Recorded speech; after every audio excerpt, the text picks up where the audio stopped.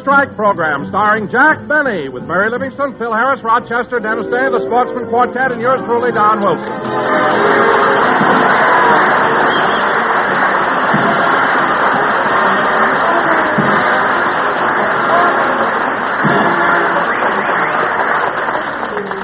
Happy New Year, everyone. Yes, this is New Year's Day.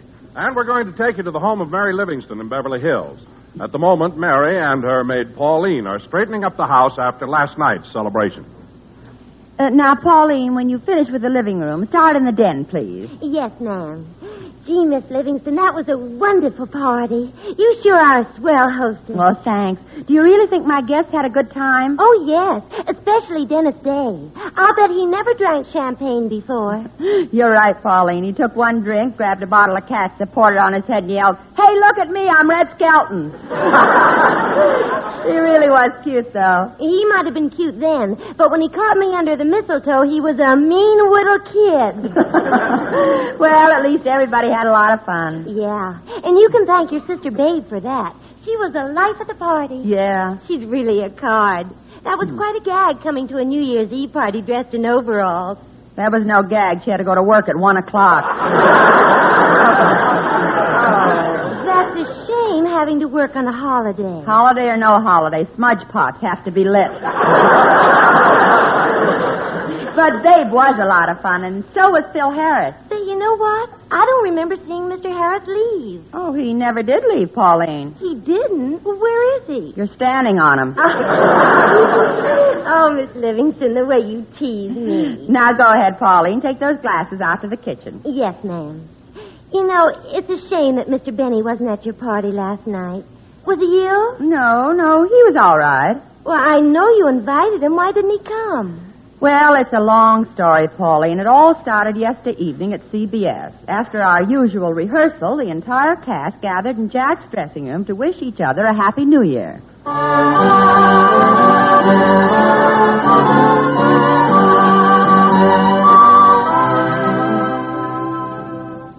Well, kids, here we are at the end of another year. And it brings a warm glow to my heart having all of you who have been with me so many years gathered here in my dressing room. Well, Jack, that's sweet. I feel that I'm a very fortunate man to have such capable people and such true friends. Oh, Jackson. Not only are we bound together in friendship, but the quality of your individual performances has been a personal demonstration of your loyalty to me. Well, thanks, Jack. So to you, my associates as well as friends, I just want to say in all sincerity that I'm proud of each and every one of you. Last year, our hooper was down. He spit in our eye.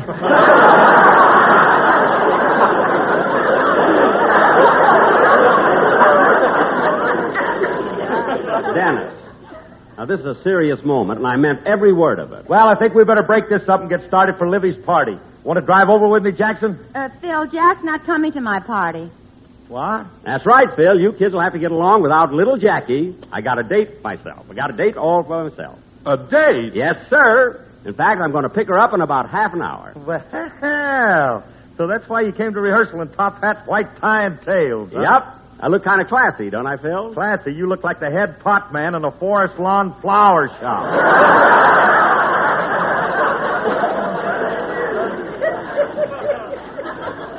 All right, Phil, all right. Say, Mr. Benny, who have you got this date with? Oh, she's a girl that I met just recently. Her name is Gloria. Gloria? Do we know her? What's she look like, Jackson? No more questions. I know you're all curious, but I'm not talking. Well, so the old man is stepping out, huh?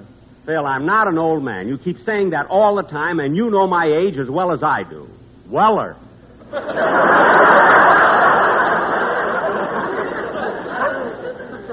Weller? This is a word? Weller? Jackson, if you think I'm hard to understand now, catch me at midnight. Phil? That's when I'm my wellest. Well, there's no use trying to be sentimental around this gang. Hey, Dennis, how about singing a number before we leave? Yes, Dennis. Sing something lively. Oh, would you like to hear I've got a lovely bunch of coconuts? Oh, yes! Come on, Dennis. Ah, that was wonderful, Dennis. And the next time we hear you sing, it will be 1950. Right you are, Governor.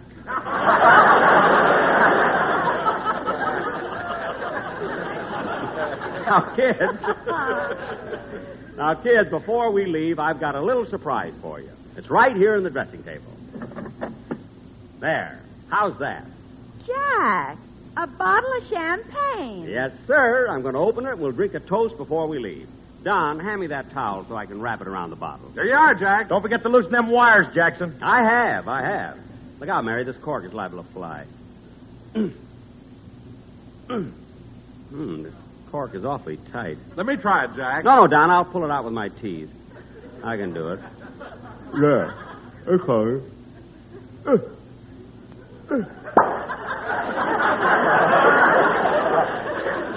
Gosh, Jack, I never thought you could... Jack. Oh, my goodness, he swallowed the cork. Jack! Don't get excited, Mary. I'll pat him on the back.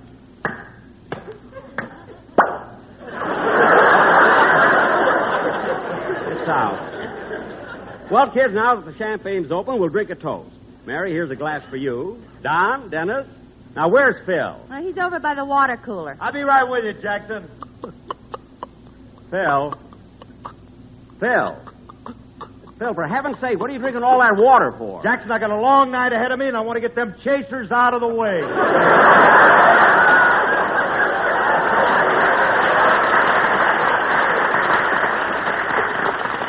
I knew you'd have a good reason. All right, kids, here's to a very... Come in. Well, if it isn't Mel Blanc. Hiya, Mel. Happy New Year. Happy New Year, everybody. Happy New Year, Mel. Say, Mel, it was awfully nice of you to drop in. Oh, thanks, Mr. Benny. And I hope in the coming year you'll be able to use me on your program. You know, I didn't work too much this season. Well, it's not my fault, Mel. I use you when I can, but after all, how often can I hire someone just to imitate Al Jolson? You see, it's hardly worth it. Yeah, but I got a wife and 6 kids. Last week I couldn't even afford to buy a Christmas tree. No. Yeah. My kids can't go to school because they ain't got no shoes, and my wife is walking around in rags, and the rent is past due. Gee. If things get any worse, I'll have to sell my Cadillac.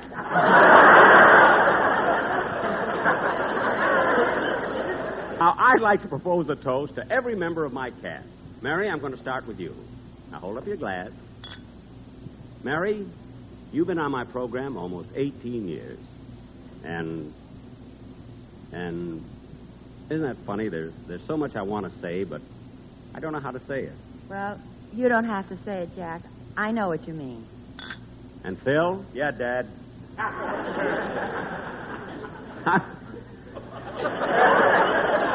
Phil, I want to drink to you, too. You've been with me 14 years. And, Phil, sometimes you rib me a little, but I love you. And you've certainly gone a long way. Thanks, Jackson. You want to know something? There's no one who takes more pride in my being on your program than my father. Your father? Yep. He knew it was always my ambition to be on your show. And the day you signed me up, I went home, showed my father the contract, and he looked at me and said, "Congratulations. It makes me happy to know that you finally reached your goal, son." He said gold, son!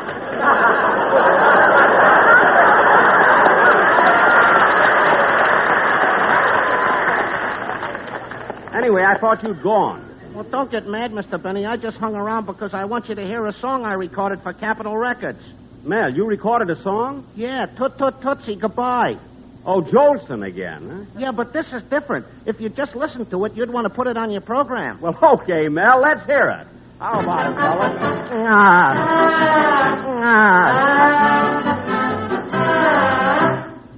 Toot Toot Tootsie, Goodbye.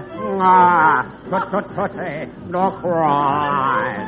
The choo-choo train that takes me away from you. No one can tell us that it makes me kiss me, Tootsie, and then do it all over again. watch for the mail. I never fail. If you don't get a letter, then you know I'm a child. Don't cry. Tootsie, come on.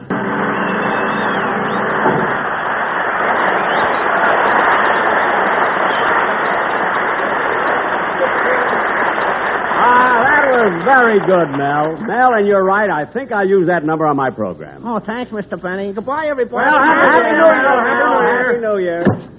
You know, kids, he really did a great imitation of Jolson. Now, what was I saying before Mel did his song? You were drinking a toast to all of us. Oh, yes. Don, you're next. Hold up your glass, Don. Don, as the year comes to a close, I want you to know that my association with you is a very happy one. You're not only a fine announcer, but a gentleman, a scholar, and a friend. Well, thank you, Jack. Don, how long have you been with Jack? 9 years. 9 years? No, Don, you've been with me 16. Oh, you're counting the 7 years you had me auditioning.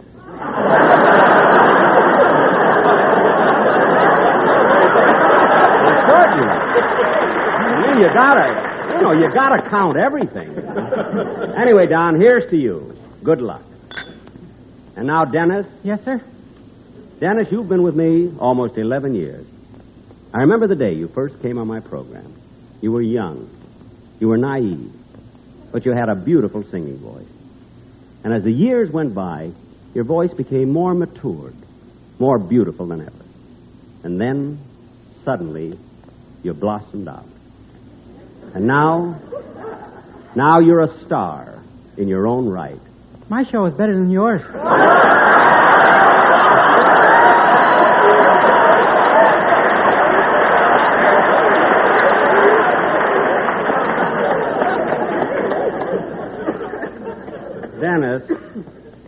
Dennis, look at me. Yes, sir? Turn away again. I know, it's my own... It's my own fault. Jack, I've got to run home now and get things ready for my party tonight. Okay, Mary. Jack, are you sure you don't want to join us? No, Mary, not tonight. In fact, I'm going to pick my girl up in about 10 minutes. Well, Jackson, why don't you bring her over to Livy's house? No, my plans are all made. Gloria and I are going to have cocktails at Ciro's, dinner at Romanoff, and then dance in the new year at the Macombo. Yes, sir. Well, run along, kids. Have a good time at the party, and don't worry about me. Well, I'll answer, Jack. Hello? Yes, he's here. Who's calling? Oh, Jack, it's for you. It's Gloria. Gloria? Give me that phone.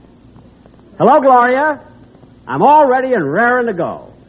I'll pick you up in about... What?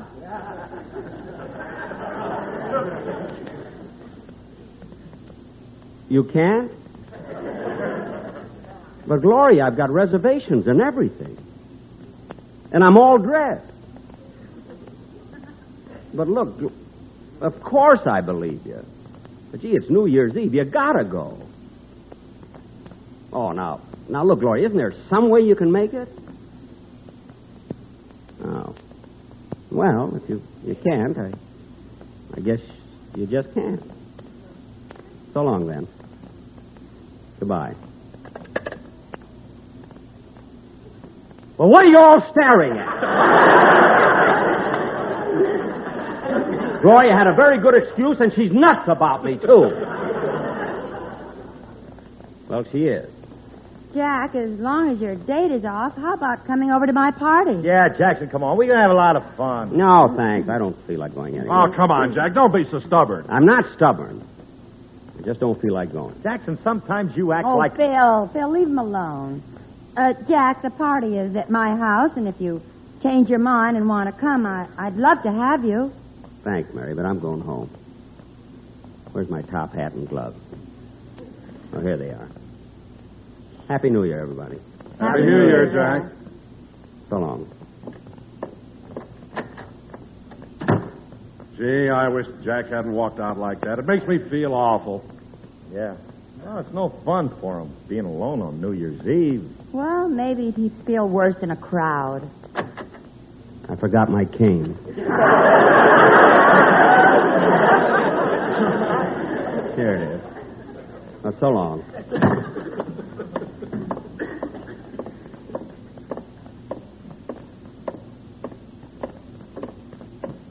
Happy New Year, Mr. Benny. Huh? Oh, Happy New Year, Mike. Is your rehearsal over? Yeah. And now you're stepping out, eh? No, I'm just going home. You know, New Year's Eve is just another night to me. Good night, Mike.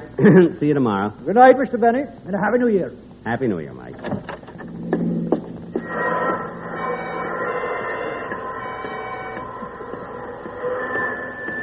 Happy New Year, mister. Happy New Year. Happy New Year.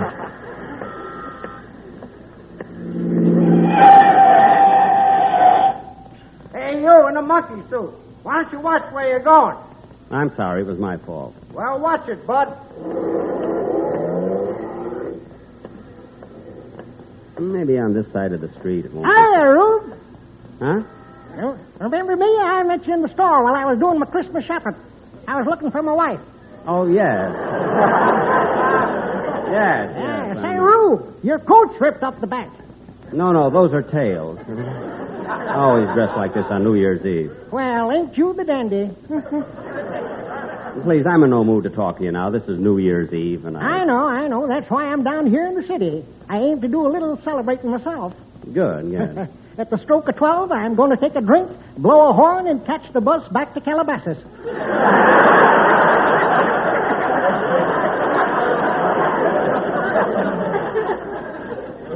Fine. If you want to join me, you're welcome. Got a little snort here in my back pocket. No, thanks. I'm going home. Goodbye. Okay, Rube. Happy New Year. Happy New Year. I wonder why he keeps calling me Rube. He was kind of friendly, though. Well, I better hail a cab now. Gee, it's kind of cold. I think I'll stop in here and get a cup of coffee first. Good evening, sir. Good evening. Would you like a nice table right here by the window? No, thanks. I'm all alone. I'll just sit at the counter here. Oh, please come sit by the window. I like everybody see how nice my customers dress. No, thanks. Some other time. All right. If you like to sit at counter, all right. Go ahead. Thank you. Say, we got a special $2 dinner tonight. Steak, mashed potatoes, string beans, and for dessert, nice apple pie a la mode. Well, if you sit by the window, I give it to you free.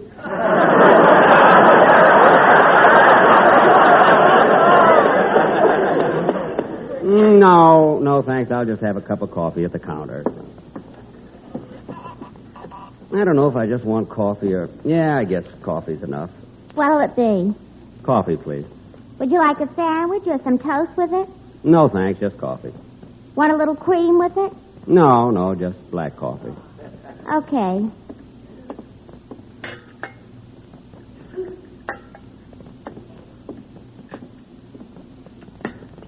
Here's your coffee. Thanks. Gee, I'm sorry about tonight. That's all right, Gloria.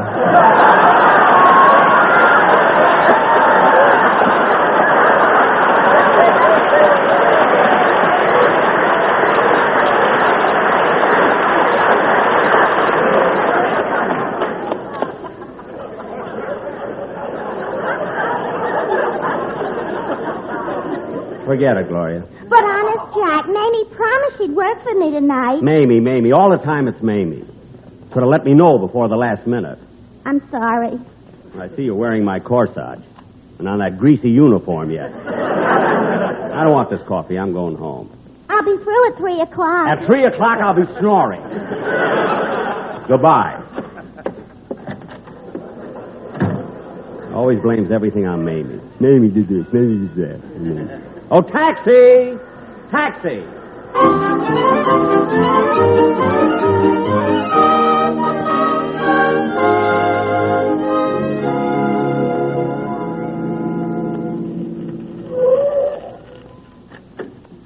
Here you are, driver. Thank you. Happy New Year. Happy New Year.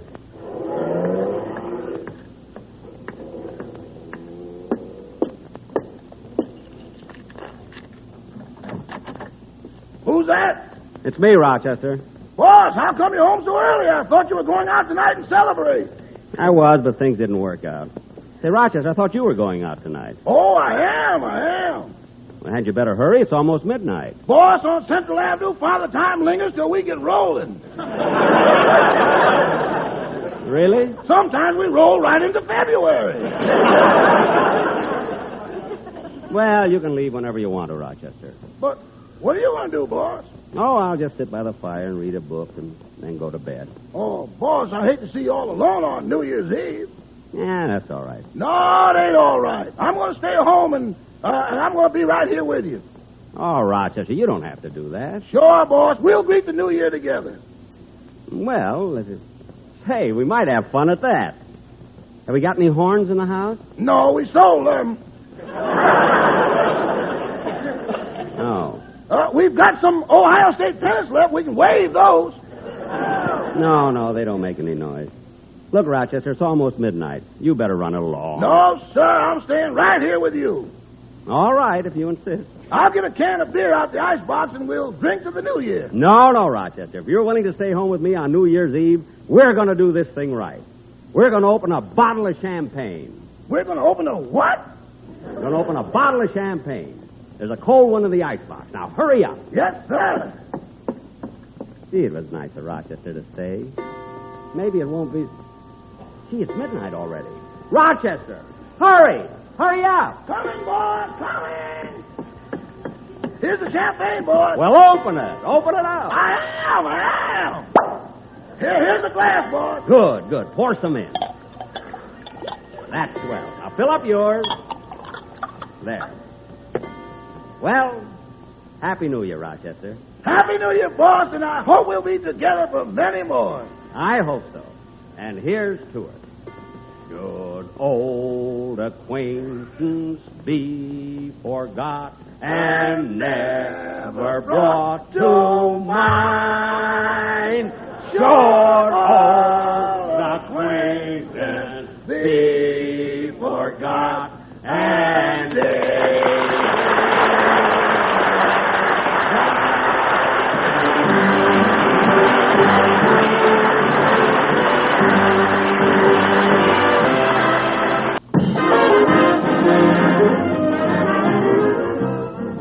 Ladies and gentlemen, to all my listeners everywhere, a very happy and prosperous New Year from me, Jack Benny. And from me, Mary Livingston. And from me, Don Wilson. And from me, Dennis Day. And from me, Rochester. And from I, Bill Harris. He's not grammatical, folks, but he's sincere. Good night, all. Be sure to... The Jack Benny Program.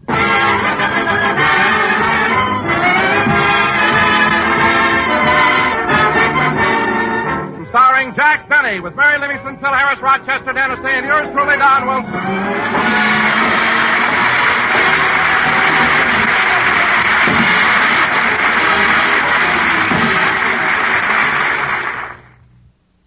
Ladies and gentlemen, 1949 is gone and forgotten. But to Jack Benny, 1950 will always be remembered. Because 1950 is what he paid for his new suit. And here he is, Jack Benny.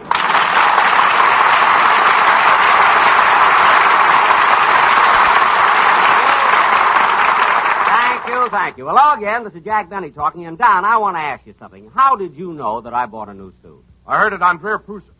You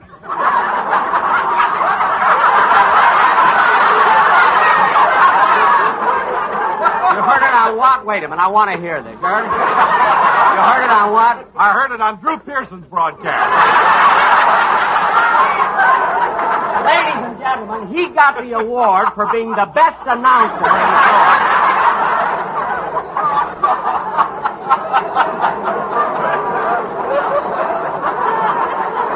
A rough idea.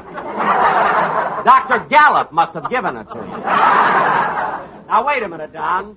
Drew Pearson is a commentator who specializes in national affairs. Why would he mention that I bought a suit for $19.50? Because Wall Street feels that it indicates a definite trend toward a bull market. Yeah, I can't understand it. A man goes out and buys a plain herringbone suit, and it shakes the economic system of the nation. I need wool socks, too, but who knows what it'll do to England. But you know, Don, I really bought this suit because I thought I was going to be invited to Clark Gable's wedding. Well, the reason you weren't invited, Jack, was because they wanted to keep it a secret.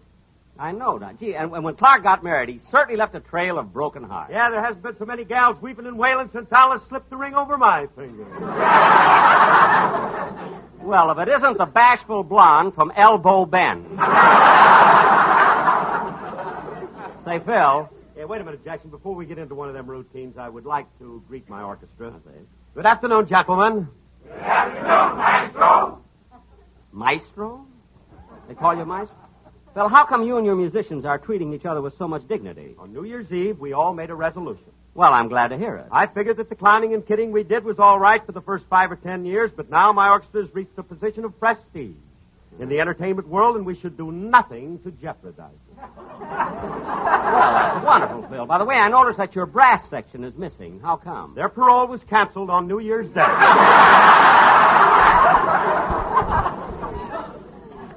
Well, I'm glad that 703896 is still with us. I like the way he sandpapers his fingers before he plays the piano. What a gang. Phil, this is the new year, 1950. Why don't you do something about your orchestra? What do you mean? Well, just look at Remley sitting there on his stool, sound asleep, using his guitar for a pillow. Well, that ain't Frankie's fault, Jackson. It's not his fault. You know, you don't get much rest when you sleep under the sink, on the piano, or in a bathtub. Wait a minute, Phil. You mean Frankie sleeps in those kind of places? Look, Daddy sleeps in the place he was when the bottle last ran dry. What? You know, when your knees buckle, you ain't always over a feather bed. I guess not, but you'd think... Oh, hello, Mary. Hello, Jack. I was just going... Well, Jack, you're wearing that new suit you bought last Tuesday, aren't you? Yes, Mary. Wait a minute.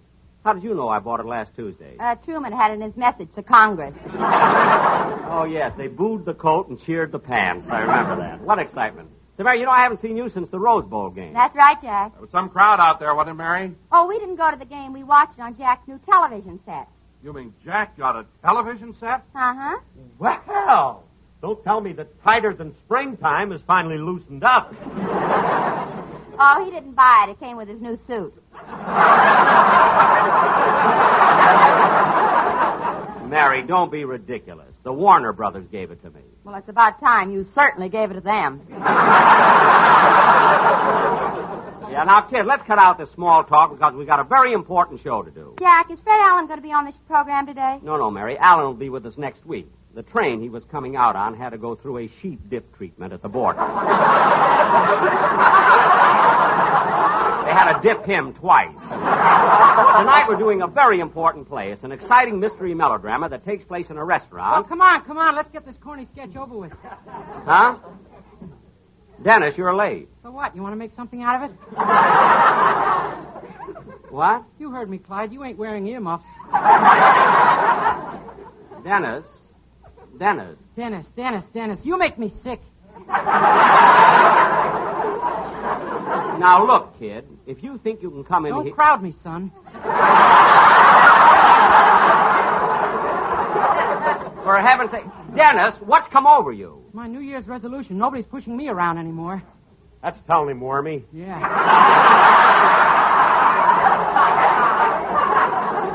Look, Dennis. Leave him alone, Jackson. I told him to get... Oh, I see.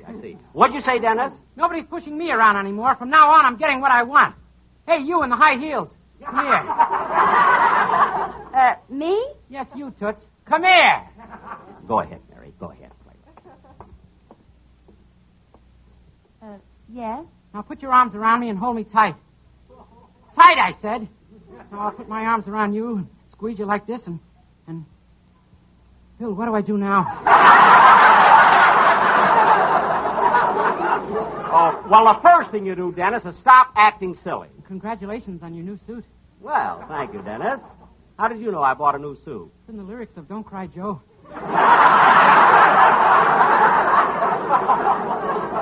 Such a fuss over a suit.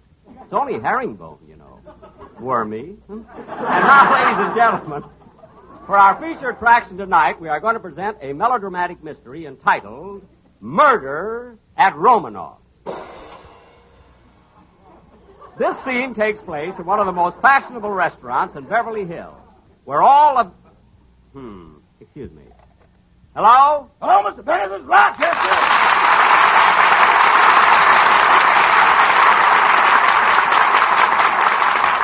Rochester, I'm in the middle of the program. I know, boss, but this is very important. The man from the life insurance company was here about that policy you're taking out, and he asked me a lot of questions. Well, I hope you answer them right. Oh, I did. When he asked me your height, I said 5'10". Uh-huh. Your weight, 164. Uh-huh. Your age, 39. Uh-huh. We had quite a round table discussion on that one. Wait a minute, Rochester. Why should there be any question about my age? Oh, it wasn't the question. It was the answer we had trouble with. Oh. Well, I'll straighten that out when I see him. What other questions were there? Well, color of your eyes, blue. Uh-huh. Color of your hair, blonde. You told him I was a blonde? You must be. I got the red, brown, and black ones in the bandage. Oh, yes. What else happened? Well, then I told him what you wanted. And he said that never in the history of the life insurance business has a policy been made out that way. Well, didn't you insist that I want it that way, Rochester? Yeah, but he told me no matter what you say, you can't be your own beneficiary.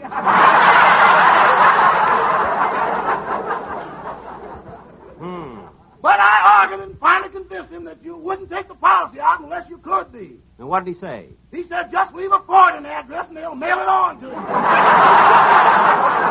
Good, good. Anything else? No, that's all. Okay. Goodbye, Rochester. Goodbye.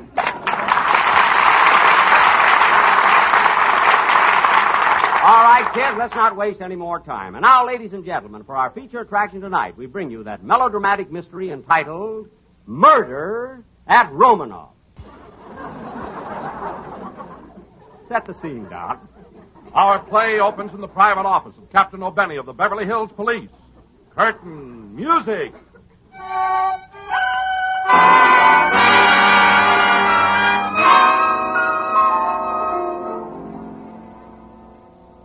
Now, listen, men. There have been a lot of complaints. We're going to straighten things up around here. You first, Officer O'Day. What'd I do now? Yesterday, I sent you out on a simple assignment. All you had to do was look for cars parked next to fire hydrants and give out traffic tickets. Well, I did. O'Day, how many times must I tell you? Put the tickets on the cars, not the hydrants.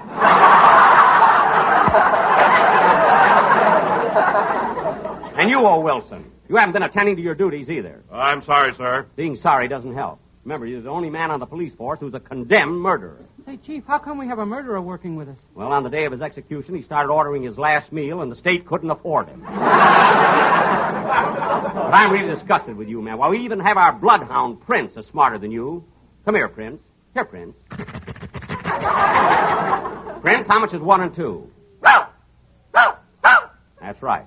Now, what's 6 minus 4? Right again, Prince. Now, what is the square root of 73,429? Put down that pencil and figure it out in your head. Stupid dog.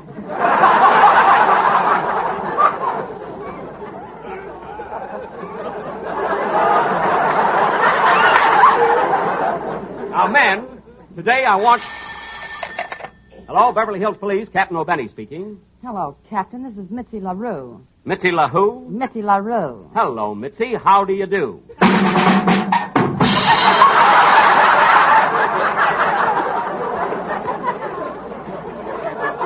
Prince, put down those drums.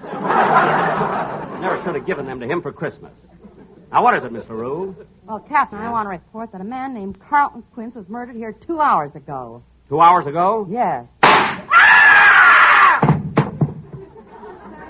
What was that, another murder? No, the same one. What? We had it transcribed for release at this more convenient time. Good. We'll be right over. Goodbye. All right, men, get out the squad car. There's been a murder at Romanoff. And I'll find out who killed Carlton Quince, or my name ain't...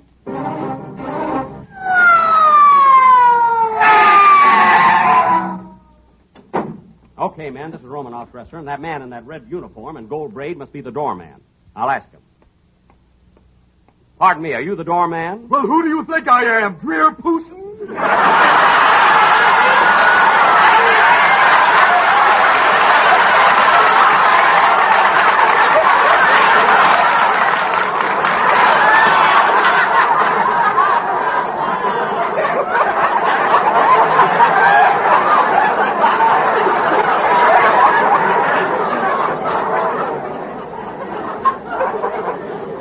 right, now stand aside and let me in.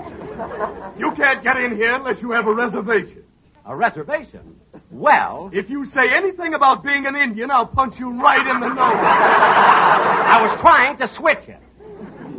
Now, look, there's been a murder committed in here. I'm Captain O'Benny, so stand aside while I... Doorman, what are you staring at? Ooh, a new suit.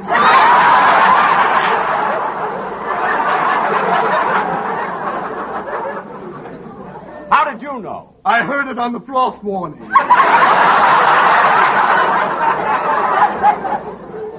well, out of my way. Come on, man, let's go inside. I'm going to find the murder of Carlton Quince, or my name ain't... Hey, Chief, this place is sure crowded with celebrities. Yeah, Drew, you mean you searched the premises. Now, I'm going to question some of these people. I think a little short guy over there is the owner of the place. Hey, you, what's your name? I am Prince Michael Romanoff.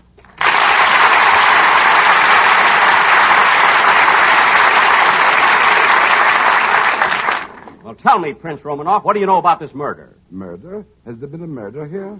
Yes, your girl called me and told me about it. Well, here she comes now. I'll ask her. Tell me, Mitzi, have we had a murder today? Yes. Carlton Quince was killed.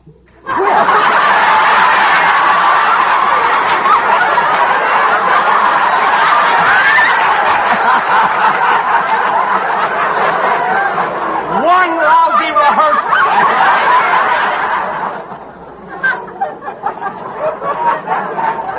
Carlton Quince was killed. There he is at the corner table, dead. So he is. Strange, I didn't notice it before. Wait a minute, who are you trying to kid? Don't tell me you didn't notice him with all that blood on his shirt. I thought it was Bosch. Oh, yeah? Now, come clean, Romanoff. Did you kill Carlton Quince? It couldn't have been me, Captain. I wasn't even here when the murder was committed. Where were you? Having lunch at Simon's Drive-In.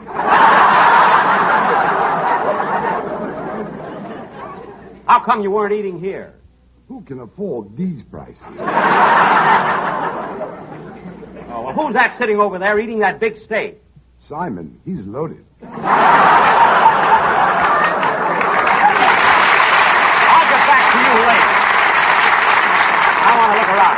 Now, nobody leave this room. There's been a murder committed. Don't raise your voice, Chief. You remember, this is the classiest joint in town. Some class. Look at that broom leaning against the table. Well, that's no broom. That's Frank Sinatra. Well, I'm going over and talk to him. Say, you. Are you Frank Sinatra? Won't you tell me when we will meet again? Sunday, Monday.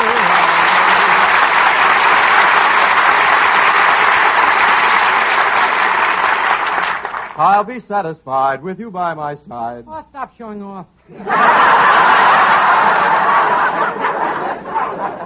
Quiet, O'Day. Where's O. Wilson? In the old kitchen. Where else? You go look for clues. Now listen, Sinatra. What were you doing at the time of the murder? I was eating lunch. A likely story. What did you have? A raisin. One raisin for lunch? Boy, am I stuffed.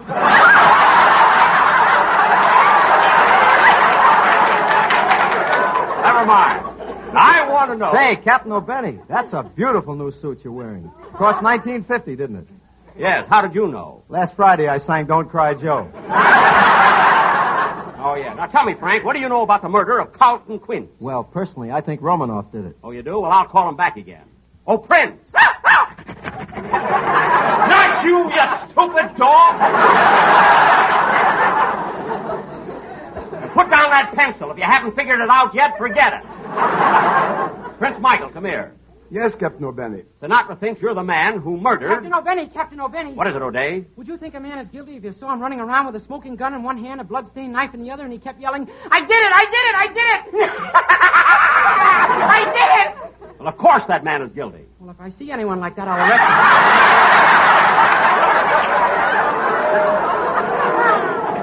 him. Good, good. Tell me, Captain O'Benny, who is this peasant? I'm Officer O'Day. Who are you? I am His Imperial Highness, Prince Michael Romanoff. Well, how do you do?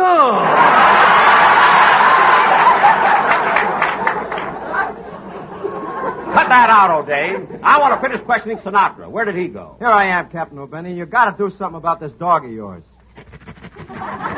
What about the dog? He keeps taking me out in the yard and burying me over there. Aw, come on now, doggy. Put me down. Yeah, put Frankie down. Stop beating his head against the floor. You teach a dog drums and he goes crazy. Now, look, we're not getting anywhere in this investigation. Say, Captain. What is it, Mitzi? Why don't you question that woman at the corner table? She looks suspicious. Okay, I will. Nobody leave here till I come back. Come on, men. I'll find out who killed Carlton Quince, or my name ain't... All right, miss. I'm Captain O'Benny. What's your name? Rosalind Russell. Rosalind Russell!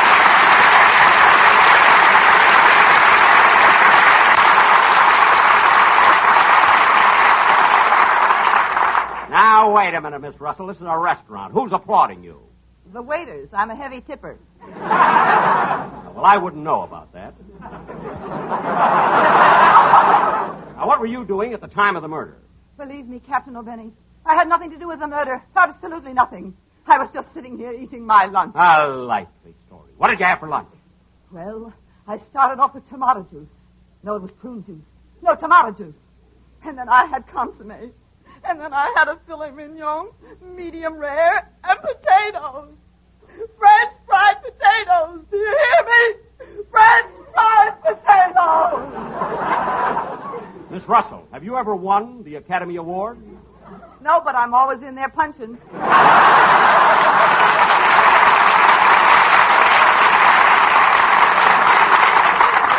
Now, just a minute, Miss Russell. Where were you when Carlton Quince was murdered? I was in the theater watching my new Columbia picture, Tell It to the Judge. And by the way, congratulations on your new suit. How did you know? It was in the newsreel. Well, say, that's a nice dress you're wearing. It's taffeta, isn't it? Yes, it is taffeta. Would you mind getting up and walking around a bit? Walk around? Why? I always wanted to hear Rosalind Russell.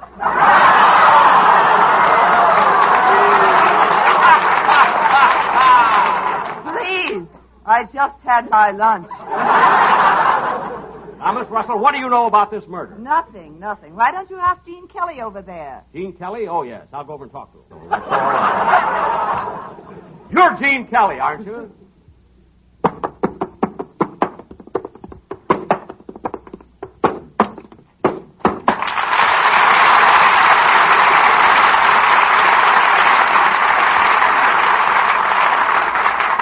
Now, what were you doing at the time of the murder, Kelly? Now, come on, Kelly, talk. This is radio, not television. Okay, I'll talk. I thought you would. Now, what were you doing 2 hours ago at the time of the murder? I was in the Egyptian Theater watching that new Metro-Goldwyn-Mayer Technicolor picture, On the Town, which stars Gene Kelly, Frank Sinatra, Betty Garrett, and Jules Munchin. It was directed by Gene Kelly, who also appeared in such sensational hits as Take Me Out to the Ball Game, The Pirate, Anchors Away, and in his spare time gives dancing lessons to Arthur Murray.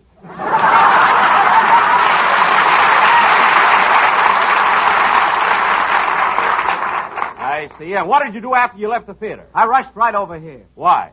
I couldn't wait to see your new suit. How did you know I had a new suit? Well, while I was sitting in the Egyptian Theater watching that new Metro-Goldwyn-Mayer Technicolor picture, On the Town, which stars Gene Kelly, Frank Sinatra, Betty Garrett, and Jules Munchin, and was directed by Gene Kelly, who also appeared in such sensational hits as Take Me Out to the Ball Game, The Pirate, Anchors Away. Yes? What was it you asked me? I asked you how you knew I had a new suit. Oh, yes.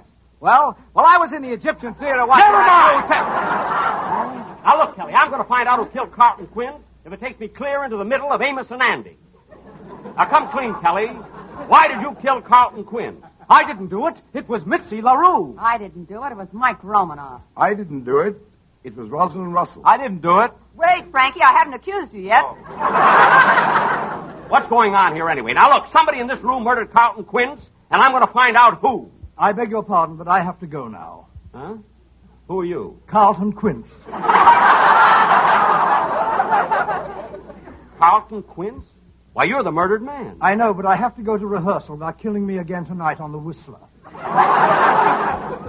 On the Whistler program? Yes, would you hand me that napkin, please? The napkin? I want to wipe off this borscht. They're strangling me there. Oh, well, lots of luck. May I have your autograph? Certainly. Thank you.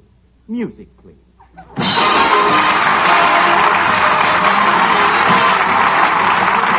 We're a little late, so good night, folks.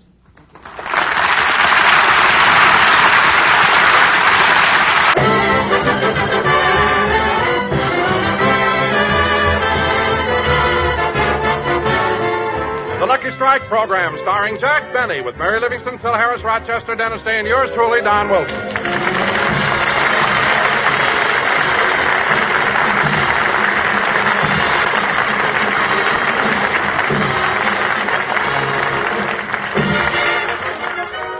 And now, ladies and gentlemen, let's go back a few hours. It's just before our regular Sunday rehearsal, and Jack is in his dressing room waiting for his guest star to appear. Oh, Rochester, has Fred Allen arrived yet? No, sir. Say, boss, Mr. Allen has been off the air for a long time, hasn't he? Yes, he has. Well, you and he never did get along. How come you're having him on your program? Well, Rochester, I'll admit it took me a long time to make up my mind. I didn't feel sorry for Mr. Allen when he lost his job, and I wasn't particularly upset when he was evicted from his house. But last week, when I saw him standing on the corner of Sunset and Doheny, selling maps to movie stars' homes, I wept. He looked awful standing out there selling those maps. His suit was so ragged, it looked like he bought it one flight up and then fell down the stairs. No kidding, boss. Does he really look that bad? Rochester, you won't believe this, but Allen is so weak that he's talking through his mouth now. He hasn't the strength to push the words up through his nose. Oh, it's pathetic. Well, then, under the circumstance, I suppose you're going to give him a very generous check. Well, a man should never let his sympathies override his good judgment in business. I'm going to pay him according to the number of laughs he gets. Then you'd better watch it, boss. He's liable to live himself right into the upper brackets. Listen, Allen couldn't ad-lib the word please if it was preceded by give me a package of Beeman's Pepsin chewing gum. So I'm not worried about what he's like. Oh, Jack. What is it, Don? Well, everyone's out on stage waiting for you. Oh, good. Has Fred Allen come in yet? Well, not yet. Oh, well, I'll be out in a minute. Oh, boss. While you're rehearsing, you want me to make out the payroll like I always do? Yes, Rochester. And on Don Wilson's check, deduct 50 cents. 50 cents? Yes, and on the stub, make a notation. Deduction for DP. DP? What does that stand for? Drear Pooson.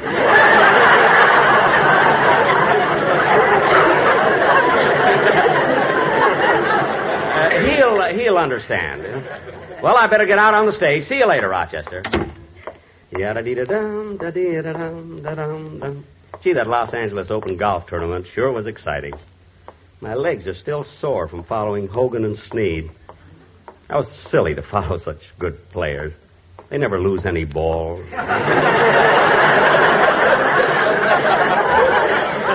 Yada-dee-da-dum, da-dum, da-dum, da-dum, da-dee-da-dum. Now, fellas, before we try that number again, I want to make a few changes. First trumpet. In the third measure, change the F sharp to an A flat. Phil. Just a minute, Jackson. Now, in the second sax, in that first measure following the coda, change the D flat to an E natural. Look, now, Phil. tenor sax, clarinet, and flute. Right after the andante, give me a little more pianissimo. Phil. Now, let's have it. 1, 2.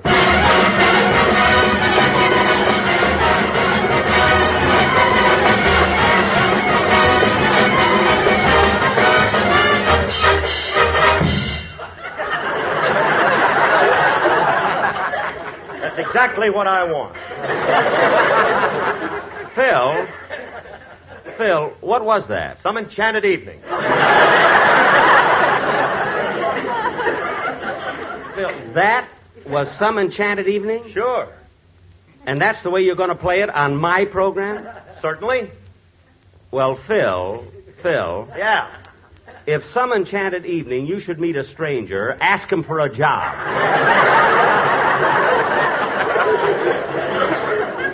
That was the worst. Wait a minute, Jackson. I forgot the most important change of all. Oh, I'm sorry. Joe, turn your trombone around. You're blowing in the wrong end. I wondered when you noticed that he's been doing it since 1936. Phil, if I were you, I'd worry less about the music and more... Jack, let's get on with the rehearsal. Well, we'll start when Alan gets here. Is Fred Allen going to be our guest? Certainly, Mary. I told you last week. I thought you were kidding. Getting Fred Allen is no surprise to me. What? I could see the handwriting on the wall. Dennis. You're in the middle of your season. You got to start getting laughs, kid.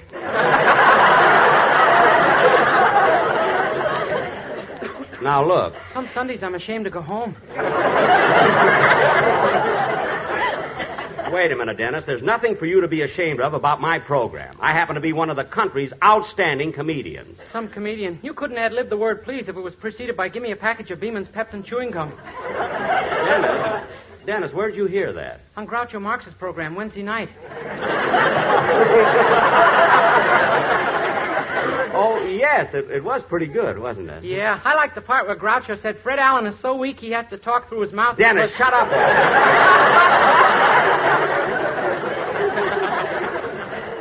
What a kid. Jack. What? I just look over the script, and from the jokes I've got, you must have stolen them from Death of a Salesman. What? I haven't got one good gag in the whole show. Well, it's your own fault, Mary. I had a very funny routine in there about your sister Babe, and you made me take it out. Of course I did. The horrible things you make me say about her. About Babe? Certainly. One week she's a model in a harness shop. Next week she's a hostess on a live bait barge.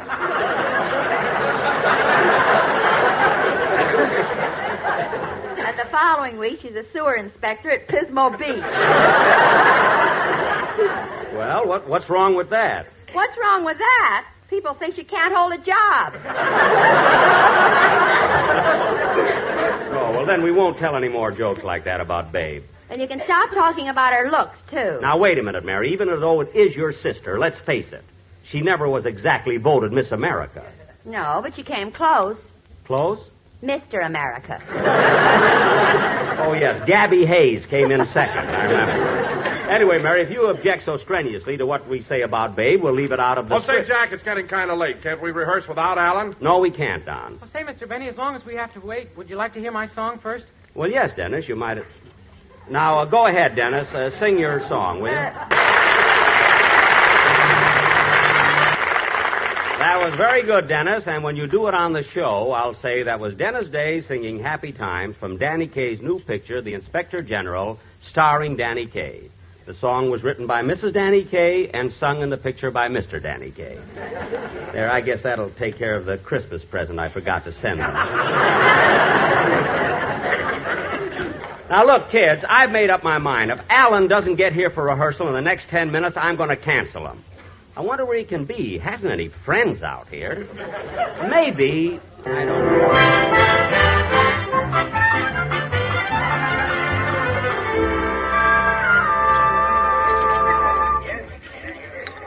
Will it be anything else, Mr. Allen? Yes, waiter. I'll have another cup of coffee.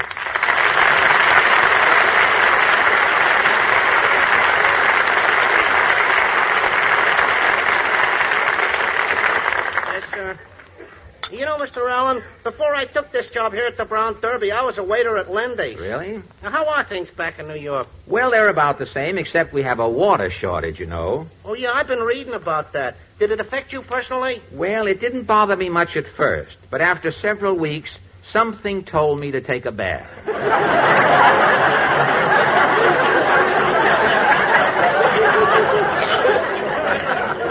Gee, what did you do? Well, every day I'd lunch at the automat, and while the nickel changer wasn't watching, I would slyly pilfer half a glass of water, which I would take home and pour into my bathtub. Yeah? Then on Tuesday evenings, I would visit my friends, and while they were listening to my jokes on Milton Berle's program, I would siphon a little water out of their goldfish bowl. Uh-huh. Oh, I used many other ingenious methods of collecting moisture. When pigeons weren't looking, I would raise them up slowly and drop my handkerchief into their bird baths. I'd follow window washers through the Empire State Building to catch their dripping. And I would purposely irritate little boys so they'd squirt their water pistols at me. Well, finally, after much waiting and hard labor, I had collected 4 precious inches of aqua pura in my bathtub. And then you took your bath? Oh, no, I rented it out. I'm not working, you know.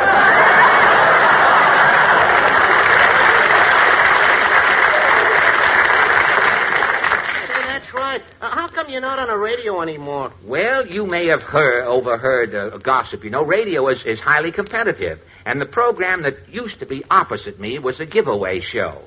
Now, I don't know how it happened, but on the last Sunday in June, they gave me away.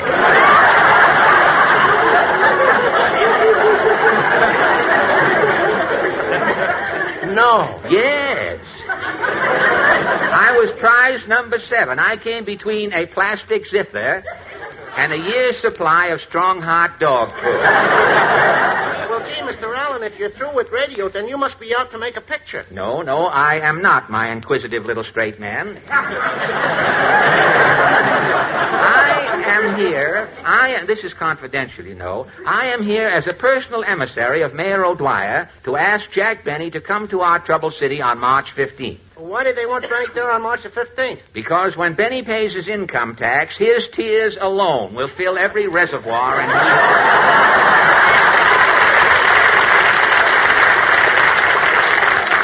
Hey, that reminds me, Mr. Allen, aren't you supposed to be on Jack Benny's program today? And how I hate it. Well, this is none of my business, but how much is Benny going to pay you? Well, I don't know yet, but my lawyer filed suit against him 2 weeks ago. Oh, wait a minute. You ain't even been on his program yet, and you started suing him 2 weeks ago? My friend, when you deal with Benny, it's always best to get a running start. You mean he's really that cheap? Cheap? Why, Benny is so tight that last summer when he was out on a dude ranch, he kept his money in a wildcat's mouth. And he was snide enough to find a wildcat with tonsillitis so it couldn't swallow. Well, I'd better get going. I have to go to that old man's rehearsal over there. Say, which network is he lousing up now? Oh, he's at CBS. It's just 2 blocks from here. Say, on second thought, you know, I think I'll let him stew a little while. Bring me another cup of coffee.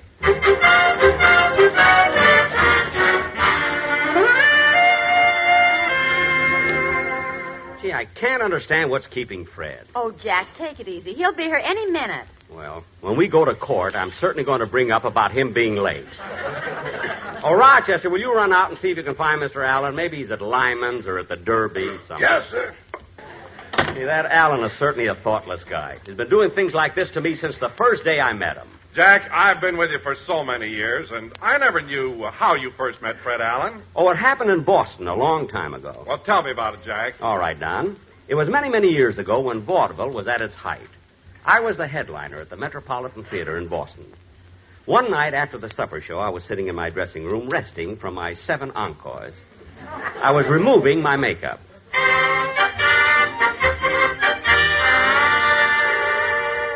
Gosh, they were a wonderful audience tonight. They made me take 7 bows. This makeup is hard to get off.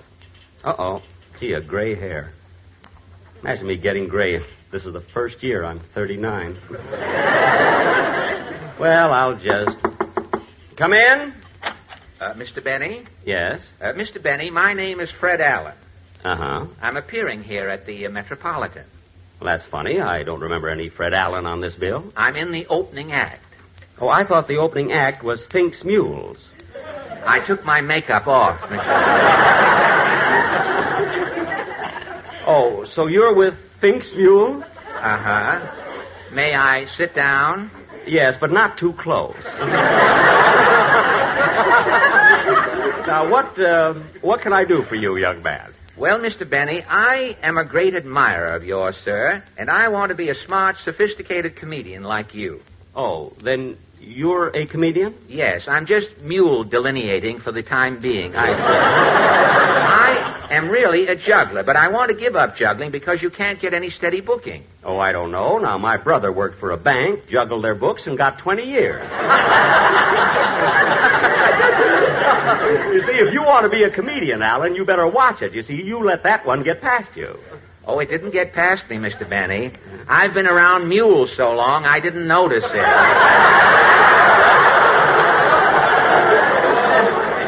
Well, Mr. Allen, if you're a juggler, I hardly think you have the experience to become a great comedian. Oh, sir, I never hope to be as great as you are, sir. But I do think with a little perseverance and some polish, mark you, I might become another Maury Amsterdam.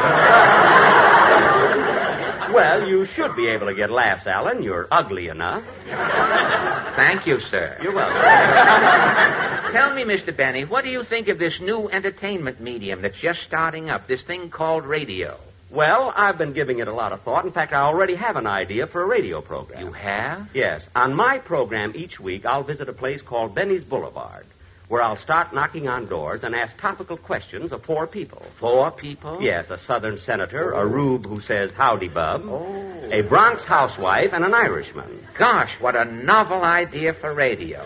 You know, that might even replace the street singer.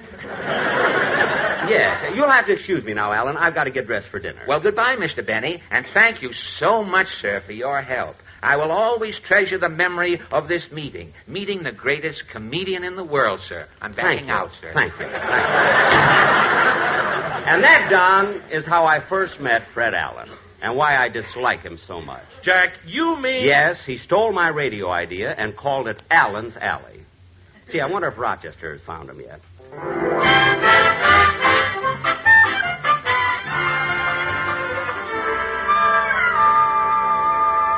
Say, waiter, I'll have another cup. Oh, there you are, Mr. Allen. I've been looking all over for you. Oh, hello, Rochester. Say, I was just getting ready to go over to the studio. Well, let's hurry, Mr. Bentley's awful upset. Come on, I'll show you the shortcut to CBS. Sure. You know, Rochester, I'm rather surprised to see that you're still Mr. Benny's valet. I thought you'd quit long ago. Oh, it ain't such a bad job. I get my 3 meals a day, and I don't work too hard, and I have a nice place to sleep. Well, I know, but what about money? Pardon?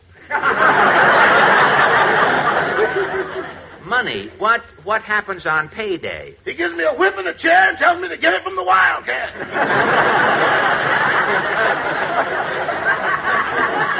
Yeah, after all these years, Rochester, you'd think Benny would change. But he's just as bad as when I first met him in Boston many years ago. I never did hear about how you two first met. Would you tell me about it, Mr. Allen? Well, you really interested, are you? Uh-huh. Well, I shall be glad to tell you, Rochester. Before you start, we'll take this shortcut. We'll go through the parking lot at NBC, which will lead us to the back door of CBS. That way we can... Who was that? Phil Harris.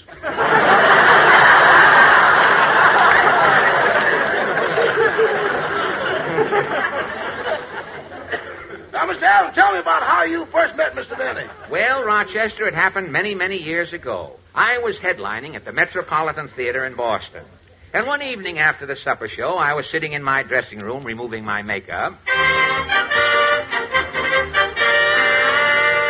Oh, Gad, what a show. I'm all tired out from blowing kisses to the audience. 11 encores before I finally begged off. Come in. Mr. Allen? Yes? My name is Jack Benny.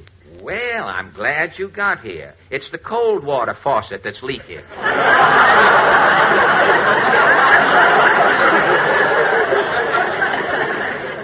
No, I'm not the plumber. See, I'm appearing here on the vaudeville bill with you. Jack Benny, Jack. Say, I didn't see your name on the program. Oh, I'm in the opening act. But the show opens with a Japanese flash act. Yamaguchi and Takamura. Gosh, they're wonderful. The way they lie on their backs and juggle that big barrel with their feet. I know. And inside of that barrel, me. No. Oh, yes, Mr. Allen. While they're balancing that barrel and kicking it up in the air, I'm curled up inside with my violin, playing Ireland Must Be Heaven, because my mother came from there. What an inspired touch. I can just hear that music coming out through the bunghole.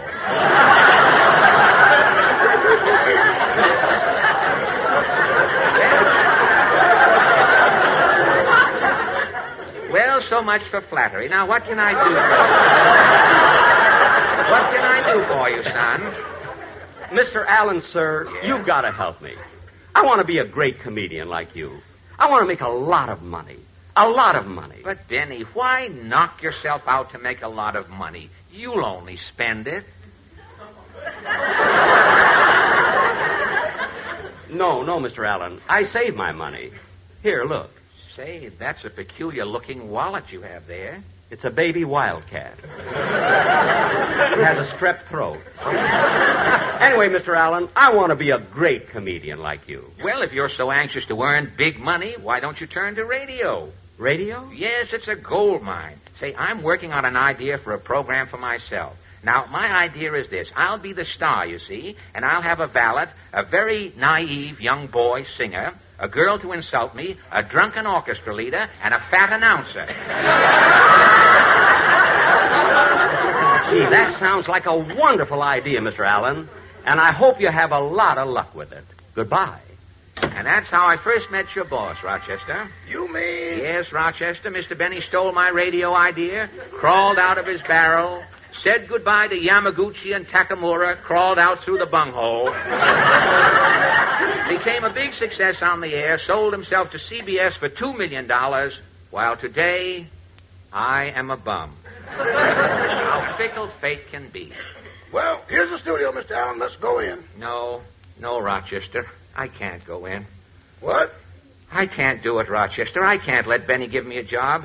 I may be a derelict, down and out, but I've still got my pride. But, Mr. Allen... No, I'm sorry, Rochester. I just can't do it. But, Mr. Allen, you haven't got any money. How are you going to live? Don't worry about me. I'll get along. Maps! Get your maps to the movie star home. James Mason's, Ronald Coleman's, Mr. and Mrs. Gary Cooper, Mr. and Mrs. Robert Taylor. You can't tell me...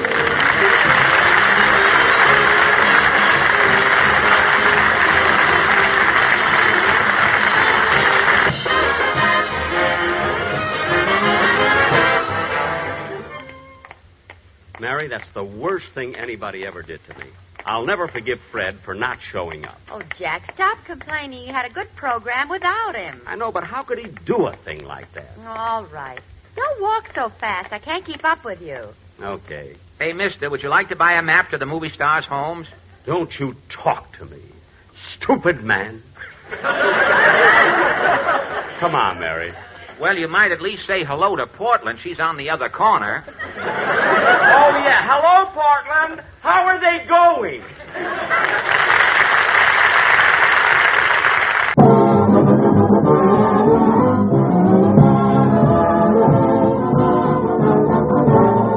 The Lucky Strike program starring Jack Benny with Mary Livingston, Phil Harris, Rochester, Dennis Day, the Sportsman Quartet, and yours truly, Don Wilson.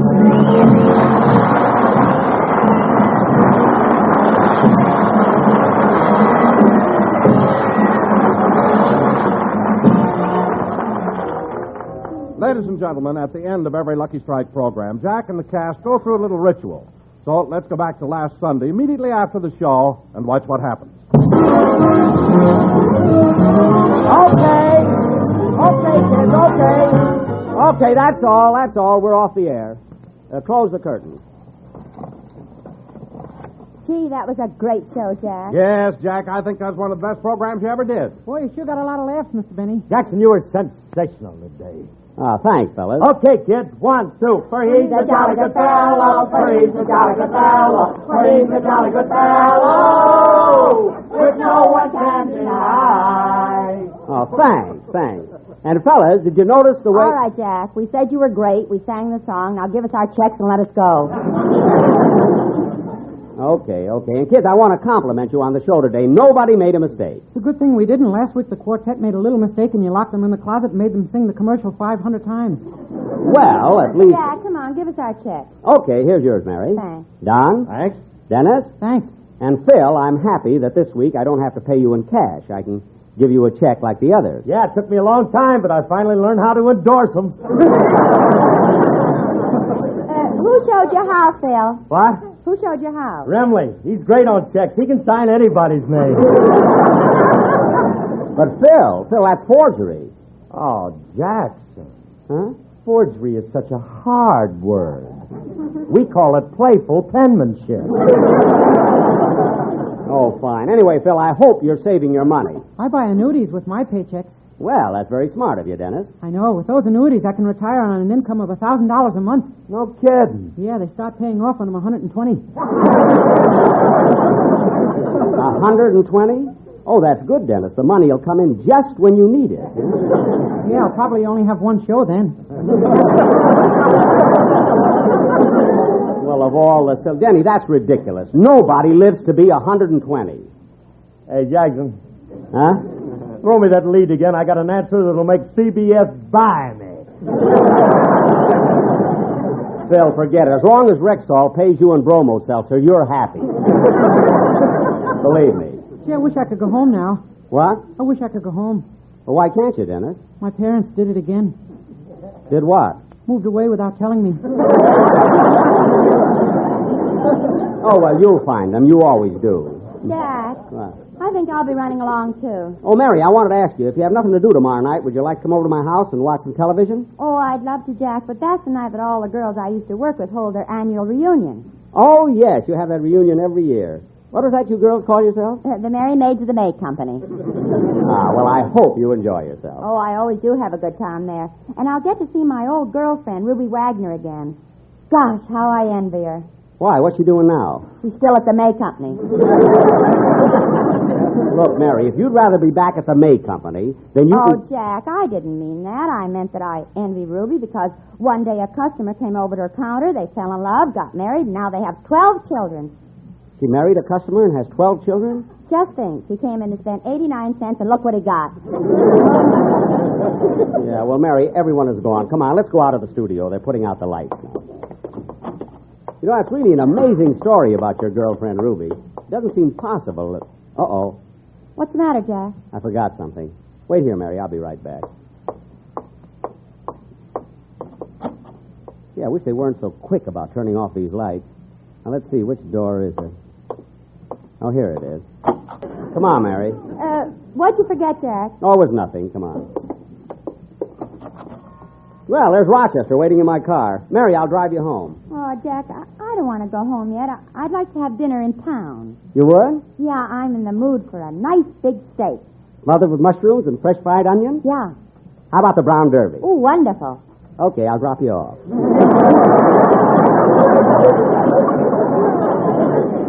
Now, come on, let's... Oh, gee, I forgot my umbrella and it started to rain. It isn't raining. I spit in your eye. Mary, goodbye, Jack. I'll see you later. But, Mary, you don't have... I guess she's so hungry she couldn't wait. Ready for me to drive you home, boy? Yes, Rochester. What are you sitting there holding that whisk broom for? As soon as you get in the car, I'll brush you off. Brush me off? Yeah, the doors are stuck. You'll have to crawl from underneath. That's ridiculous. If the doors are stuck, I'll just climb over. I got one leg over. Gee, these doors are higher than I thought. Now to get the other.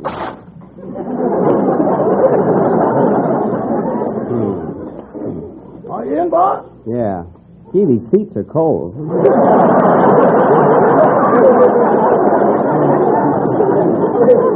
Start the car, Rochester. Yes, sir.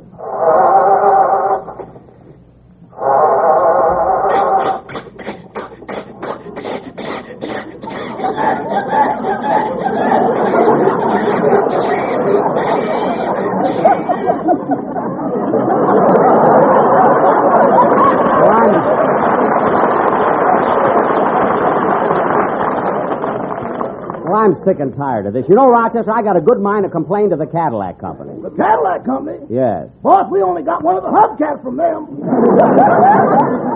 Oh, yes. And we picked that up at the scene of an accident. Rochester, I didn't steal that hubcap. No, but I'll never forget how you did it with that man in the ambulance.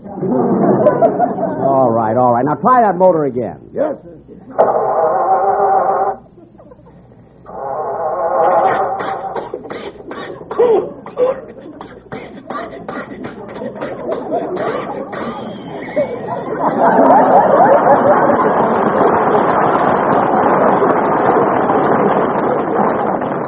This is all... Rochester, where did we get this motor? Broadway at 9. Eastern Columbia? No, Broadway and 9th. It was laying in the street.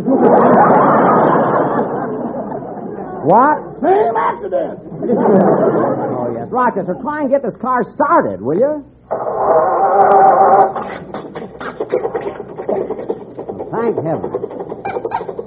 Now, Rochester, for a change, go out Hollywood Boulevard. Yes, sir. You know, this is one of the first nights this week that the weather has been so mild. What was that? Sounded like a police whistle. Rochester, did you see that? 2 men just ran out of that bank. They jumped in that big black sedan. They're speeding away. Yeah. Wow. They must be going 80 miles an hour. And look at that policeman. He's running towards us. What is it, officer? Quick, follow that car.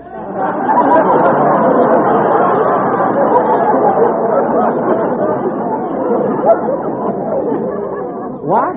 Follow that car. Oh, officer, come now. Look, I'm an officer of the law. When I jump on your running board and say follow that car, I want you to do it. Well, then get your other foot off the ground. You're holding us back. Stop wasting time and do it right. Cut. Cut? Who said that? I did. We're making a picture here on Hollywood Boulevard. A picture? Oh, for heaven's sake. What's the name of it? The whistle blows at midnight. Rochester, let's get out of here. I don't want to be even an extra in this one. Step on it. I want to get home and have dinner.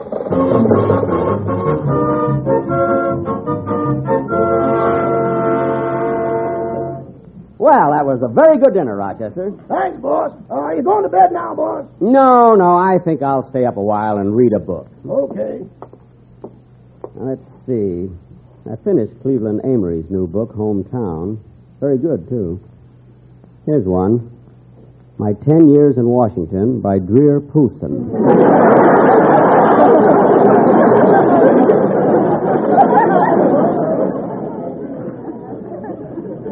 Well, I'll be darned, there is a Drear Pooson. Gee, I hope Don doesn't find out. Say, here's a good mystery. I Was Betrayed by Maximilian Q. Langley, author of I Was Framed, I Was Deceived, I Was Double-Crossed, and I Was Loused Up. Gee, certainly gets some great titles. I think I'll read this one. I'll sit in that chair by the window. Whoops. This seat is cold, too. Yeah, this story ought to be pretty good. I was betrayed.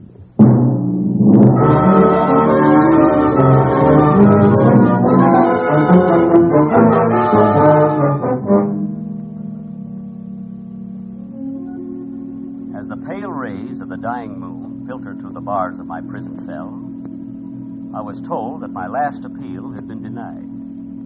And I, Meredith Sneisenholder, was betrayed.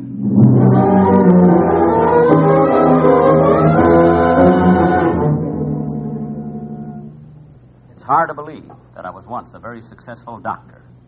I could boast of a fine practice, a brilliant assistant, a beautiful wife who adored me, and 2 lovely children, Hogan and Sneak.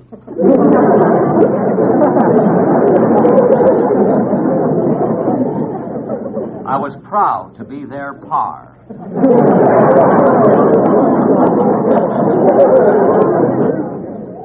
But I'm getting ahead of my story. It all started in my operating room. I was preparing a patient for an operation, and my assistant, Dr. Dennis Dazeldorf, was helping me. As I was about to start the operation, the patient looked at me and nervously asked, Dr. Sneisenholder, are you sure this operation won't hurt? Hurt? Why, no. No, not at all. Well, I'm so sensitive. Oh, you. It might a little. Dr. Dazeldorf. Jawohl, Dr. Schneisenholder. Doctor, hand me the scalpel. The scalpel? What's that? The scalpel. It's a knife with a long curved blade. Oh, that's in the kitchen there. I made myself a sandwich and used it to slice the salami. Well, wash it off and bring it in. Yes, sir, doctor. Here you are, Dr. Schneisenholder. What's that? You told me to wash it off and bring it in. The scalpel, not the salami. Stupid doctor. Hand me my rubber gloves. My goodness, Dr. Schneisenholder, you're awfully nervous today. Well, why shouldn't I be? I'm about to perform a very delicate operation that's never been attempted before. All medical science is awaiting the result. And this patient has volunteered. Oh, Doctor, what are you going to do? I'm going to separate his bibbity from his bobbity. What do you think of that? Ooh. Wonderful. We'll call this operation Bibbity Bobbity Boo. Let's turn him over and see what's on the other side. Good. The patient died. But the operation made the hit parade.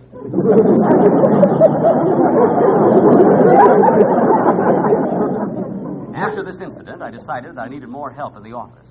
So I put an ad in the paper for a nurse. The next day, there were 5 applicants for the job. I turned down the first 4, but the 5th had trim ankles and lovely slim legs. I stared at her for 5 minutes. Then when I looked up, I saw that she was pretty, too.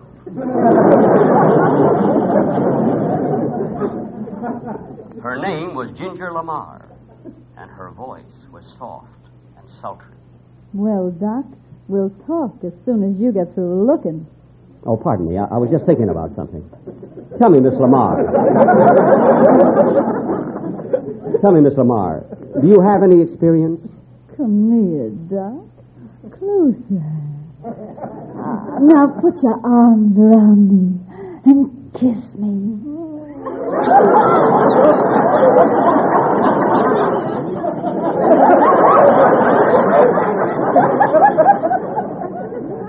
Do I get the job, Doc?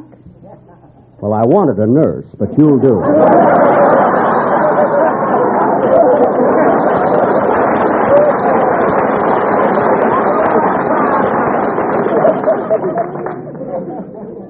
When can you come to work?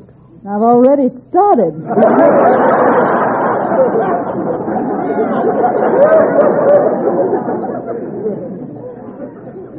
From the moment I met Ginger, my life had more snap to it. Even though I was a great surgeon, I couldn't cut that one out of the script. There were so many things about Ginger that I learned to appreciate. The way her dimples showed when she smiled, her cute walk, her gay laughter, and the way she clenched her little fist when she slugged the rats in my sterilizer. As the hours passed, I found myself falling deeper and deeper in love with Ginger, until at the end of the first day I was hopelessly gone. That night, I took her home. Well, baby, this is where I live. We can stand here in the hall and talk. Ginger, darling, at last we're alone. At last I can tell Who's you. that down there? It's me, Ma, Ginger. Did you bring the sterno? Yeah, I got it in my purse. Well, get it up here quick. I want to put the meat on. The old man's hungry. In a couple of minutes, Ma. Darling, I want to tell you how You much... hide your old lady. Get up here with that sterno.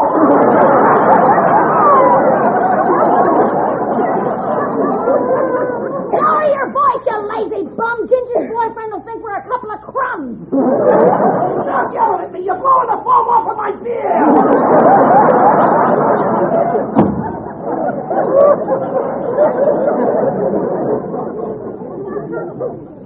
That was Mother and Dad. They sound like real folks.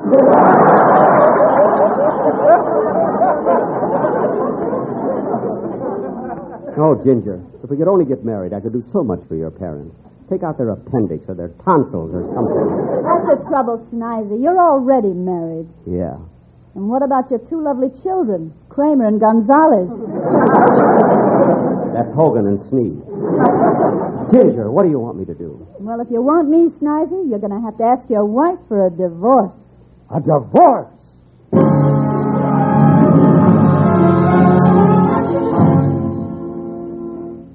How could I ask Cindy Lou for a divorce? Cindy Lou, the girl who was responsible for my success. The girl who made me go to college and study anatomy, biology, surgery, and canasta. I won $46 from her on our honeymoon. But it was no use. I was in love with Ginger, and Cindy would have to understand. That night, as we sat at the dinner table eating, I said, Cindy Lou, I know this will be a blow to you. But rather than make you unhappy, I cut off my arm. When she handed me a knife, I knew she was going to be difficult.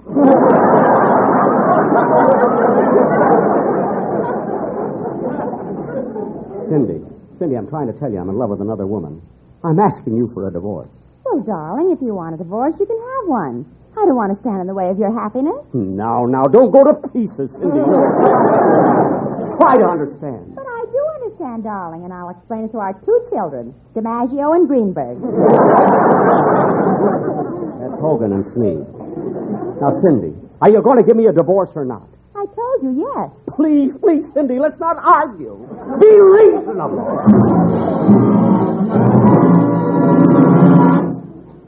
I felt like a heel for what I had done to my wife.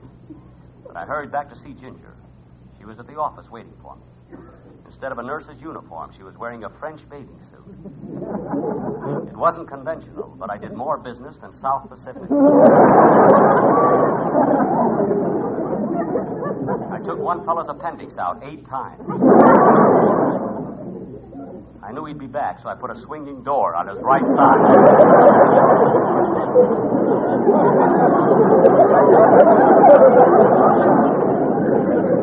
However, I couldn't stand the strain. I wanted desperately to be alone with Ginger so we could talk.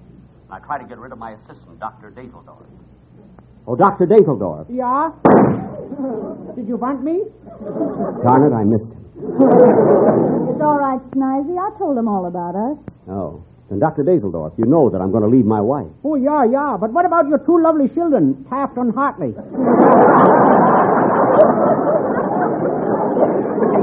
That's Hogan and Sneed. Ginger, I can hardly wait for the day when I can call you mine. And we'll be together, always. Have you told your wife? I tried to, but she took it so hard I couldn't go through with it. I'll try again tonight. I dreaded going home and breaking the news to Cindy. But it had to be done, and now. I hurried out to the street, ran to the curb, jumped down into my new Hudson, and drove home. When I got home, I jumped up out of my new Hudson and went into the house. Cindy was sitting in the living room.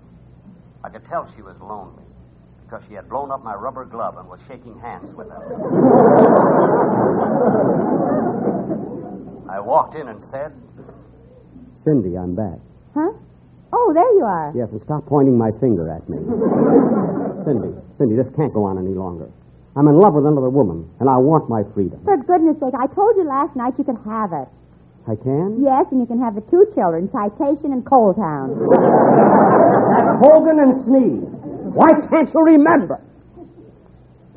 It was a relief to know that Cindy would give me a divorce. I wanted to tell Ginger the good news. I rushed out to the street, ran to the curb, jumped down into my new Hudson, and almost broke my neck. Someone had stolen it. As I ran all the way back to the office, avoiding Hollywood Boulevard, where they were making a picture. As I reached the door, I heard voices. I stopped and listened. Oh, sweetheart, kiss me again, and again, and again. 3 more kisses? Ach, du lieber, put me down already. I couldn't believe my ears. The girl for whom I gave up Cindy, Hogan, and Sneed was a cheat. And Dr. Dazeldorf, my trusted assistant, had double-crossed me. I opened the door and walked in. Aha! Look, the doctor is back, and he's got a gun. Snivy, don't shoot! Don't shoot! Yes, I killed them both. If only my sons could have been here to see me. I had made a hole in one.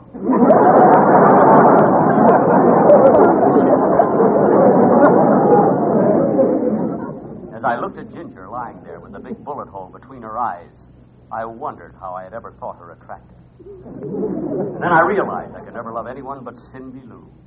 I rushed home to throw myself at her feet and beg her forgiveness. When I reached my house, Cindy Lou was surprised to see me. Hello, Cindy. I've come home. Home to stay. Oh, it's you, Meredith. I didn't expect you so soon. Cindy, why are you acting so nervous, so strange? Me strange? Oh, I'm not nervous. Cindy, you're hiding something from me. Is there another man? No, nobody. Then why are you standing in front of that closet door? I'm going to... No, Meredith, please! Get away, I said. I'm going to open that door. I opened the door, and my suspicion was confirmed. I broke out in a cold sweat. A blinding rage swept over me. I saw red. And you just don't look right.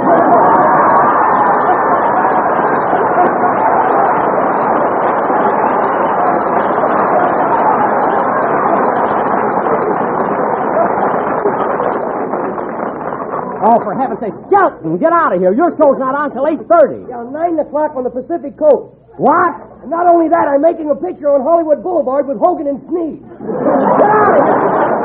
Get out. Get out or I'll take this gun. I'll take this gun. I'll take it. Bob, wake up. Huh?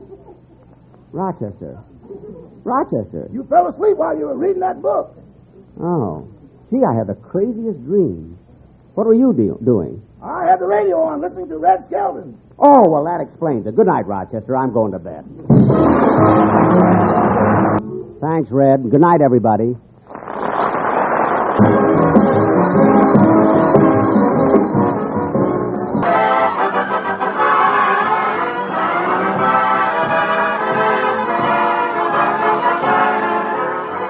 Strike program starring Jack Benny with Mary Livingston, Phil Harris, Rochester, Dennis Day, and yours truly, Don Wilson.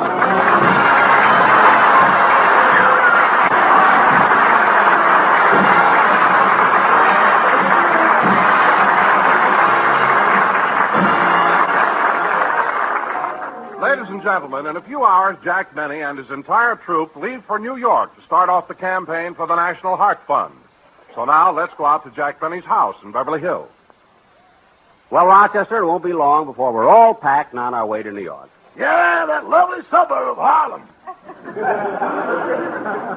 Hey, Roch, did you cancel the newspaper and leave a note for the milkman? I haven't had time, boss. I've been answering the phone all morning. The phone? Uh-huh. Luella Parsons, George Fisher, Sheila Graham, Henna Harper, they all called. You know, Rochester, when you're a big star like I am, you can't make a move without the columnists knowing about it. I don't know, boss. They sure were surprised when I told them you were leaving for New York. Surprised? Why? They didn't know you were back from Europe.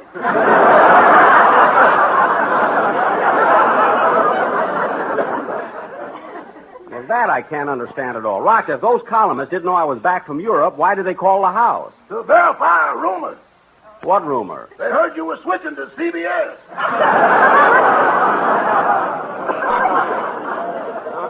What? But yesterday, Erskine Johnson scooped them all. He did? Yeah, he found out you were the walking man.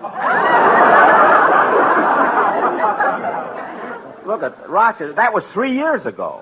Well, you know how it is, boss. When you're a big star, you can't make a move without everybody knowing about it. I guess so. Well, Rochester, have you got all my things packed? Uh-huh. You know, boss, it's great to be a radio star. You get to travel a lot and see so many different places. Well, I do get around a lot, but nobody travels as much as Bob Hope. He's the only man I know who keeps a change of underwear in his wallet. He has to unzip and then unbutton to get to a $1 bill. Not only that... Boss, you haven't got time for a routine. That's right. Now, Rochester, don't forget to write a note to the milkman telling him we'll be gone for a couple of weeks. Yes, sir. By the way, the man from the pet shop called about the parrot. He said the lowest he can keep her for is 75 cents a day. Shall I take Polly over to him? No. I already took Polly to another place. She'll be well fed and cared for. Good. Now, put this in the desk and be sure it doesn't get lost. When we get home, we'll need it to get Polly back. Boss, a pawn ticket.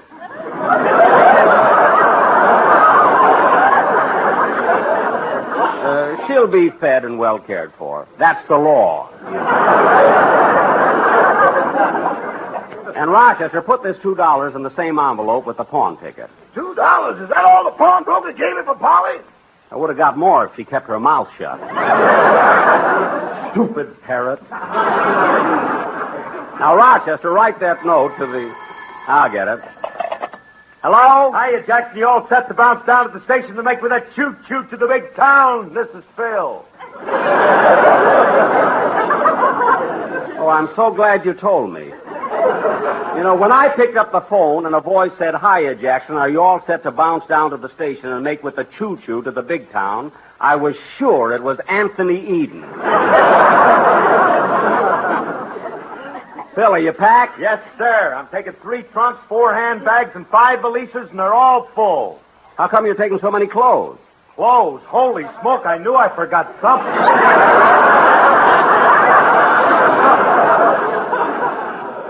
Oh, for heaven's sake. Phil, you're the only guy I know whose luggage has labels inside and out. Why take all that liquor to New York? They're short of water. Oh, gotta have something to bathe in. Well, Phil, if you're going to bathe in it, I wish you'd take champagne. I can't think of anything more exciting than Phil Harris sitting in a bathtub surrounded by millions of dancing bubbles. Gad, what an idea for a calendar. Yeah. Well, Phil, I haven't got much time. What'd you call for? I want to ask you, Jackson, is it all right if I take Sammy, my drummer, along? Sammy, your drummer? Well, what do you want to take him to New York for? Well, he's been corresponding with a girl there, and he'd like to get married.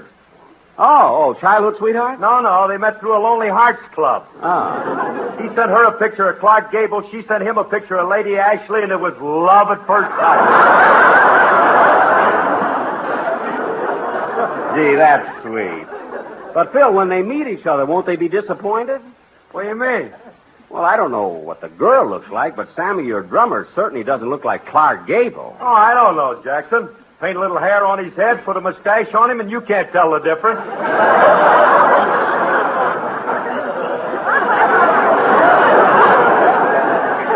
You mean between him and Gable? No, between him and the girl.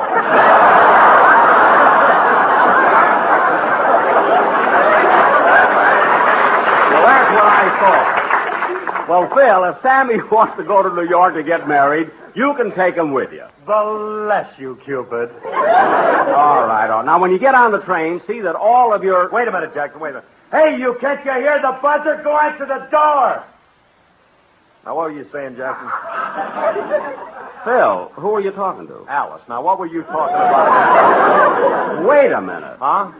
Phil, does Alice let you talk to her like that? Jackson, as long as I talk to her, she's happy. Well, now I've heard everything. So long, Jackson. Goodbye, beautiful. Well, there's the biggest ham I've ever known in my life.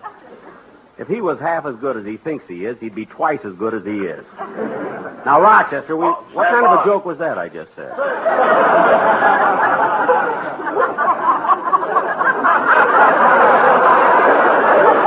I've got one lousy joke, and that's no good. Now, Rochester, send for a cab. I'm going to pick Miss Livingston up on the way to the station. I know Phil is packed and Don is, but Dennis, I always have to worry about that kid. I wonder if he's finished packing yet.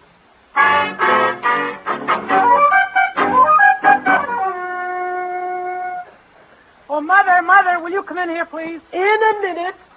Oh, just think. My son is preparing to go to New York. In a short time, he'll be 3,000 miles away from me.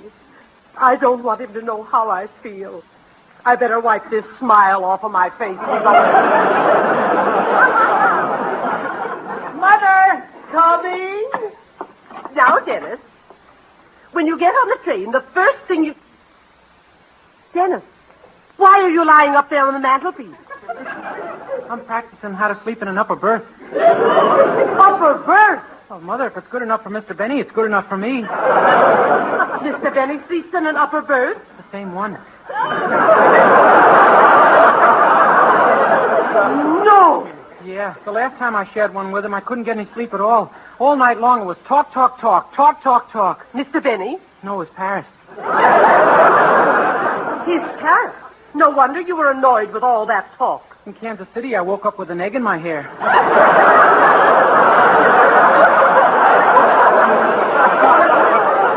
What a man. Imagine you and Mr. Benny and a parrot in an upper berth. Oh, it was worse when he had his polar bear. Oh, Dennis, if Colgate would only start paying you, you could quit that gray-headed old schnook. No, Mother, I'd never quit Mr. Benny. He made me what I am today. Dennis, let me ask you something. What are you today? I'm a very popular tenor. That's what I am. Well, if you're so popular, why are they making Phil Regan minister to Ireland? Because his mother came from there. What? Now, Dennis, do you know what song you're going to sing for the New York show? Yeah, and I'll rehearse it tonight on the train when I'm in the upper berth. How can you rehearse in an upper berth? The orchestra's in the lower. Oh, well, Well, I want to hear the song now, so sing it. Okay, Mom. That was very nice, Dennis. And when you're in New York, don't forget... Oh, I'll get it, Mother. Hello? Oh, hello, Dennis. Are you all packed and ready to leave? Yes, Mr. Benny. Good. I'll see you on the train. Goodbye. Goodbye. Oh, Mr. Benny, What? if you bring the parrot, cut her nails. They scratch.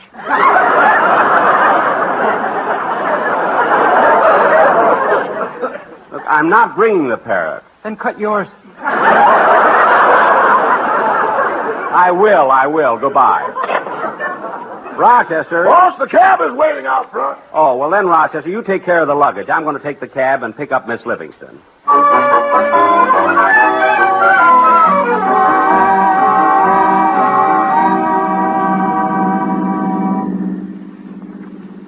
Well, Mary, we're almost to the station. In no time at all, we'll be New York bound. Yeah. Say, Jack, I'm going to live at the Sherry Netherlands. Where are you going to stay in New York? The usual place, the Acme Plaza Hotel. Oh, Jack, not that awful joint. Oh, it isn't so bad, Mary, now that they've put in a heating system. Some heating system. You step into the lobby and the clerk hits you in the face with a hot towel. Mary, that towel comes from the Waldorf Astoria, and that's class. Sister. Say, Mary, when we get to New York, are you going over to visit your folks? Oh, I sure am. As a matter of fact, I received a letter from them this morning. Your mother and father? Well, what do the Ichabod and Mr. Toad of Plainfield I've got the letter right here in my purse. You got a cold, too. Here it is. Go ahead and read it. Okay. My darling daughter, Mary, I would like to make this letter a lot more personal, but your father's leaning over my shoulder. I would tell him to go away, but this is a cold night, and it feels good when he breathes down the back of my neck.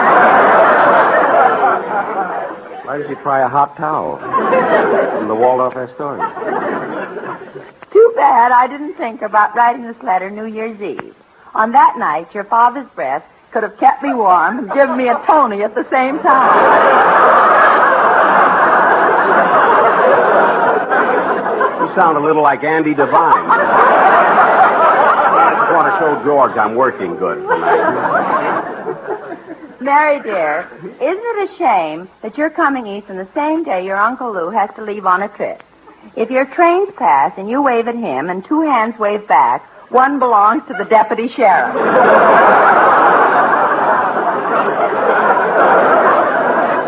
Oh, in again, huh? This time, your Uncle Lou was innocent. Oh, sure. It seems that last Tuesday at midnight, he broke into the First National Bank. He's innocent. As he stood there in front of the vault with a blowtorch in one hand and a bottle of nitroglycerin in the other, two policemen grabbed him. They wouldn't believe he was making a deposit.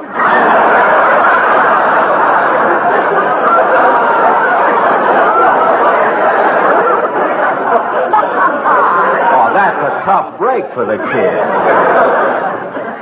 When they brought him to court, your uncle pleaded his own case and was acquitted of the charges. Oh. However, they gave him 10 years because during the trial he had his car parked in front of a fire hydrant. If he'd have gone on a bicycle, he'd be a free man today. But, Mary, I want you to know that when your uncle arrives in Alcatraz, he won't be an ordinary prisoner.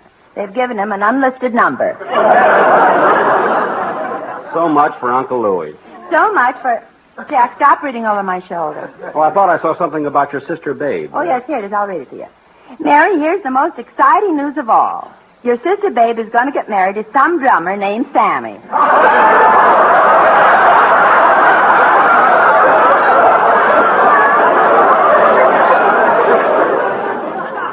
No. I don't know how Babe met him, but she insists on me calling her Lady Ashley.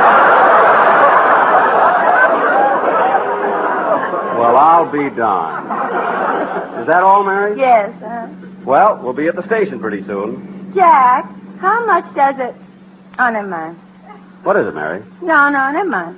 You were going to ask me something. What is it? Well, how much does it cost to ride in a taxi from Beverly Hills to the Union Station? Now, isn't that funny? I was curious, too, so I checked with the company, and it costs $1.85. $1.85? Yes, they even itemized it for me. See, in order to operate a cab over that distance, they figure it this way. Gas, 32 cents. Oil, 6 cents. Wear and tear on tires, 9 cents. General repairs, 12 cents. Insurance, 29 cents. Leaving a total of 97 cents, which goes to the man behind the wheel. I wondered why you were driving.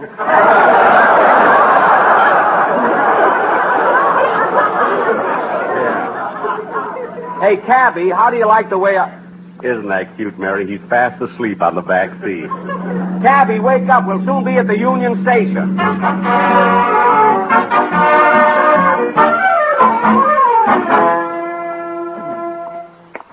Well, Mary, here we are at the main entrance. First thing I'll do is check my bag, and then I'll... Jack, what'd you stop for? Mary, as much as I like to travel, I just hate to walk into this station. Everybody who works in there drives me crazy. That train announcer, the man behind the magazine counter, the ticket agent. Everybody. Well, Jack, nobody else seems to have any trouble. It could be your fault. How can it be my fault? I never do anything but ask them straight questions. Well, let's go in and get it over with. All right. Well, go on, Jack. Go validate the ticket. Okay. Don't push me. Well, here's the ticket window. Oh, mister. May I help you, sir? Now, wait a minute. All I said... Huh?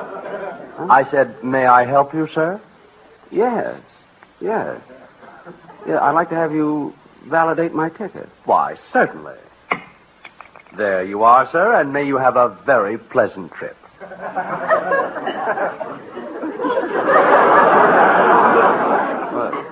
Thank you. By the way, where's the other fellow who used to validate the ticket here? Oh, Mr. Nelson, he isn't here anymore. You see, Mary, he's not here anymore, so it wasn't my fault at all. I guess not, Jack. Attention, please. The Super Chief for Albuquerque, Kansas City, Chicago, and New York, now loading on track 7. Hey, that train announcer wasn't silly at all, was he? Something wrong, sir? No. I was just thinking, that train announcer, he's new, isn't he? Yes, he is. The other fellow isn't here anymore. Well, good. You know, Mary, this is the first time I've ever enjoyed going through this Union Station. Attention, please. The Super Chief now departing. All aboard. We better hurry, Jack. That's our train. Right behind you, Mary.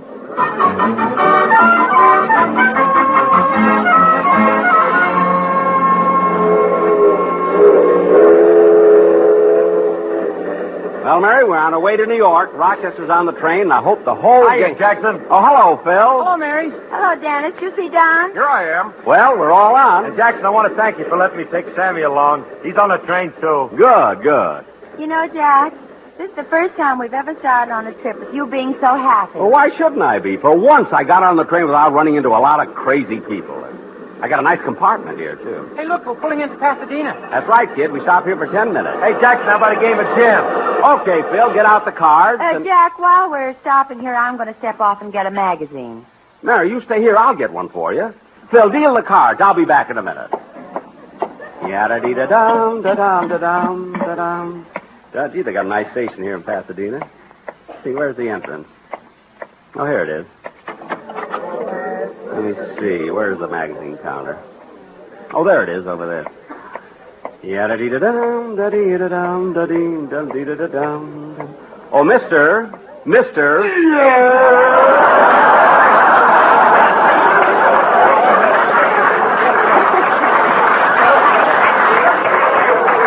Oh, no. Train leaving on track 5 for Anaheim. Coming down. Not him, too. Look, Blue Eyes, you want a magazine or don't you? Well, certainly. That's why I got... Leaving on track 3 for all points south and Tennessee. Well, shut my mouth, the magnolia tree.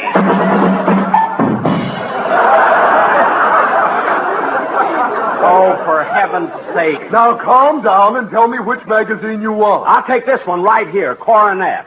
Put on your glasses. That's a phone book. A phone book? If a man answers, hang up.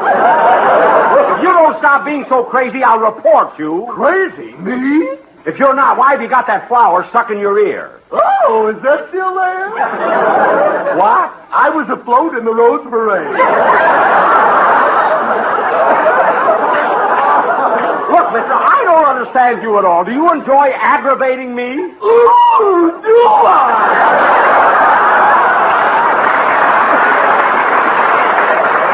Well, I've had enough. Give me a magazine, any magazine. My train leaves in 5 minutes. Good. I couldn't stand you any longer. Oh, nuts. Train now leaving on track 8 through Illinois to New York State. South Pacific and Kiss Me Kate. Sammy, get back on the train. And that's what I better do, too. Hey, Jackson, you better hurry up. We're pulling out of here, son. Coming. If I didn't have so much trouble here, I'd have been there. Hey, Bud. Bud. Uh-huh. Come here a minute.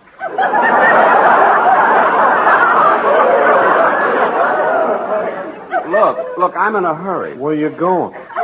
New York. What train are you taking? The Super Chief. What? Take the El Capitan.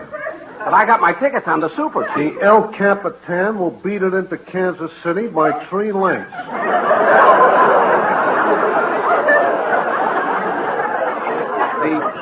The El Capitan? Get a load of that position. It's on the rail. What? And look at the breeding. It's by Santa Fe out of Los Angeles. Gee, maybe I... Jack, you better hurry. Okay, Mary. I'm sorry, mister, but I'm not taking the El Capitan. I'm going to stay on the Super Chief. Well, okay, if you want to take a chance on a sleeper. You're darn right I do. Coming, Rochester, coming. Jack, hurry. Faster. Don't worry, Mary, I'll make it. There, I'm on. Oh, Mr. Nelson. Yeah. He's on the train. So he is. Now, you all packed? Uh-huh. Well, then let's hurry and get to the airport. Ooh, will he be surprised when we greet him in New York? Oh, will he?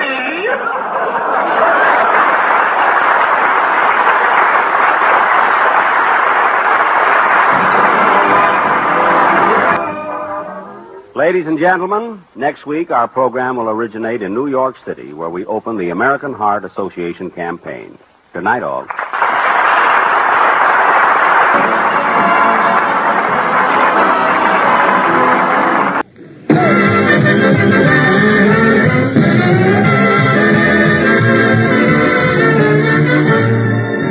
The Lucky Strike program starring Jack Benny with Mary Livingston, Phil Harris, Rochester, Dennis Day, and yours truly, Don Wilson.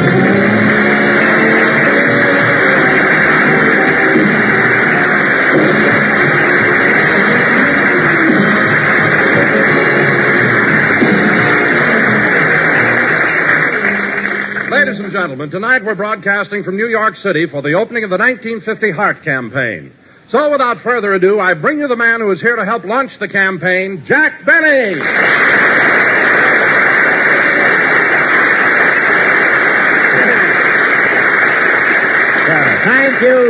Thank you. Hello again. This is Jack Benny talking. And ladies and gentlemen, as Don said, we are here to help raise money for the 1950 Heart Campaign. It's a very worthy charity. And everyone should donate as much as possible. Well, Jack, do you think everyone will make a donation? Don, if I'm giving, how can anyone refuse? But tell me, Don, have you been doing anything exciting since we've been here? Oh, I certainly have, Jack. I've seen several shows, and I've been to some nightclubs, but early Wednesday morning I got the biggest thrill of all. The government invited me to come to Norfolk, Virginia. Really? Why? Well, I don't know, but when I got there, they took off my clothes, pushed me in the ocean, the tide went up, and the mighty mole floated away.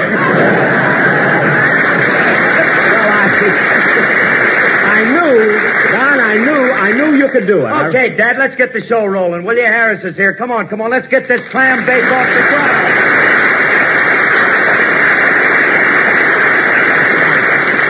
Hiya, Jackson. Well, if it isn't dear hearts and drunken people. Hello, Phil. Hey, Jackson, this is really a great town, ain't it? Nothing like old New York. You said it, Phil. Have you having fun? Yes, sir. The first night in town, Remley and I spent the evening at the Museum of Natural History. Phil, the museum And of... the next night we went to Carnegie Hall, Thursday night Grant's Tomb, Friday night the planetarium, and last night we conducted on a tour through the botanical gardens. Phil, do you mean that you and Remley have been spending your evenings in such places as Carnegie Hall, the Museum of Natural History, and the Botanical Gardens? No, but Alice might be listening in, and I want to get out again tonight.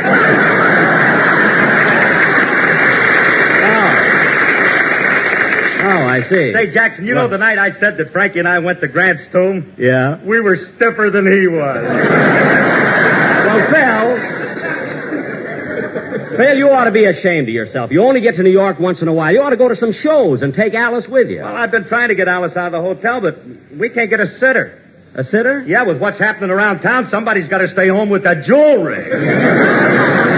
You're darn right. I got a man at home watching my cufflinks now. Oh, say, Phil. Oh, hiya, Donzelberg. Phil, I don't recognize any of the musicians you have here. This isn't your regular band, is it? No, Don. You see, I left my boys in Los Angeles. These are some of the musicians I picked up here. All right. They sounded pretty good, Phil. Well, they ought to.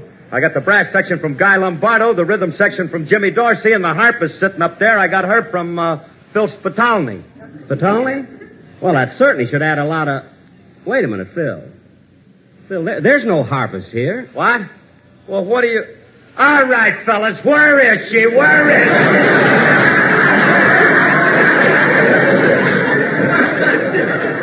she? Phil, don't yell so loud. People will think that... Hello, fellas. Hi, Jack. Oh, hello, Mary. Hello.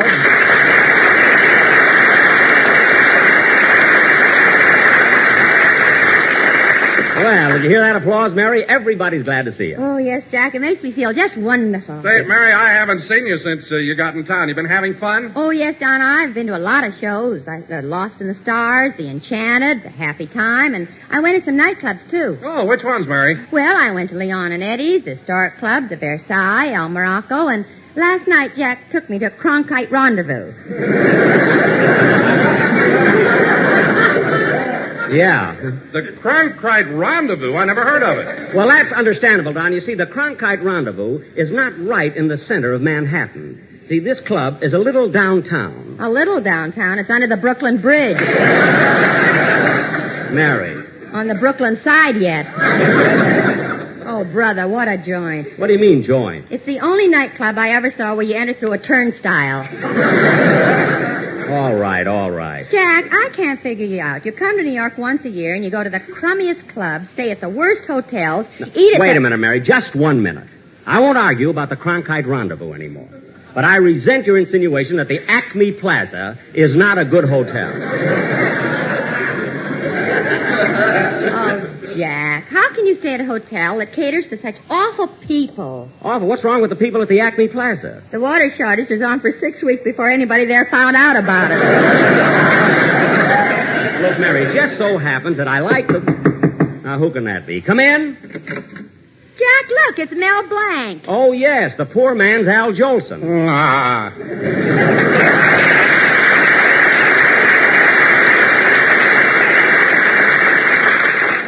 Okay, Mel, you can go now. Go? Yes, you came in, you did your bit, you got your laugh, now go. But back in Hollywood, you said if I came to New York, you'd give me a big part in your program. I'm sorry, we haven't got time for it now. But I sold my furniture and hucked my watch to raise the money to come here. Mel. I bought a train ticket. I said goodbye to my wife and kids. Traveled 3,000 miles, and for what? Just to say, Mel, you better go. I won't go.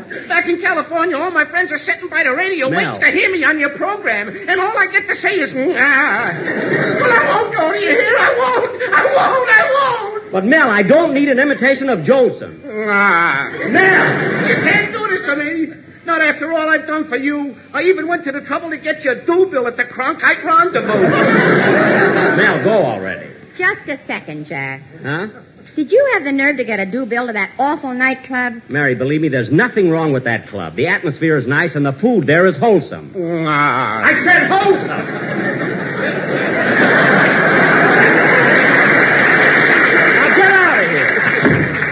I don't know why it is. I come to New York only once a year. I try to do a classy show. Look what happens. Well, Jack, if you're trying to do such a classy show, why are you wearing that old gray suit that isn't even pressed? I'll tell you why. Because I haven't seen my new brown suit or Rochester since I got off the train. Jack, you mean Rochester is wearing your brown suit? Don, all I know is that Rochester and my brown suit disappeared at the same time. And I haven't seen either one since we got off the train.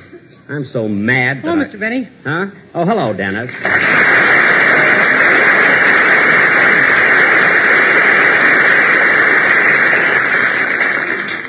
I'm so mad that for 2 pins... I'd like to talk to you, Mr. Benny. Later, kid. I'm so mad that for 2 pins Oh, Jack, calm down. I won't calm down. I'll bring Rochester all the way to New York to take care of my personal things so I can be free to do a show, and look what happens. Can I talk to you now, Mr. Benny? I have to unpack my clothes, iron my own shirt, shine my own shoes, and on top of that, my new brown suit is missing. Can I talk to you now, Mr. Benny? All right, all right. What is it, Dennis? I want a raise.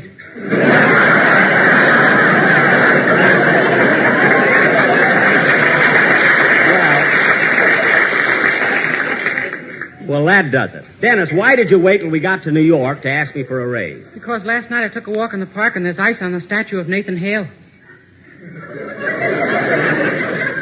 There's ice on the statue of Nathan Hale? What's that got to do with it? My mother said you give me a raise when Hale freezes over.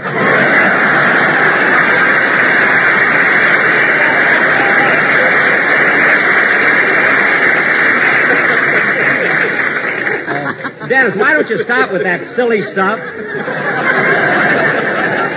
Dennis, stop with that silly stuff and do your song. Okay, but how about my raise? Forget the raise. You're making plenty of money with your 2 shows and your personal appearance. Dennis, are you making a personal appearance? Yeah, Mr. Benny booked me into the Cronkite Rendezvous. The Cronkite Rendezvous, that's funny. I saw the floor show last night, Dennis, but I didn't see you. Oh, I was stuck in the turnstile. Look, Dennis, just sing your song, will you? Yes, sir. Meanwhile, I'm going out in the hall and get a glass of water. I'm thirsty, too. I'll go with you. Come on. So long.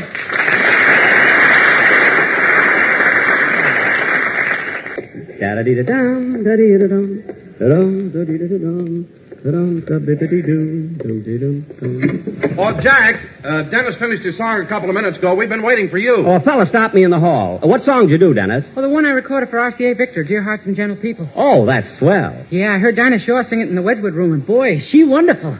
You're right, Dennis. Dinah Shore is a very talented singer. Well, if you like her so much, what do you want me for? Dennis. You always tell me how good everybody else is. But you started the whole thing. You were the one who said Dinah Shore was so wonderful. I know your type. Look, kid. On the way home, you'll throw me off at Kansas City. Oh, shut up!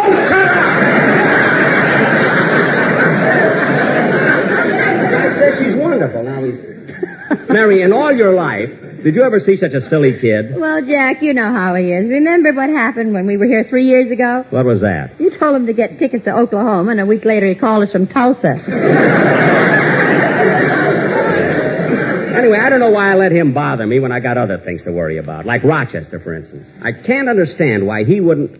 Hey, wait a minute. I just thought of something. I got a phone number here that he... I'll bet I'll find him there. Here it is.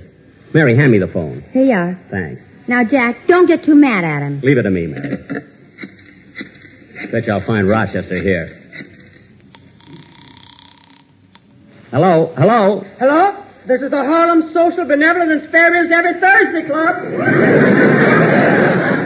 I'm looking for Rochester. Is he there? Come again? I'm looking for Rochester Van Jones. He works for me. Are you Mr. Benny? Yes. Uh-oh. What do you mean, uh-oh? Is Rochester there or not? Well, this place was on his itinerary, but as soon as he won, he left. He won? Yeah. But next time, we won't be so sympathetic. What do you mean, sympathetic? When Rochester came through the door on one knee, we thought he was hurt. So the benevolent members of our club knelt down to see what was the matter. Uh-huh. And before we could diagnose the case, we were in a game of Harlem Canasta.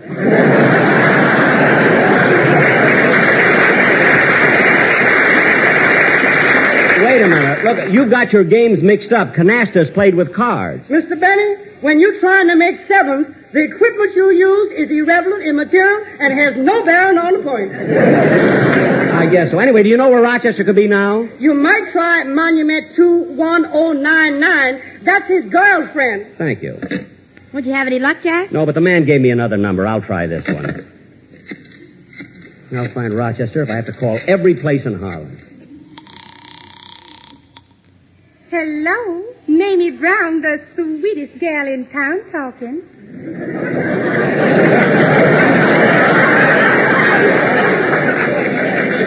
Miss Brown, this is Jack Benny. Oh.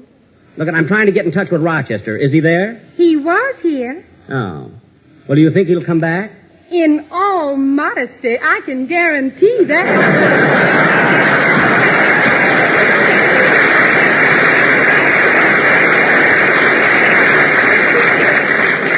Well, when he returns, will you please tell him to call my hotel? And you can also tell him I'm stopping his salary. Oh, that ain't going to bother him. He now owns the building that houses the Harlem Social, Benevolent, and Spare Ribs every Thursday club. Oh, yes, I heard about that. He wins from everybody, doesn't he? Yeah. When I opened the door and he came in on one knee, I thought it was a proposal. Oh. Well, where do you think I can reach him now? Well, he left a number here. Lehigh 41598. Lehigh 41598. Is that another girl? If it is, I'm going to cut your brown suit to ribbons.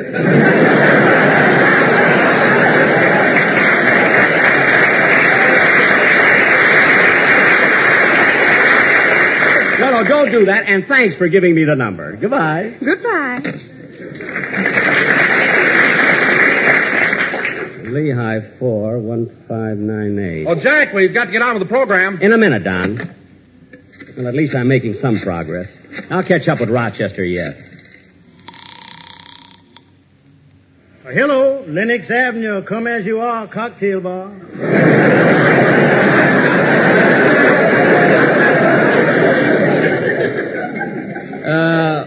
Now, look, Mr. David Copperfield speaking. Well, look, David, I'm trying to get in touch with Rochester Van Jones. Uh-oh. This is Jack Benny. You heard me, didn't you? Well, what about Rochester? Is he there? No, he just left. Oh, then he can't be very far. Well, I don't know. It's amazing how he gets around on one knee. Oh, he won from you, too, huh? Yeah, and please make this short. I'm cold standing here without my pants. Well, I'm not interested in that. When Rochester left, did he leave a number? No, sir. He made every one of them. Well, never mind. Thank you. Goodbye. You can't find him, eh, Jack? No. And David Copperfield didn't know where he was, either. Who? Never mind. You wouldn't believe it, Mary. I don't know where else, but I'll get it. Hello? Hello, boss. Where you been all week?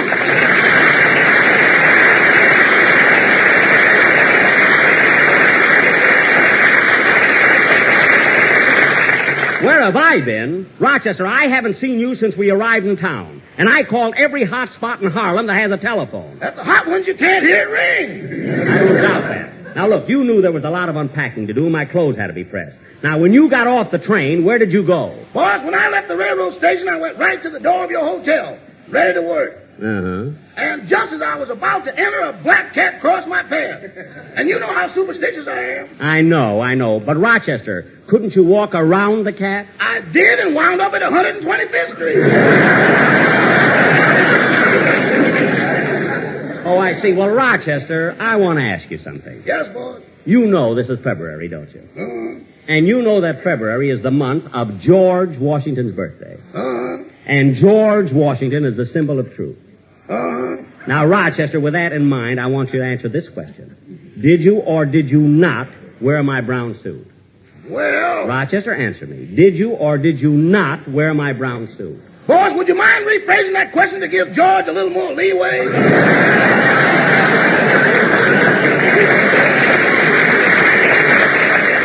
I'm not rephrasing anything, and I haven't time to argue with you. Where are you right now?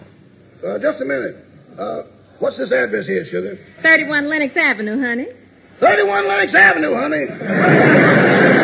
Rochester, who are you talking to? Is that Mamie Brown, the sweetest gal in town? No, this is Rebecca of Sunnybrook Farm.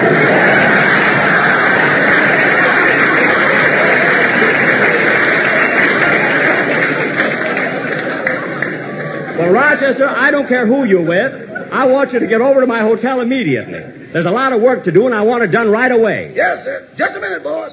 Say, sugar, I gotta go now. Okay, Rochester. But don't forget, you're taking me to the Savoy Ballroom tomorrow night. Oh, I can't do that, sugar. I'm taking Mamie Brown. You ain't going to the Savoy Ballroom with nobody but me, Rochester. Oh, yes, I am. Rochester, if I catch any other girl there with you, she ain't gonna have an enchanted evening. What? She's gonna meet a stranger across a crowded room. Honey. And once I've found her, I'll never let her go. Rochester, what's going on there? She's auditioning for a part in South Pacific. Now, you listen to me and get right over to my hotel. Goodbye. Goodbye. I don't know why it is. I have the same trouble with them every time I come to New York.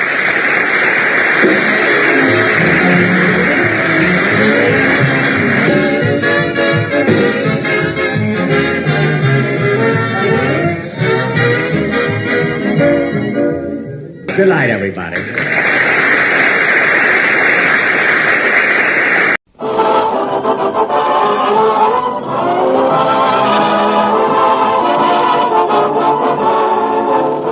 Jack Benny with Mary Livingston, Phil Harris, Rochester, Dennis Day, and yours truly, Don Wilson.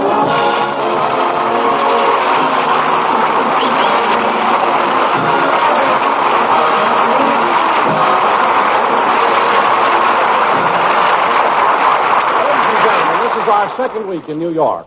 So let's go out to the Acme Plaza Hotel where Jack is staying. Our little star is still in bed.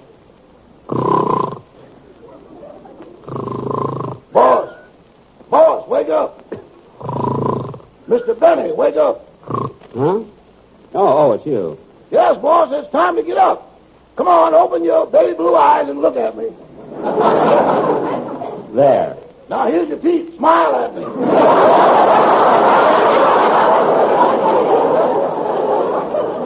I'm smiling. What time is it? 4 o'clock in the afternoon. 4 o'clock in the afternoon. Didn't the sun shine today? I don't know. This room hasn't got a window. What do you mean it hasn't got a window? Raise the shade. There, what's that? A picture of Central Park by Grandma Moses. Well, you could have fooled me. Yesterday, when I lifted the shade, I could have sworn it was snowing. That was the plaster falling off the ceiling. Oh, yeah, look at the way it drifted up against the baseboard. What a hotel. Rochester, you can stop laughing. This is a very nice... Hey, Benny, you want it on the phone. Huh? You want it on the phone. Hand me my robe, Rochester. Here you are. Okay, I'm coming. Where's the phone? Right down the hall. And while you're talking, don't go tampering with the coin box. I won't. Yeah, I wonder who could be... Oh, here's the phone on the wall. Hello? Hiya, Jackson. It's about time you answered. Oh, hello, Phil. Do you have any trouble getting this hotel? No, I just dialed BO7236 and the Narwick answered. Now, cut that out. What'd you call for, anyway? Well, look, we'll soon be going back to California, and I wanted to know if it's all right with you if Alice and I stopped off at Niagara Falls for a few days. You know, that's the place to go for a honeymoon. But, Phil, you and Alice were married 8 years ago. Didn't you go on a honeymoon then? Yeah, but this time we'd like to go without Remley.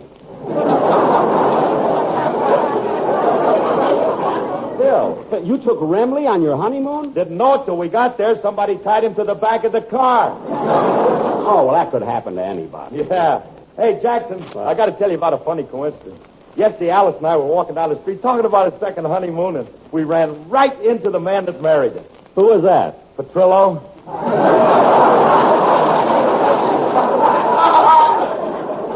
Petrillo? How could Petrillo officiate at your wedding? Why not? My dues was paid up. Oh, I see. Well, look, I got to hang up now, Dad. I got a lot of things to do tonight. I'm going to see South Pacific. South Pacific? You're going to see South Pacific? Yeah. Gee, how I envy you. I pulled all kinds of strings to see that show. I couldn't even get one ticket. Really? I tried everything. Have you tried money? Yeah, I even washed Mary Martin's hair. Now, Phil, if you're stopping off at Niagara Falls, will you be back in Hollywood in time for my next Sunday's program? Sure, I'll be there, Jackson. You know I love you. Huh? Your option is coming up. I wouldn't let you down. Well, that's very thoughtful of you, Maestro. Goodbye. So long, Clyde. So long.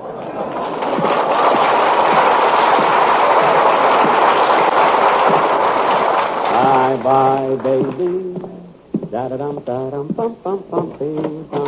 Who was it, boss? Mr. Harris. Well, I better get dressed now. Miss Livingston said that she might...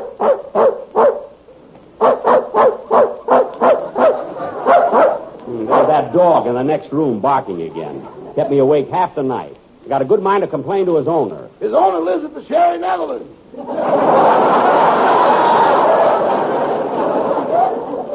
The Sherry Netherlands? He only took a room here for his dog. Fine thing. Imagine them putting a Cocker Spaniel in the next room. They tried to give him this one, but he wanted a window. Afforded. Why not? Rochester, hand me my tie, will you? Here you are, boy. Come in. Well, hello, Mary. Hello, Jack. Hello, Rochester. Yeah, don't be late there, right?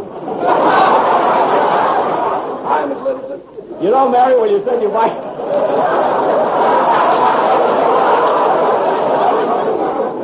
Can't wait till he goes to the races. You know, Mary, when you said you'd come right over to this hotel, I wasn't sure that you would. Well, I have a confession to make. I only came out here out of curiosity. Oh. And, Jack, this Acme Plaza certainly is different. What do you mean, different? Well, I walked in the lobby. I asked the clerk for your room, and he said it was 6 floors down. All right, so you had to take the elevator. Some elevator. They lowered me in a bucket. Mary. I got a picture of John L. Lewis in the lobby. Mary. And the bellboys are on a 3-day week. Oh, stop. Be happy you found the place. You have any trouble? No, I was lucky. I got in the cab and said, "Driver, do you know where the Acme Plaza is?" And he said, "Yes, ma'am, I used to live there when I was out of work." Now I know you just made that up. No, I didn't, Jack. Say, have you got your program all set for Sunday? Most of it, Mary, but I don't know what to do about a commercial. The Sportsman Quartet didn't come to New York. Boss, you mentioned that yesterday, so I took the liberty to ask some friends of mine to come down and audition for you. Oh, thanks, Rochester. And you know, Mary, I thought that on the opening of the show, I might play my violin. I haven't done that yet in New York. Oh, Jack, nobody wants to hear you play Love and Bloom. Mary, I've learned a new one, Some Enchanted Evening. Wait till I get my violin, and I'll play it for you. Here it is, boss. Thanks. Oh, Mary, this will be swell now. Okay. Oh, wait a minute. Wait till you hear this.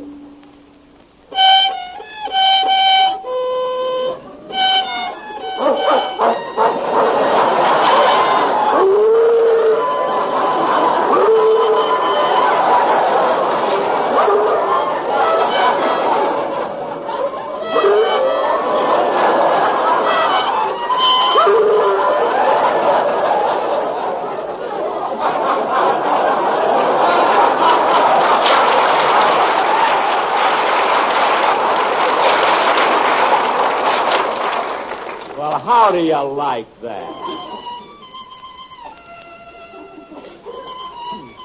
Hey, listen.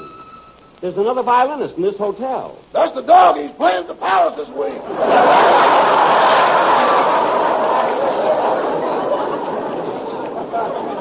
No kidding. He used to be with the Met, but he had trouble with Rudolph Bing. Oh, yes, I read about that. Anyway, Mary, I'm going to play my violin in the program. It'll be very good. Okay, Jack, okay. Now, how about going out and get something to eat? We don't have to go out. We can eat right here. Jack, you mean you want to eat here in this room? Certainly. Rochester, get room service. Yes, sir. I'll put a note in the bucket and tell them to lower a waiter. Stop being funny. I don't care how you do it. Jack, there's so many nice restaurants in town. Why don't we go out? Mary, they have very fine food here. There's nothing wrong with this hotel. Maybe a little out of the way. What was that? Well, hello, Jack. Hello, Mary. Hello, Don. Don, I didn't expect to see you. How'd you know where I live? Well, I didn't. I was walking along the street and fell down an open manhole. Oh. Gosh, what a beautiful view of Central Park. Ouch! Don, what happened? I tried to stick my head out the window. Look, Jack, it's snowing. Yeah. Well, that must be the waiter. Come in. Room service.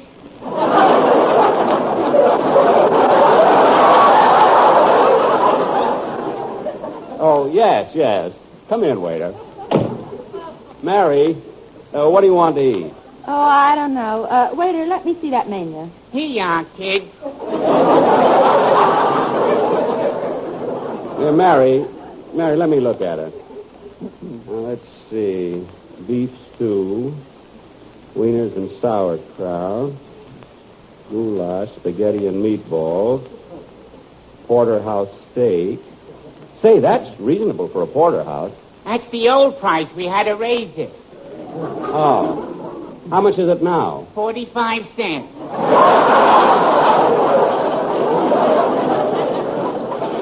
Wow.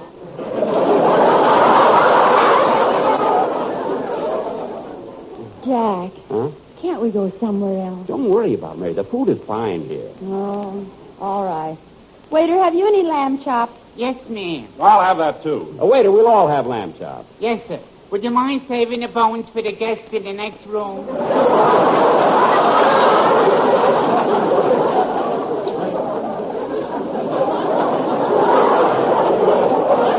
What? He always likes something to eat after his last show.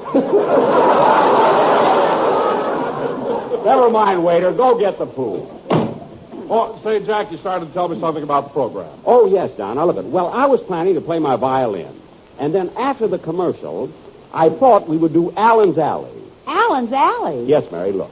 You see, Fred Allen has been off the air for nearly a year, and as long as we're here in New York, I thought it'd be a nice touch to bring back those wonderful people who lived in Allen's Alley. Oh, that's a swell idea, Jack. I'm glad you like it, Don, because I've already hired Kenny Delmar, Parker Fenley, Peter Donald. Well, who's going to play the part of Fred Allen? I am, Mary, and you'll be Portland.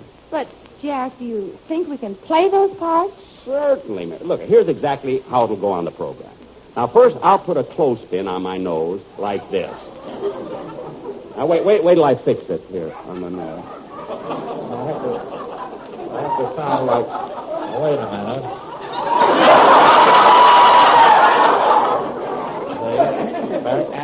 And then you say...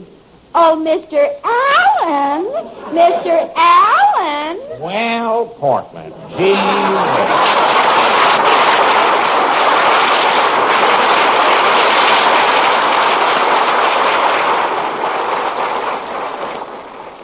Well, Portland, I see you're reading the newspaper. What's new?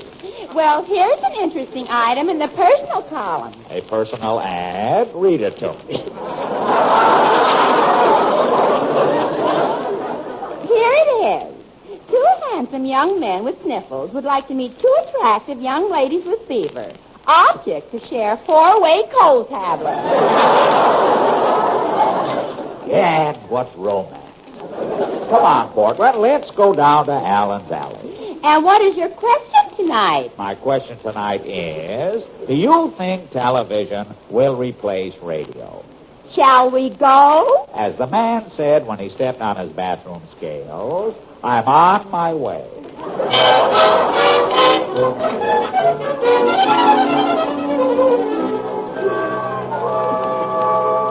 Well, things look kind of quiet here in Allen's Alley, but I think Senator Claghorn is home. I can smell the aroma of poached possum. I'll knock on his door. Somebody say somebody pizzicato my pie.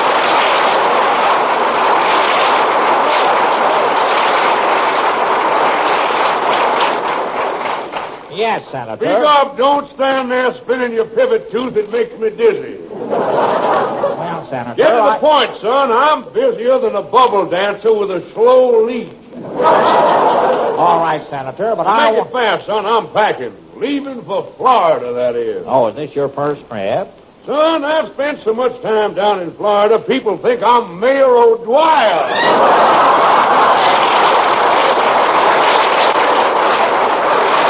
Now, look. That's a joke, son. I know. Well, you ain't laughing when you hear a joke. You're supposed to yuck it up. All right. Now, look, Senator, I have a question I'd like to ask you. Do you think television will ever replace radio? Well, I don't know about that, son, but I do know that television will play a big part in the next presidential election. What do you mean, Senator? Well, now, there won't be any campaign speeches in 1952. For the Democrats, Margaret will sing, and little old Harry will play the piano. I see. Yeah, and the Republicans... the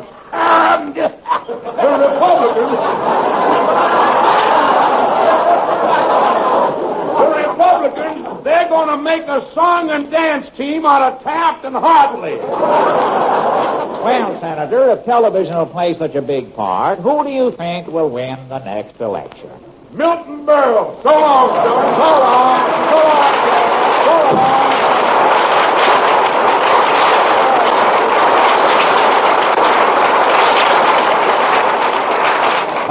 the senator is a windy one, I'll pick up my hat and go next door. I wonder if Titus Moody is there. Howdy, Bub.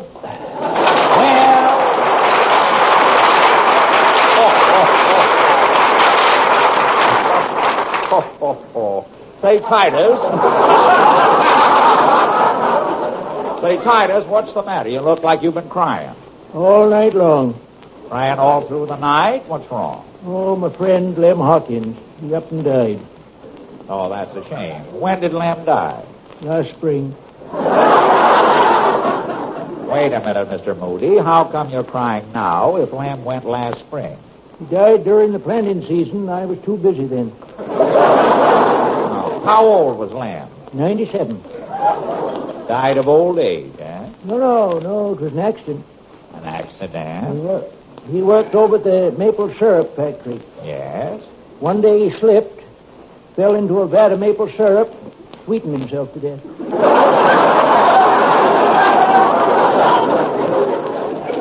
No. Yep. That was last spring. They're still fighting the ants off his grave. Well, Mr. Moody, enough about the sacker and Mr. Hawkins. I'd like to ask you a question. Make it fast, Bub. I've got to go slop the hogs. Mr. Moody, do you think television will replace radio?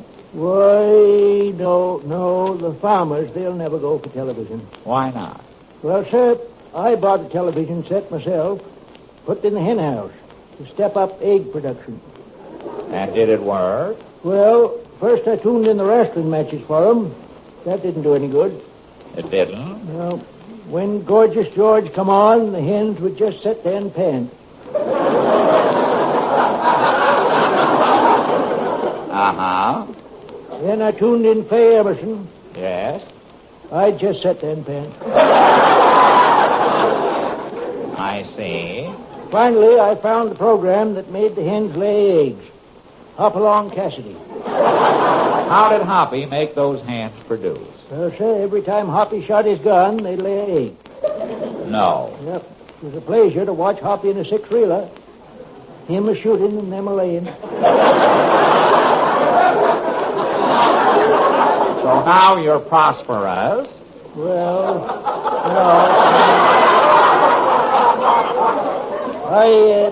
I would have been, but in one picture, Hoppy double-crossed me. Hoppy double-crossed you? How? Why, he pulled out a machine gun. All my hens dropped dead trying.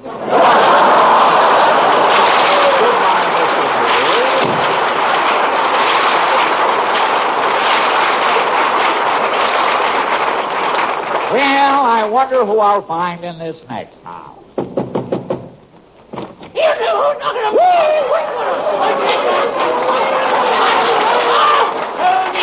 Well, there's Jack Cassidy.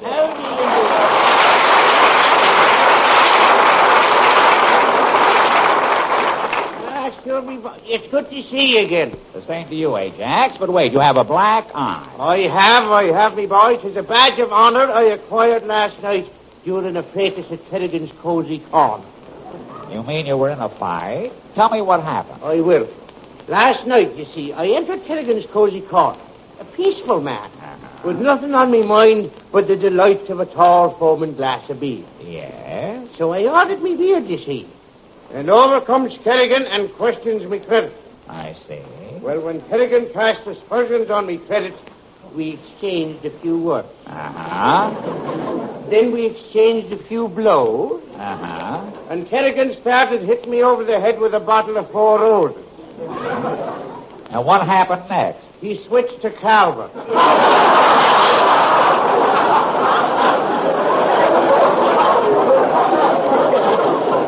Well, Ajax, the question I'd like to ask you tonight is, do you think television will replace radio? Well, now, me boy, that's a hard question to answer. Uh-huh. You see, in my house, we have both a television set and a radio. I see. And what do you listen to most? My wife. Goodbye to you, boy. Well, that's all I wanted to know. Goodbye. Good night.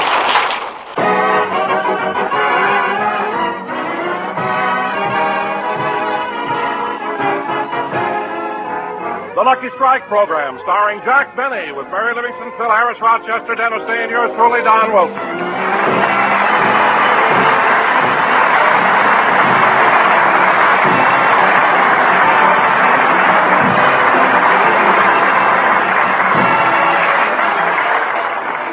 Ladies and gentlemen, for the past 2 weeks, Jack Benny and his troupe have been in New York.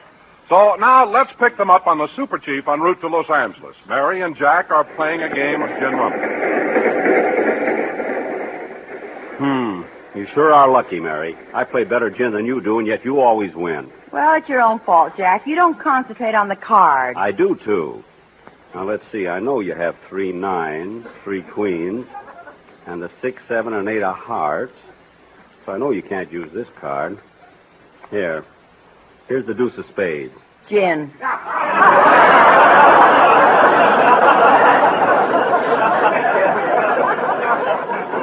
Gin? Let me see your hand. There you are. 3 8s, 4 kings, and 3 deuces.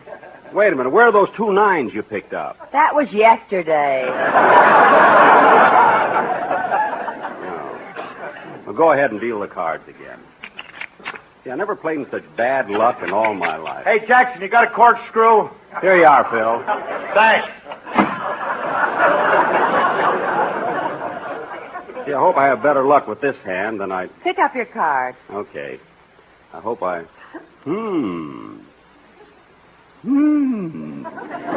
Jack, pick up your last card. Whoops. Oh, boy. What a hand this is. Mary, I'm warning you. Any card you throw, I can use. Go ahead, throw one. It's your turn first. Oh, yes. Here. Gin. Jack,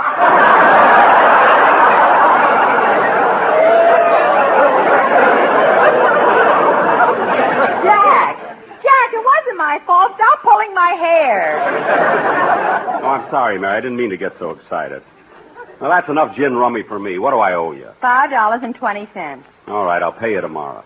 Oh, Jack, you always say that. Why don't you pay up as soon as you lose? Because it's so inconvenient. I don't care. Take off your shoe and pay me. All right, I'll pay you. Turn around. Turn around? Just going to you take your shoe off? The 5s are pinned to my underwear.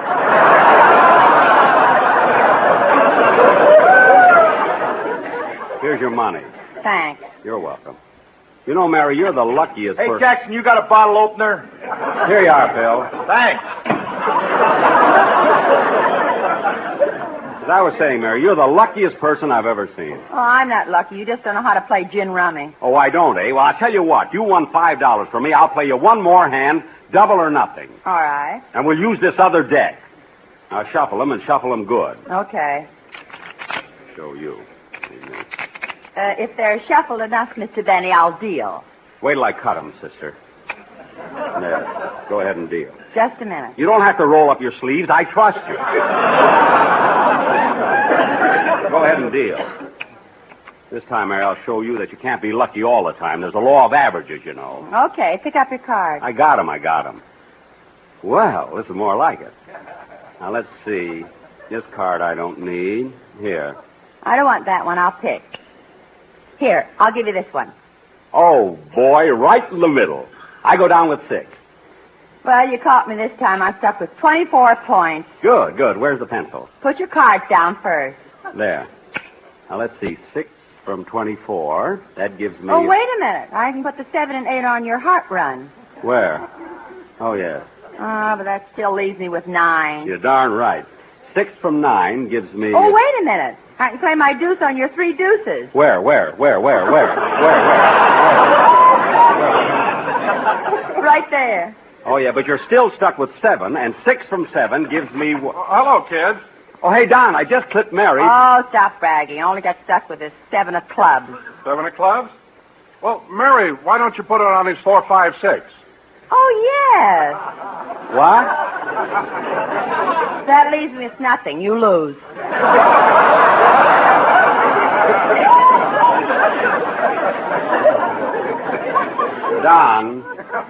Don. Yes, Jack? Every year you're voted as radio's best announcer, aren't you?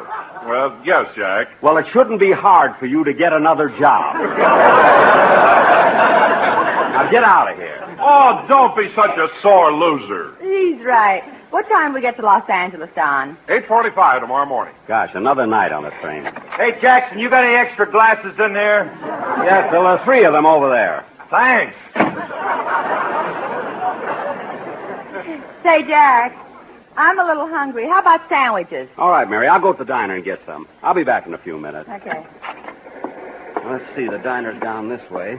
Gee, imagine them charging 95 cents for a sandwich. Do you hear that whistle down the line? I reckon that it's engine number 99. All those prices that you have to pay on the Atchison, Topeka, and the Sand.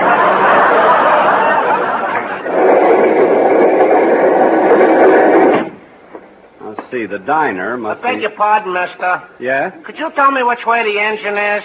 The engine? Oh, yes, you're going in the wrong direction. It's the other way. Why do you want to know? I'm the engineer.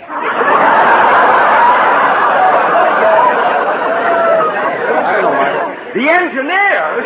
Hey! I hope he finds it before we reach Los Angeles. It'll be the first time I ever went to Catalina by rail. Now, let's see. The diner should be in this next car. Well, from what you told me, Rochester, I don't see how Mr. Bennett got along without you. Uh-oh. There's Rochester in the washroom talking to one of the porters. I got to listen to this. Anything else you want to know, Roy? Yeah, besides writing Mr. Bennett's radio show, what else you do for him? Well, I'm his publicity agent, manager, and last but not least, his personal advisor.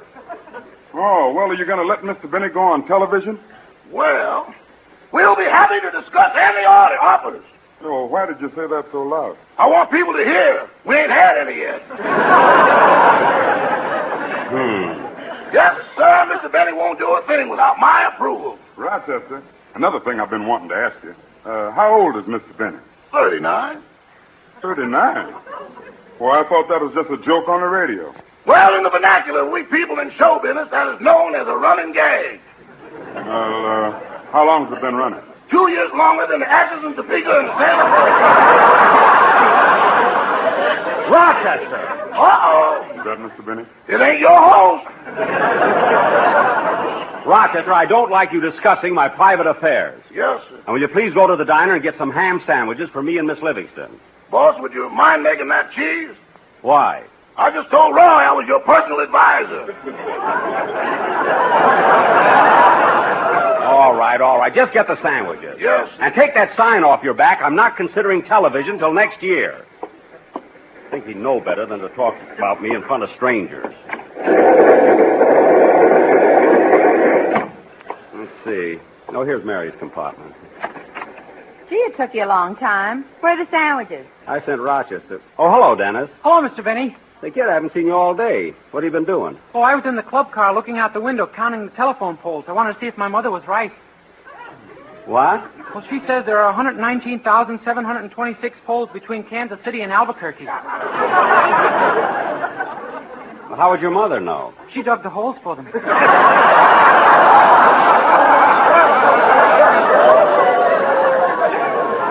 Why do I ask them? Why do I ask them? Say, Jack, would you like to play a little more gin rummy till the sandwiches get here? Well, all right, Mary. Move over, Don. Keep your mouth shut. Okay. Oh, by the way, Jack, I haven't seen your riders since we left New York. Are they on this train? No, they took another one. Well, why don't you have them come with us? Are you ashamed of them? Ashamed of them? Of course not. My 4 riders are very famous. 3 of them have their pictures in the Brown Derby, and the other has his in the post office. Oh, yes. Dead or alive, Sam. Yeah. Mendel's got a private room. Say, this is a pretty good hand you dealt me. Hey, Mr. Benny, why don't you put those 2 kings together? Be quiet. You're giving my whole hand away. And anyway, they're queens. Gee, if she just throw you the 7 of spades, you could go right down. Dennis! Let's see. I'll give you this one, Mary. The 8 of hearts. I'll take it, and here's the 3 of diamonds. I don't need it. I'll pick. Oh, that's a beaut. Now, let's see. What'll I give you? Give her the end card. No. I'll give her this one. Here. I'll take it. Here, Jack, I'll give you this one. I don't need it. I'll pick. Now, let's see. Give her the end card. No, you saw what she picked. I'll give her this one. Oh, no, not that card. Give her the end card. Well, maybe you're right. She did pick up those other two.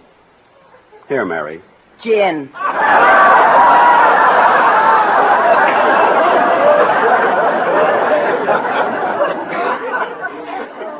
Dennis. I guess I've only got one show now. Look, Ed, why don't you go back to the club car and count telephone poles? No, I got to practice my song for Sunday's broadcast, so I'll see you later. What song going to do this Sunday, Dennis? The Dream is a Wish Your Heart Makes from Walt Disney's new picture, Cinderella. Would you like to hear it? Yeah, sing it. Do anything. Just leave me play. Deal, Mary. Dennis, that was wonderful. Thank you, Mary. It was great, kid, but when you do it on the show... Now, listen, Dennis, sing it a little faster because we're kind of tight for time. Okay. Now, go ahead, Mary. It's your draw. Hey, Jackson. What? You got a couple of aspirins?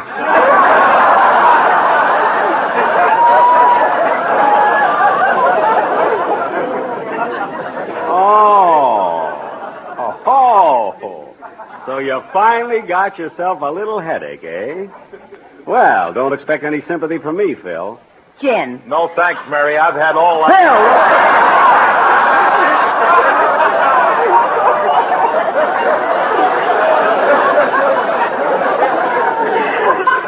Gin sometimes can mean something else. Mary, look, this hand doesn't count because I wasn't watching. Now deal the cards again. Come in. Telegram from Mr. Harris. Oh, I'll take it, Porter. Here, this is for you. $1. Thank you, Mr. Harris. Well, go ahead and read it, Phil. What does it say in the dollar? In the telegram?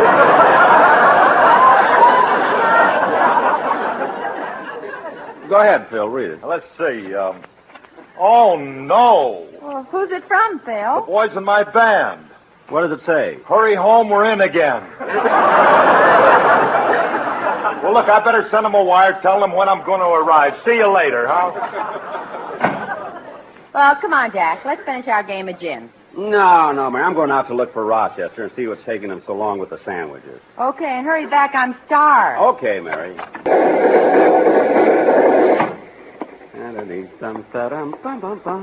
Excuse me. Oh, it's you, Jack. I was just going up to the diner. Oh. Well, Don, I sent Rochester up there for some sandwiches. If you see him, hurry him up, will you? All right, I will. Oh, Don, before you go, there's something I got to tell you. The most amazing thing happened a little while ago.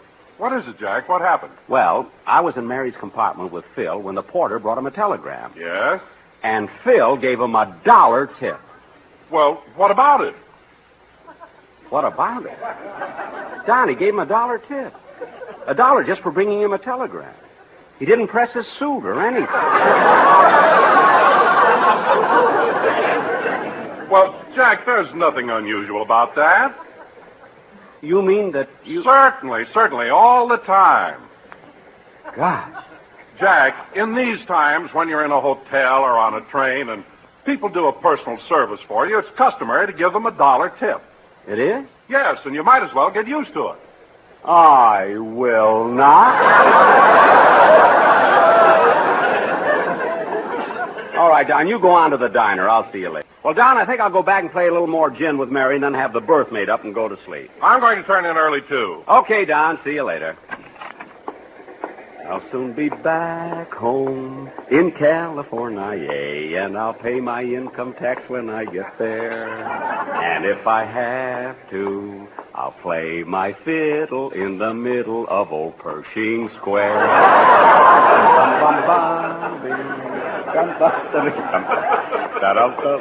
Well, about another hour of gin, and I'll go to bed.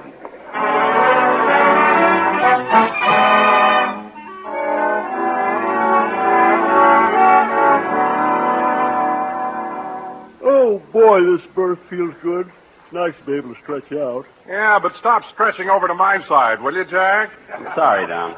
I don't know why you insist on traveling like this. These berths are only built for one. Don, you know as well as I do it's hard to get accommodations on the Super Chief. We're lucky we're in here. I suppose so. Anyway, I'm too cramped to argue. All right, then, drop it. You don't have to get huffy about it, you know. Look, I'm not getting huffy. Hey, fellas, be quiet. How do you expect me to sleep here between you two?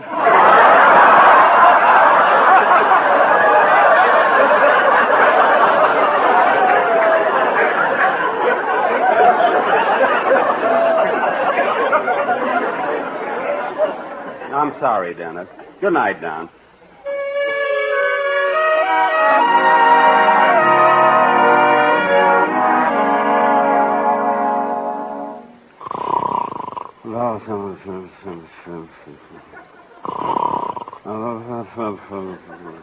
There he goes, Don. Every night it's the same thing, snoring and mumbling. Ah, don't worry, kid. We'll be home tomorrow.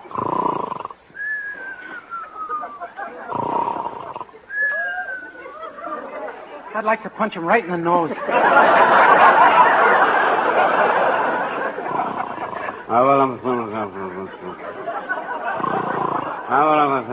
Ah, shut up!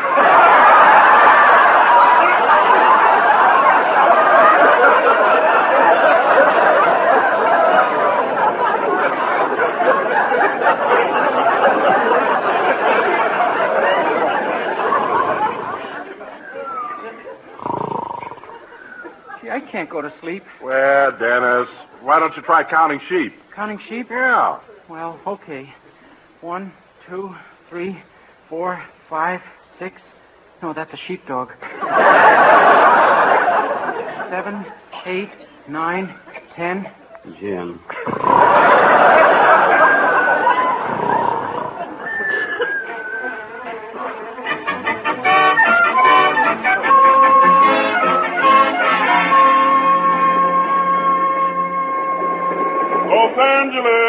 Los Angeles Union Station. Your luggage will be taken to the cab stand.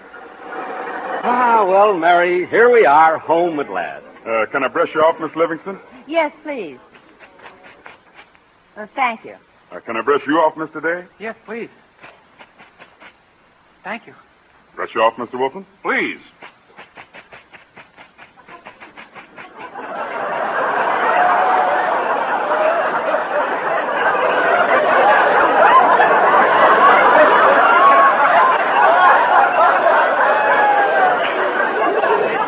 Now, Don, if you'll turn around, he can brush your back.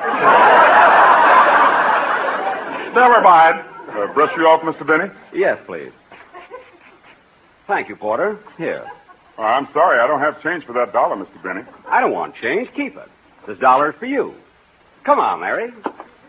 I love those dear hearts and gentle people. Gee, it's good to be home, isn't it, Jack? Yeah. Let's go over here to the cab stand. Extra, get your paper here. Extra, read all about it. Jack said he tips Porter $1. Gee, I knew it would be in the papers, but how did they get it so soon? Come on, Mary. Everybody's staring at me. Train leaving on track 5 for Anaheim, Azusa, and Cucamonga. Oh, boy, even he sounds good.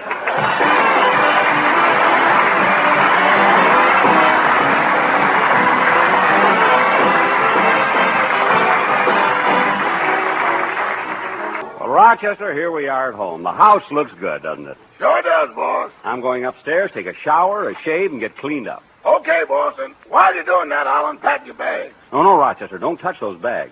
Why not? As soon as I get cleaned up, I got to rush back to the railroad station. For what? I got to catch a train. I'm going back to Washington for the White House Photographer's Ball. But, boss, that don't make sense. If you're going right back to Washington, why'd you come all the way home from New York? I told you to take a shower. There's a water shortage there. Have a cab here in 15 minutes. Good night, Claudette.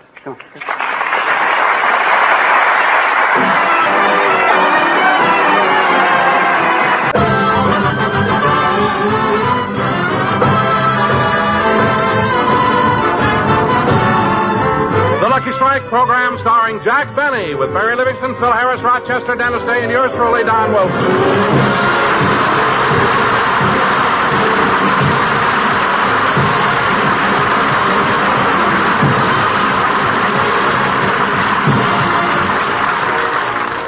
Ladies ladies and gentlemen, last night Jack Benny was in Washington, D.C., where he was master of ceremonies for the annual White House Photographers' Ball. Immediately following the affair, he boarded a plane and flew back to Hollywood. And here he is, Jack Benny!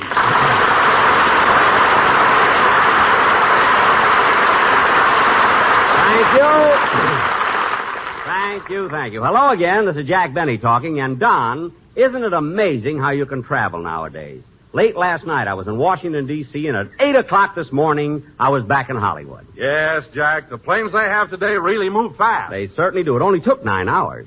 But it's a good thing we got in when we did. I was so hungry, I couldn't wait till I got home and had breakfast. Well, Jack, why didn't you eat on the way in? They serve meals on the plane. Yes, I know. And there's no charge for them. I was so... What?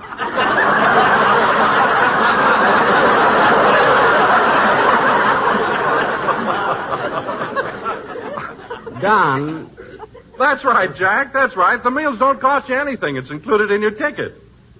How do you like that? Jack, where are you going? To the TWA ticket office. Somebody's going to take me to dinner.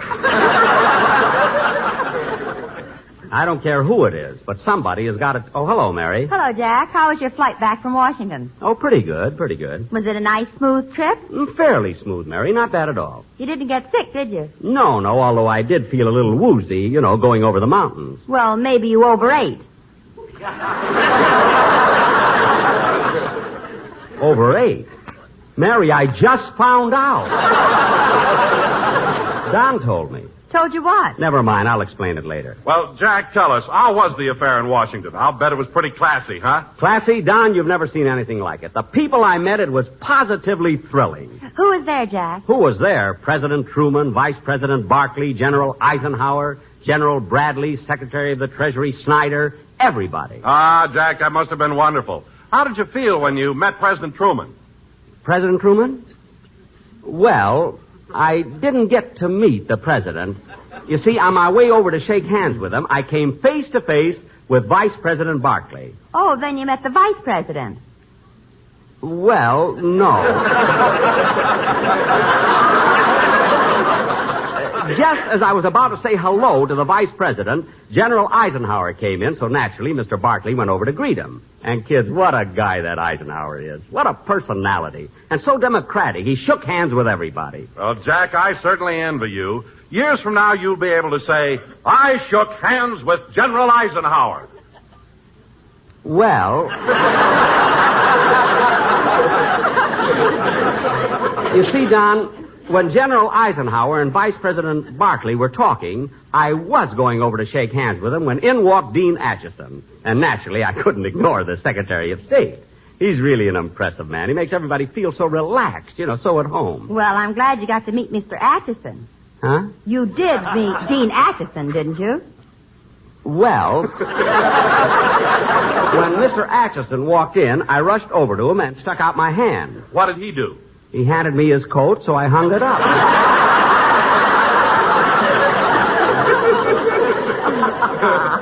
It was an awkward situation. Well, Jack, when Mr. Acheson handed you his coat, why didn't you tell him who you were? Well, I didn't want to embarrass him. You didn't want to return the tip either. Yeah. Eisenhower gave me nothing. Anyway, it was a very exciting affair, and I was certainly glad to be there. Jack, do you mean to say that with all the important people who were there, you didn't get to meet anybody?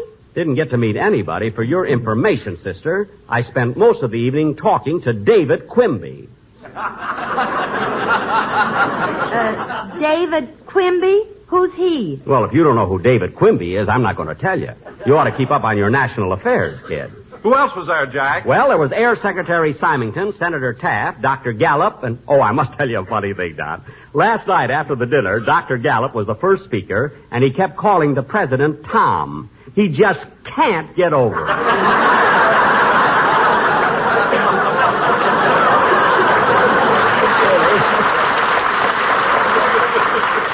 It's too bad you couldn't... Hello, Mr. Benny. Oh, hello, Dennis. I was just telling Don and Mary about Washington. Washington? Yes, I was the master of ceremonies at the White House Photographers' Ball. You horn in on everything, don't you? I didn't horn in at all. I was invited. And you know who else was there? Who?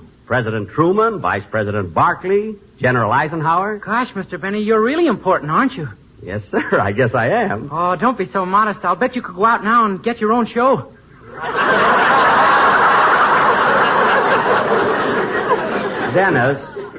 Dennis, I'd like to ask you a question. Okay, sit down, kid. I don't have to sit down. I just want to ask you one question. Who's the star of this show? My mother thinks I am. Well, this is getting me nowhere. So come on, Star. Let's have your song. Okay. Wait a minute. Come in. Telegram for Jack Benny. I'm Jack Benny. Here you are. Thank you. Hey, boy. Yeah? You didn't wait for me to give you a tip. The last time I waited, the office sent out a St. Bernard. What? Before I got back, the brandy was 20 years old. Never mind. Goodbye. Jack, What? you dropped the telegram, so I opened it. It's from Washington. From Washington? What does it say? Dear Jack, I'm sorry I didn't get to talk to you longer, but I had 3 people waiting for a haircut. Signed, David Quimby.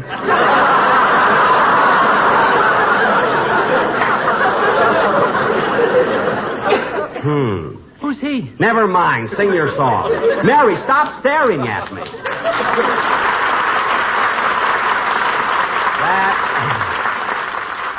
That was Scarlet Ribbon, sung by Dinah Shore. And, very good, Fanny. And now, ladies and gentlemen, for our featured attraction tonight, we're going to do a very important sketch. Dennis, you're going to be in it. You too, Mary. And Phil. Just a minute, Quimby. I'm fixing up the music for the sketch you're going to do.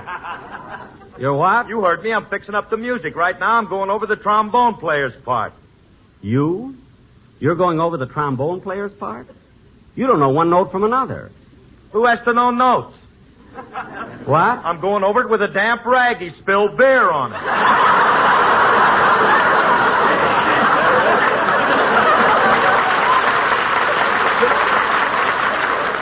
Well, that you can do, yeah. Phil, why don't you get rid of these fellas? Get yourself another band. Get rid of my boys? Frankie, Charlie, Cornelius? Cornelius? Why, not on your life, Jackson. These boys have stuck to me through thick and thin. The rough going, the one-night stands, the lean years. Well, Phil, that reminds me of something I've always wanted to ask you. Why did you form an orchestra in the first place? I had to, Dad.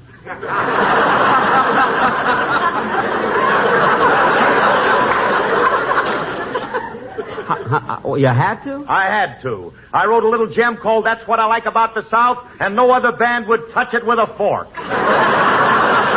With a fork isn't in here at all, you know. He added. Well, in this case, necessity was the mother of nausea. But seriously, Phil, do you mean that all of your boys have been with you right from the start? Yes, sir, Jackson, and that's why I wish you'd quit picking on them. They're conscientious musicians. They worry a lot. Worry?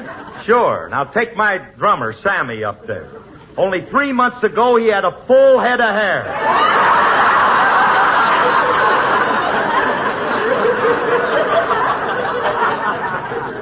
Only 3 months ago, and he's that bald now? Phil, what was he so worried about? They said something nasty about him in Downbeat. Oh, well, that's a shame. You know, Phil, it's bad enough to be that bald, but why does he wax it?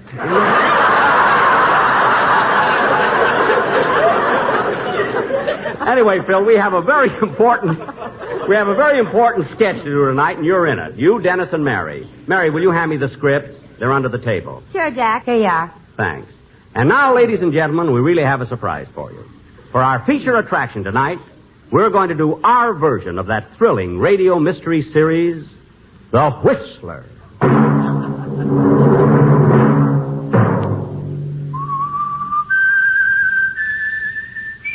Wait a minute. Who are you? I am the Whistler. I walk by night. I influence the lives of innocent people. And sometimes I even drive them to murder. Well, I'm certainly glad you dropped in because tonight you can help me with the sketch we're going to do. Jack, who are you talking to? That man right there. What man? I don't see anybody. That man right there who was whistling. Whistling? I didn't hear anybody, Jack. Are you kids crazy? I'm telling you, there was a man standing right there. Dennis, you saw him, didn't you? Yeah, he was a kind of a mysterious-looking fellow with a brown suit and a scowl on his face. That's right. And what was he whistling? Dear hearts and gentle people. He was not!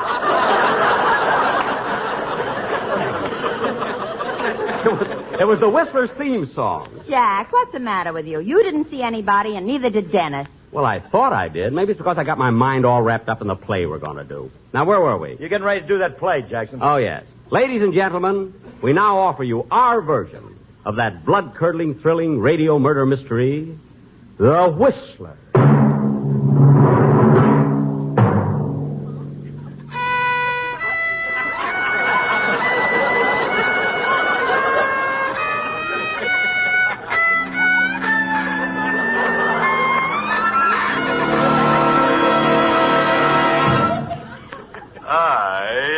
Fiddler. I play by night. I influence the lives of innocent people. I even drive them to murder.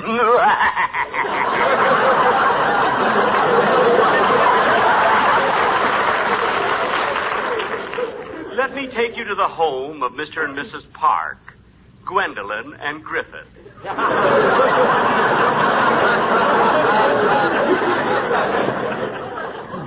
As we look in on them, it's morning, and the sun is coming through the window. Nothing can stop that California sun. Mr. and Mrs. Parks are having breakfast. They are happy, but not for long. For I am the Fiddler.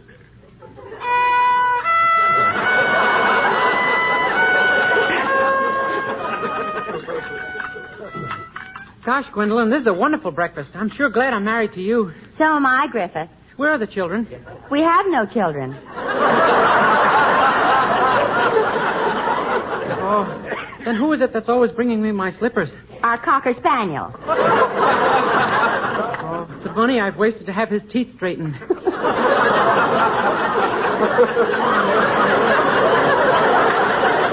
Griffith, I have a surprise for you. My mother's coming to live with us. Oh, bully, that's wonderful. See, they're happy. But I'll change that. Gwendolyn, when is your dear, darling mother coming? Tomorrow. Oh, I'm glad you told me in time. Now I can buy her a present. I wonder what I should give her. Why don't you give her a hit on the head? No, Gwen, your father gave her that last year. What did you say, dear? I just answered your question. But I didn't say anything. Oh, I thought you did. You see? I have them confused already. Well, I better finish my breakfast. Yes, here's a great big bowl of cereal. Wait, I'll pour the cream on it for you.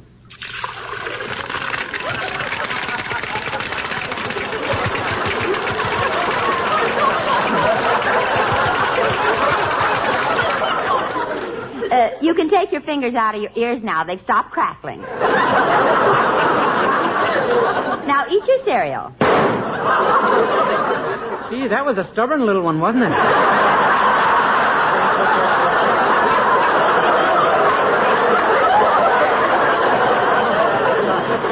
It certainly was, darling. Darling. Come on, slug her with something.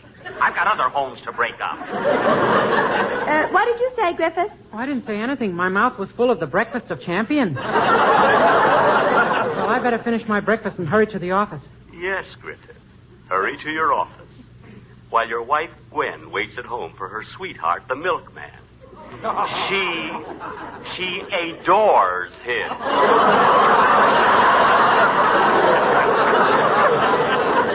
Look, he's coming up the walk now. Won't you come with me to Alabama? Let's go see my dear old mammy. Shut up! That song drives me nuts. All right, knock on the door. She's waiting for you. Hello, baby. Hello, Clyde. I've been waiting for you.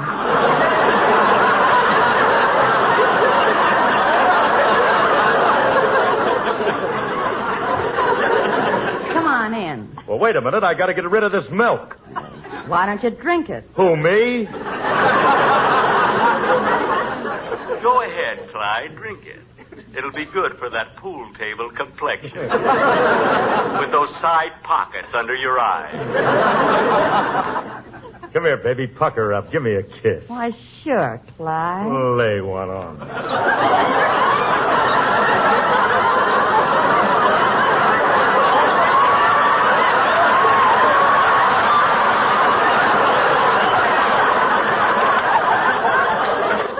I really thrilled you, eh, baby? No, you're holding that cold milk bottle on my back. Oh, Clyde, you're so wonderful. Kiss me again. You see? She's crazy about Clyde. Everybody's crazy about Clyde. But I'm the one they invited to Washington. Gee, Gwen, I wonder what your husband would say if he caught you kissing me, his best friend. Well, I'd tell him you're congratulating me on my birthday. But you've told him that 28 times this year. Ain't he getting wise? No, but he's getting mad buying me all those presents. Gee, Clyde, you and I could be so happy together if it weren't for my husband. Now you're on the right track. Well, go ahead. Why don't you kill your husband? Clyde, I just got an idea. So did I. Let's kill Griffith. It must be love. We said it together. That's it. That's it. Now we're getting somewhere. Go ahead. Kill him. Kill him. You shut up. And take those braces off your teeth.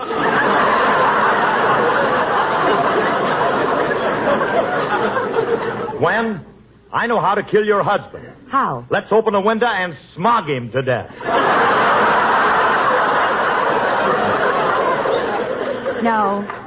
No, Clyde, I have a better way.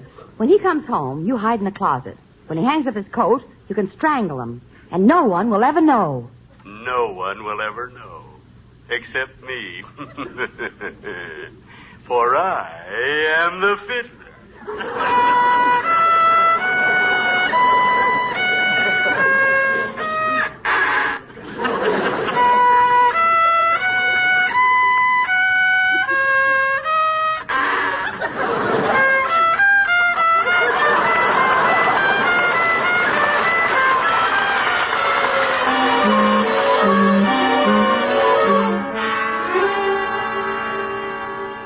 And now it's evening. The office is closed, and Griffith, the unsuspecting husband, is walking home without a care on his mind. Gee, it'll be nice to get home to my loving wife, Gwendolyn. I feel sorry for her. She's alone all day. Are you sure she's alone? Of course I'm sure. About twice a week, our best friend Clyde drops in, but that's only on her birthday. Don't be a fool. Your wife is in love with Clyde. Hurry home. You'll find them together. All right, I'll go home and see for myself. Gee, I better be prepared. Happy birthday to you! Happy birthday to you!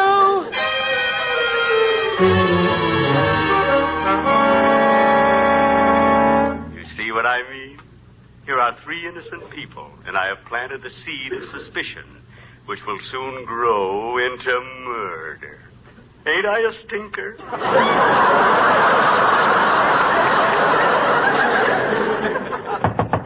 Oh, pardon me. Come in. Mr. Benny? Yes? I'm from TWA. Here's a sandwich and keep your big mouth shut.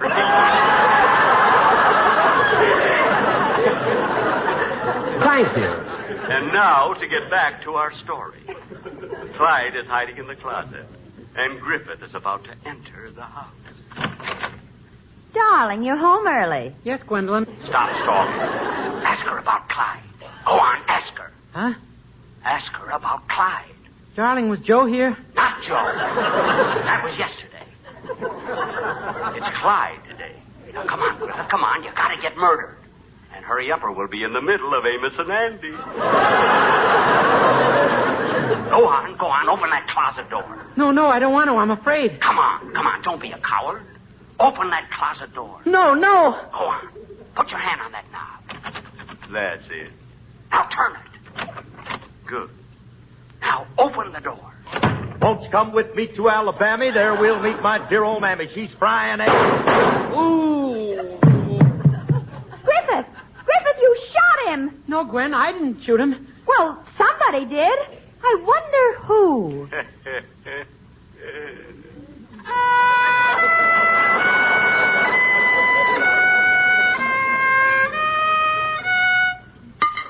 Thank you.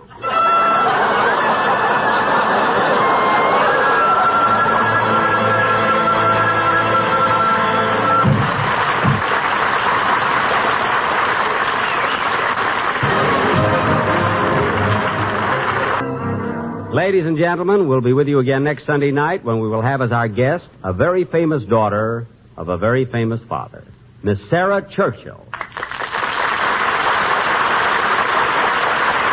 night, sir.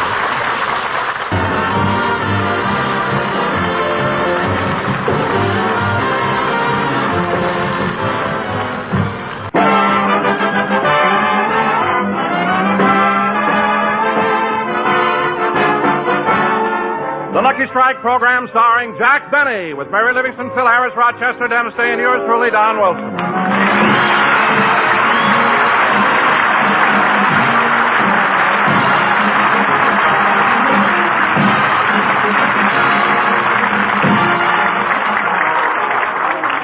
And now, ladies and gentlemen, once again it is my pleasure to introduce the star of our show.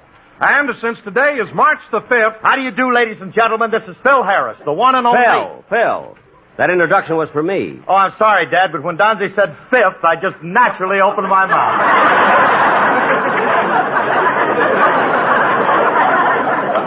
Well, cork it up again and sit down. Continue, Don. Yes, ladies and gentlemen, this is the month of March. And as you all know, March comes in like a lion and goes out like a ham. And here he is, Jack Benny.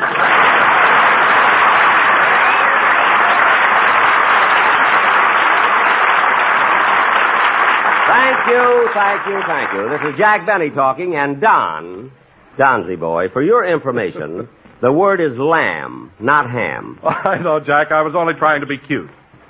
Well, Don, when I want something your size to be cute, I'll get an elephant that toe dances.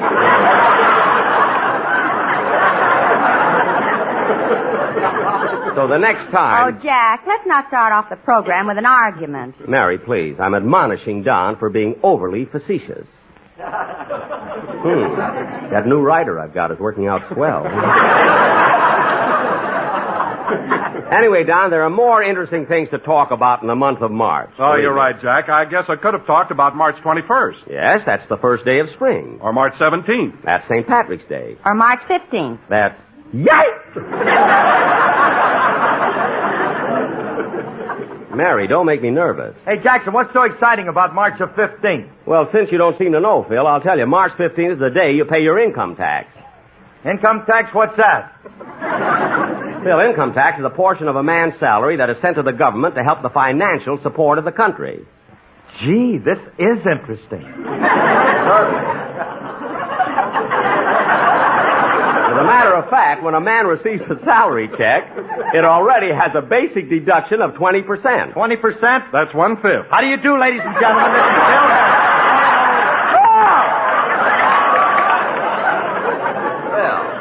Sorry, Dad, it slipped out subconscientiously. Well, go sit down. Anyway, if I'm going to discuss income tax, I should talk to Alice, not to one of her dependents.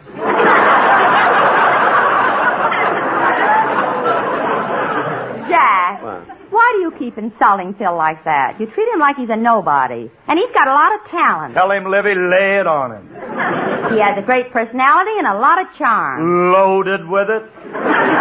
He even writes his own songs and leads a band. Keep talking, Bonammy. You ain't scratched the surface yet.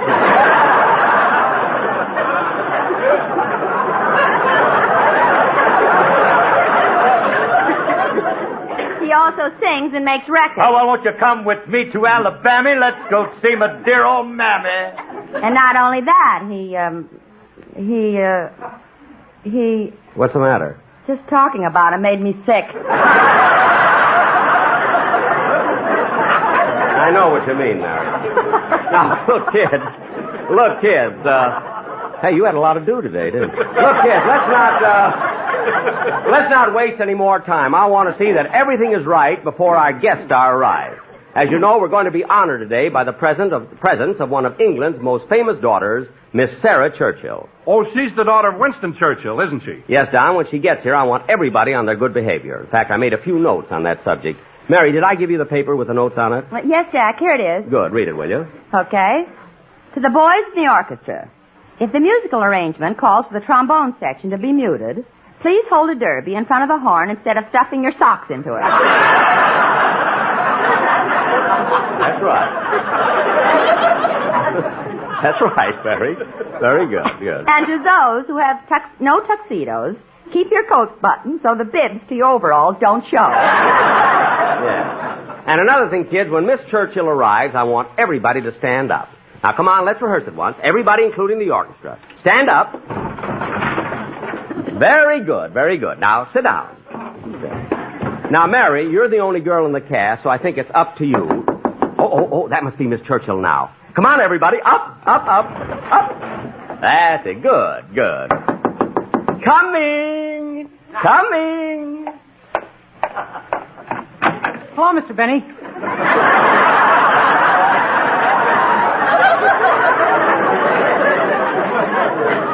Come on, kid. Why is everybody standing up? Well, that's to show respect. Well, it's about time. I've got 2 shows, you know. Sit down, boys.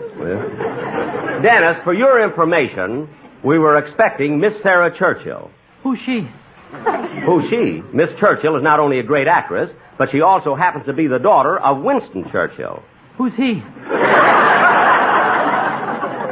Dennis, think back to the years of the war. Okay. Now, who was it who went from London to Casablanca? Then the next thing you heard, he was in Paris, Tehran, Yalta, and Potsdam. Now, who was it? Bob Hope. Yeah, and Jerry Colonna was in the House of Lords. Anyway, since Bob Hope's daughter, Sarah Churchill, hasn't arrived yet, let's have your song, will you? Okay. That was Blossoms on the Bough, sung by Dennis Day. And, Dennis, that was wonderful, absolutely wonderful. And you want to know something, kid? What? I don't mind praising you and giving you compliments because you haven't got a head for it to go to. Thank you. And now, kids, I almost forgot. When Miss Churchill gets here, I'm going to invite her over to my house for dinner this evening. I want you all to come. Well, it's about time, Jackson. I haven't had dinner at your house since September the 10th. Now, wait a minute, Phil. It hasn't been that long since you've had dinner at my house. It was September the 10th, and I got the canceled check to prove it. Gosh, how time flies. Anyway, kids, don't forget to be at my... Oh, that must be Miss Churchill now. All right, everybody. Up. Coming. Well, hello, Miss Churchill. Hello, Mr. Benny.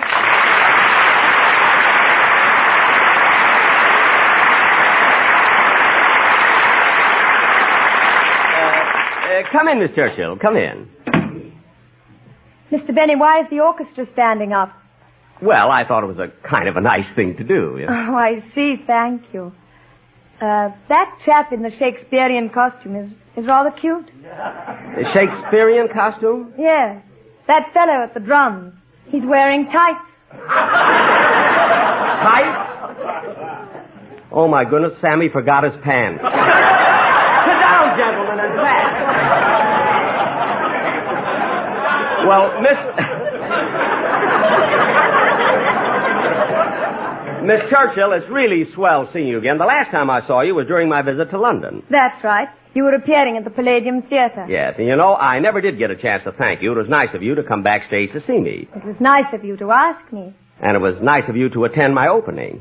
It was nice of you to sell me a ticket.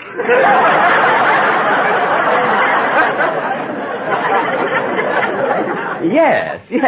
But, gee, I was thrilled in London. All those historical sites there, Buckingham Palace, Westminster Abbey, Piccadilly Circus, the Leaning Tower of Pisa, the changing of the... Mr. Benny. Uh-huh? The Leaning Tower of Pisa is in Italy. Oh.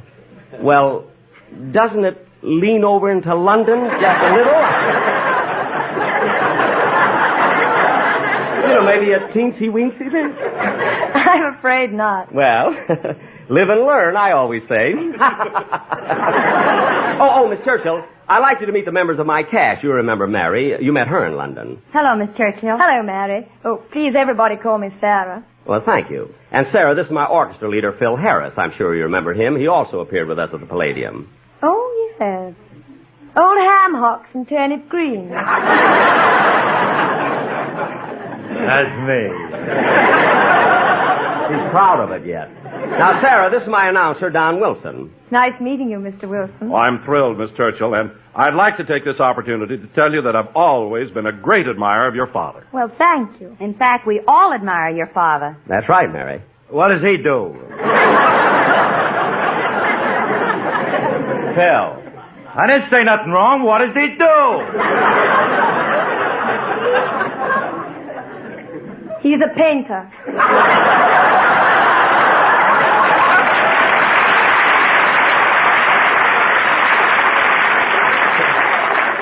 Very good, Sarah, but on him it was lost. Now, let's see. Oh, yes, there's just one more member of the cast I'd like you to meet.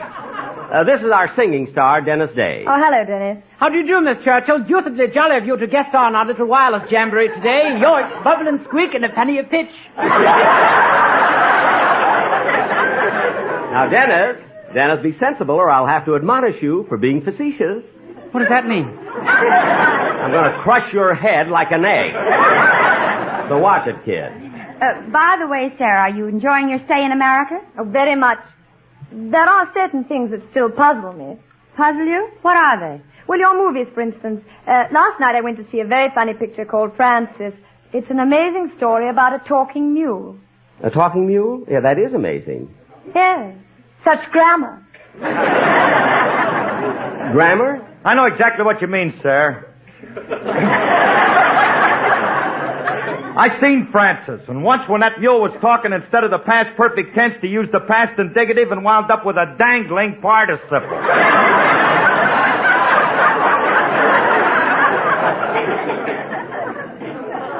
Well, now, that's very interesting, Mr. Harris. Are you a student of grammar? Yes, ma'am. There ain't nothing I don't know about English. Well, Sarah, now that you've paid us the compliment of being with us today, is there anything we can do to entertain you? Is there anything you'd like to see? One of our sketches or, well, anything? Well, Jack, I've always listened to your program, and years ago you used to do Western sketches in which you played the part of Buck Benny. Uh-huh. Well, I always enjoyed those so much. Would it be possible for you to do one today? You mean Buck Benny rides again? Why, certainly. Gosh, we haven't done that for so long. It'll be fun for us, too. But do you think you could find a part in it for me? You? In a Western? I mean, playing the part of a cowgirl? Well, Jack, I think I could do it so well you wouldn't even have to admonish me. Admonish you? Yes. You've been using that word as though it was something new.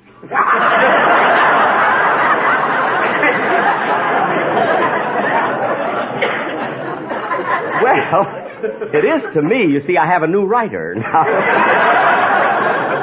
But there is a part in the sketch of a school marm that I think you would enjoy doing. Oh, I'm sure I will. Sarah, I've been meaning to ask you, for being a guest on Jack's program, is he paying you in dollars or pounds? Well, to be frank, Mary, when I brought up the subject of money, Jack said we could settle that after the show. Oh, brother. Why, what's wrong? Now you're going to find out what your father meant by blood, sweat, and tears.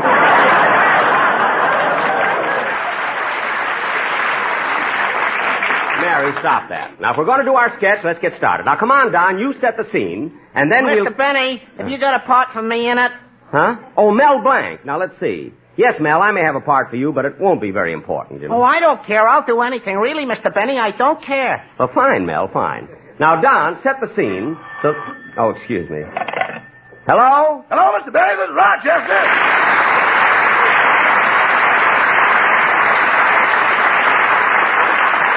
What is it, Rochester? Just thought I'd tell you I'm preparing the dinner you're giving for Miss Churchill. Good, good. How's the roast beef coming along? Pretty good, boss, but I've never seen a piece of meat with so much fat on it. What are you talking about? That roast wasn't so fat. It wasn't. When it melted down, I oiled everything in the house, filled the car, and sold the rest to Glenn McCarthy. Glenn McCarthy? He's laying a pipeline tomorrow. Rochester, stop being so silly. And don't forget, when you're making out the place cards, I want Miss Churchill to sit at my right. Yes, sir. And by the way, Rochester, did you make that phone call? Yes, sir. I called Washington like you told me to. Uh-huh. But they said that even though you're giving a dinner for someone from Europe, you have to pay for it yourself. It has nothing to do with the Marshall Plan.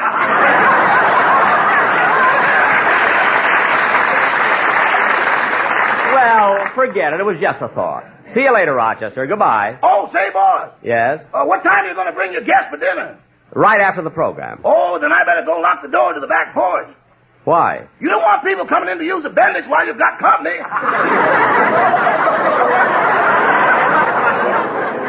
Well, I don't mind them using the machine, but hanging the clothes in the living room is murder. Last night I had some friends in, and we had to watch television through Ronald Coleman's underwear. Anyway, I'm glad you thought of that, Rochester. Goodbye. Goodbye. Now, let's see. Where were we? You were getting ready to start the sketch, Buck Benny Rides Again. Oh, yes. Now, Sarah, the action of our play takes place way out west, where men are men and women are women. Well, you can't ask for a better arrangement than that. No, ma'am.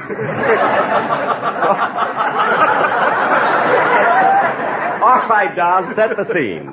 Buck Benny Rides Again. Ladies and gentlemen, our play tonight opens at the ranch of that fearless, hard-riding cowboy, Buck Benny. Curtain music.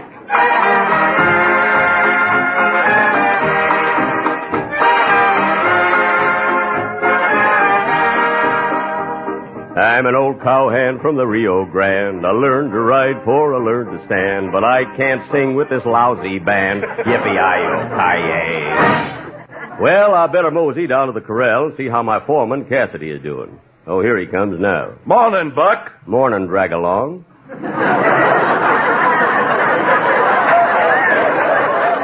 Say, Drag, what you blushing about? Well, just a few minutes ago I did something silly. What was that? I was sitting on my horse singing Empty Saddles.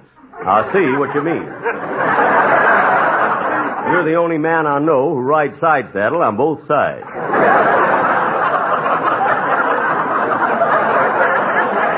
Well, I'm going into town. I want to see what's going on at the Golden Nugget. So long, Drag-along. So long, Buck. Easy getting up on that horse. Don't worry about me. Steady, boys, steady. Steady there. Buck, you're supposed to get up on the other side. Oh, Mel don't care.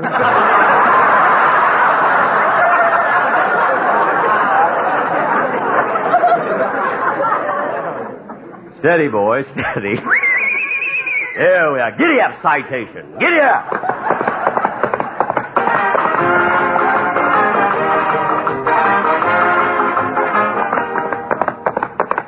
Ah, here's the Golden Nugget. Whoa, boy. Doggone, just once I'd like to come in through the door. Now, there's my girlfriend, Calamity Livingston. Hiya, Calamity. Hi, Buick. Buick? That's Buck. I'm sorry, those holes in your head fooled me. Fools everybody. Well, Calamity, how about having a drink with me? Don't mind if I do. Good. Bartender, bourbon and water. What's for the lady? The water. Stand aside, Calamity. I want to hear some music. I'm going to play that jukebox at the other end of the room. Have you got a nickel? Who needs a nickel? See that coin slot? Yep.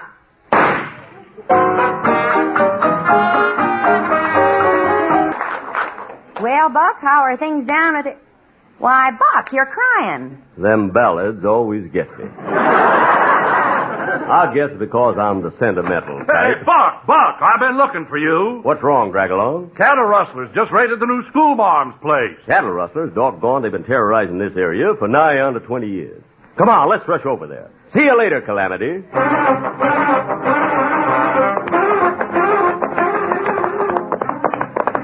There's the school marm's house over yonder. Here we are. Whoa!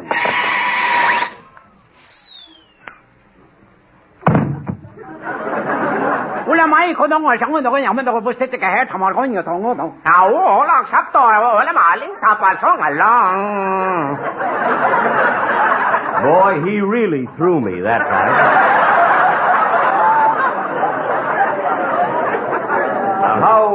How am I ever going to get out of China? You're not in China. Those are my houseboys. Oh, who are you, ma'am? I'm the new schoolma'am, Sarah Jones, whose father has just bought the old V-Bar Ranch. But the rustlers are trying to steal our cattle to force us to sell the land cheap because they know that the old abandoned mine under it really has a rich vein of gold which we do not know about at all, I reckon.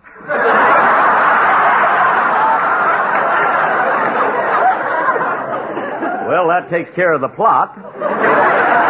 Can you talk a little more Western? I sure can, partner. Huh? I reckon. Good, good. Now, what's this I hear about cattle rustlers? They been a-bothering you? Yep. They took all my cows except that... Oh, look. What's wrong? There's an Indian coming towards us. Oh, yeah. But he don't look dangerous. I'll talk to him. How? How? Me friend. Me tired. Make long journey. Come all way from Hudson River. Hudson River? Why they call river Hudson? You have to step down to get into it.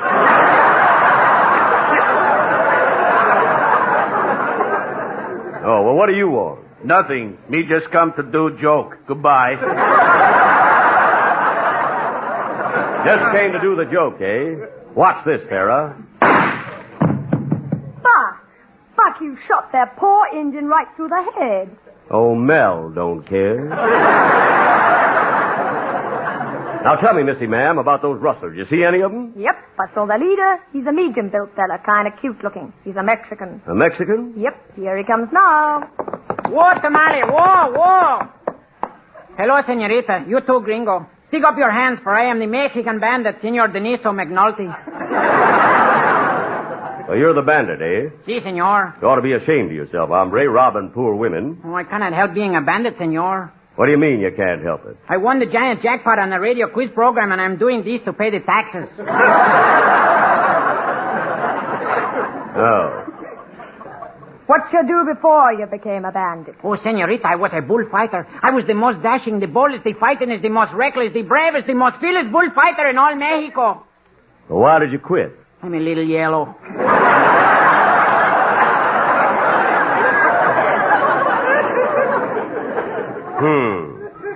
Senior McNulty, why don't you reform and get to be an honest citizen like Buck Benny? Like him? Ho, ho, ho. I am laughing. Why? What's wrong with me? You are supposed to be the great cowboy. Now, Deniso, because we're a little late, I'll arrest you in the name of the law. To arrest me, you must catch me first. Giddy up, Tamale, giddy up. Quick, he went that way. Let's grab our pintos and we can head that hombre off at the pass, partner. That was my line, Sarah, but you read it swell. Come on.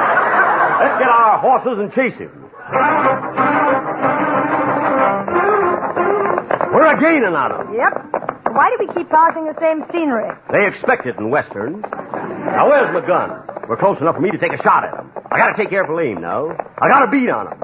There. Oh. Buck, what happened? I shot my own horse.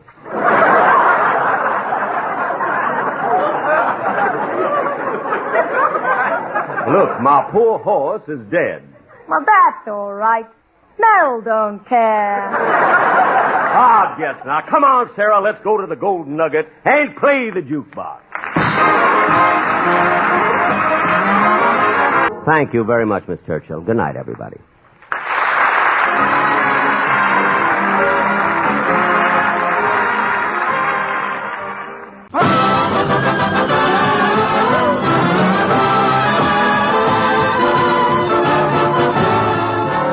Lucky Strike program starring Jack Benny with Mary Livingston, Phil Harris, Rochester, Dennis Day, the Sportsman Quartet, and yours truly, Don Wilson.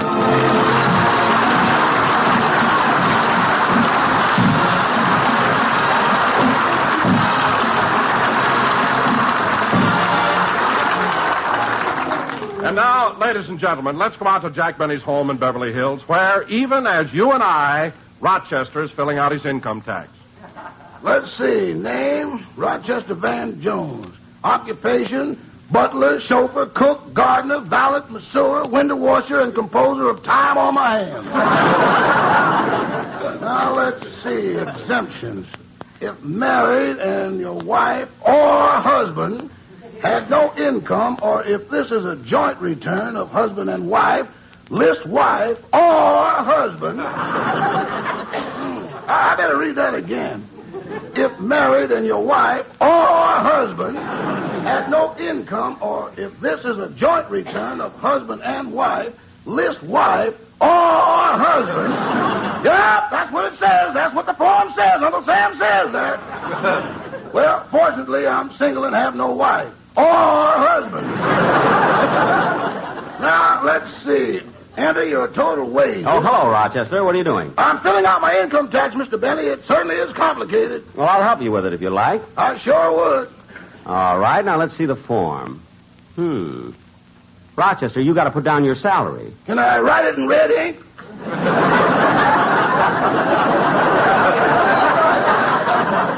Why? I want them to know I'm blushing. Never mind. Now, for the next item, list any extra monies you received as gratuities, gifts, or bonuses from your employer. Oh, boss, come now. Well, let's see what you did about your deductions. For every close relative you support, you can deduct $600. Well, let's see. There's my mother. Oh, Rochester, I didn't know you supported your mother. Oh, yes, that sweet little old lady I take for a drive every Saturday night. Your mother? Rochester, I happen to know that every Saturday night you take my car and go up on Mulholland Drive. M is for the million. Rochester! Now, don't give me that stuff about your mother. Last Saturday night I followed you. I distinctly heard you mention Lena Horne. I said, Mother, don't lean on the horn.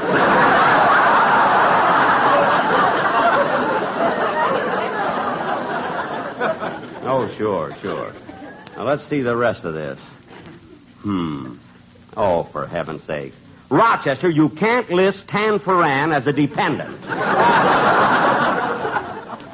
And what's this item you show as income? Oh, that was the night Mr. Harris hired me as bartender. Man, was I busy.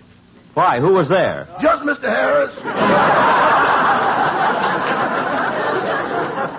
Oh.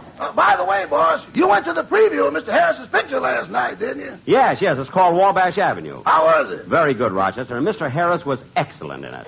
Say, I ought to call him and tell him how much I enjoyed it. I meant to do that yesterday. I forgot all about it after I saw the picture. Hello, Mr. Harris's residence. Huh? Who's this? Alice. Alice? Yeah, Alice Quigley, Mr. Harris's new secretary. Oh. Well, say, is it a little confusing having two Alices in the same house? No, he calls his wife Blondie. Ah. What does he call you? Dagwood. Oh. Well, can I speak to Mr. Harris, please? I guess so. Who's calling? Oh, this is Jack Benny. Oh, just a minute. Hey, Curly, the wild goose is on the phone.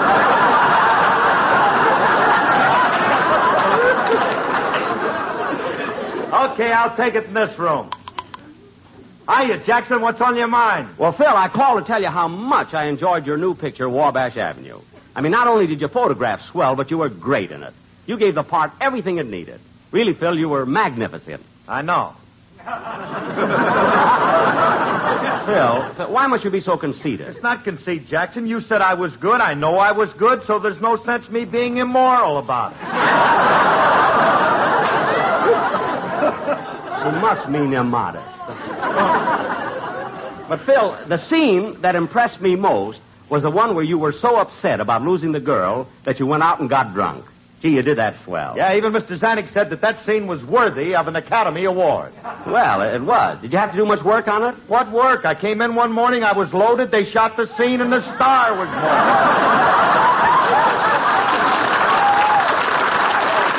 Oh, fine. Anyway, Phil, you were really great in it, and so was Betty Grable. And you got some rather tough competition from Victor Mature. Oh, Jackson, that Mature ain't so hot. Why, last year Paramount offered me $200,000 to play his part in Samson and Delilah.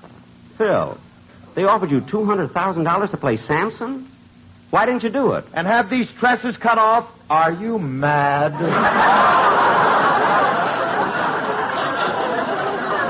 Well, I don't blame you, Phil. Having you this way is bad enough, but bald-headed would be revolting.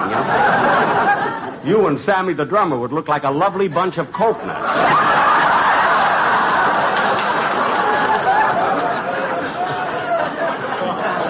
Believe me. I can see your point, yeah. Oh, Mr. Harris. What is it, Daggy? Your valet said your bath is ready. Oh, I'll be right there. Hey, wait a minute. Phil, how come all of a sudden you not only have a secretary, but a valet, too? Look, Dad, you're talking to a movie star. Well, I'm glad you finished that. For a minute, I thought you were going to give milk.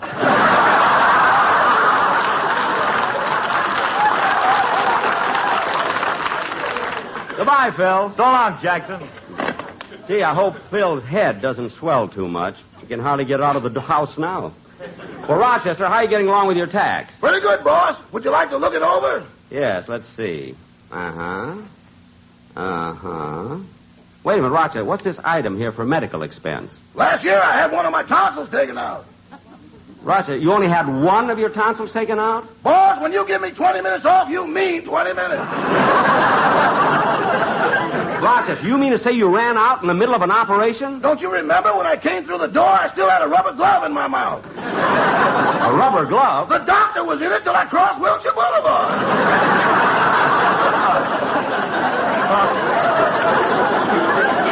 Oh, stop with that. Uncle Sam wants money, not jokes. Now, let's see what else you... I'll get it. Oh, hello, Dennis. I came to say goodbye. I'm joining the Foreign Legion.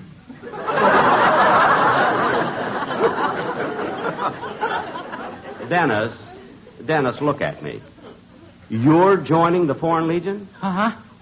The French Foreign Legion? Oui, El Capitan. El Capitan? That's Mon Capitan. I'm going by train.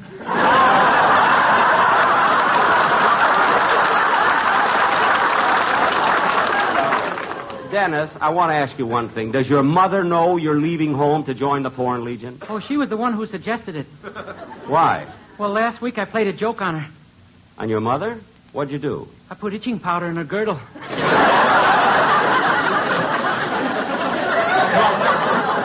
Well, that's an awful thing to do. Your mother should slap your face. She can't. She's using both hands to scratch with. Boy, is she sorry now. She bites her fingernails. Dennis, look. Well, I gotta leave now. I gotta join my regiment. Stop with that silly talk. You're not joining the Foreign Legion. I'm not? No. And come inside. Now, Dennis, forget about the Foreign Legion. You can't go now anyway. We got a program to do Sunday. What song are you going to sing on it? Well, since it's so close to St. Patrick's Day, maybe I ought to sing Clancy Lowered the Boom. Well, we just have a lot of people in our house. Well, I won't see it.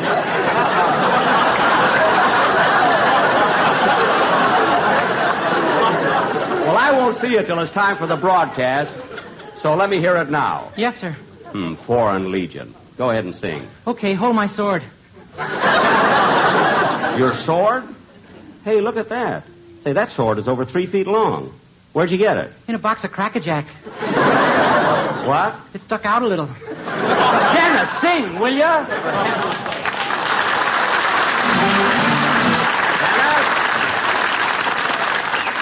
Dennis, that was very good, and just the right number before St. Patrick's Day. Give me back my sword. Here, and don't cut yourself. Oh, excuse me. Mr. Benny? Yes? My name is Joan. The girls in my high school class are having a scavenger hunt. Uh-huh. And I was selected to come over here and get something personal from you. Something personal? Very personal. Oh, I bet I know what you have to get. A lock of my hair. I'm supposed to get the whole thing.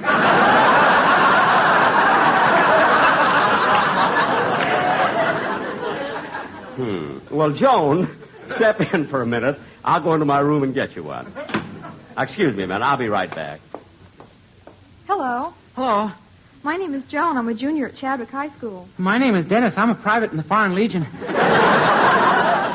I leave to join my regiment tonight. Gee, you mean you're going all the way out to the desert? Uh-huh. Way over to North Africa? I thought it was in Palm Springs. Say, wait a minute. I know who you are. You're Dennis Day, aren't you? Uh-huh.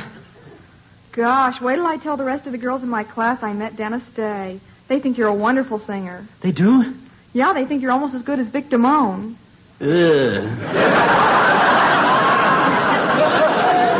Well, here you are, young lady. Gee, thanks, Mr. Benny. And when the scavenger hunt is over, I'll return it. Oh, you needn't bother. Just turn it loose. It'll come home. Yeah. Well, goodbye, Joan. Goodbye.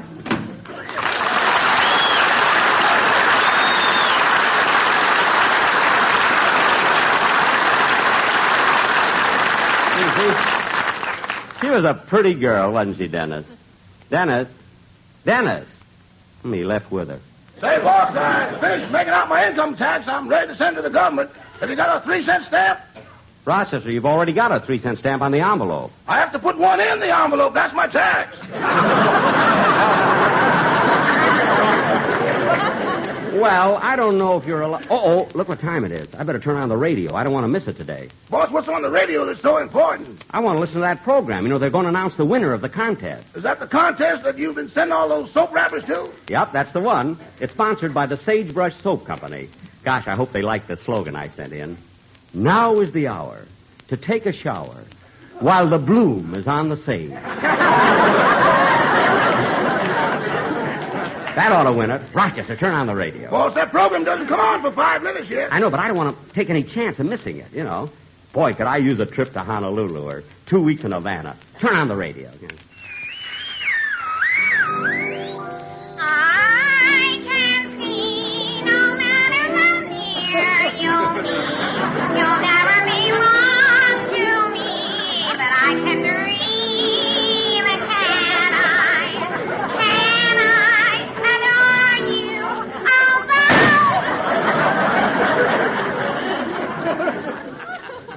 Now for our next contestant. That's not the station I want, brother. Maybe this is it. Oh, Paul, listen to me.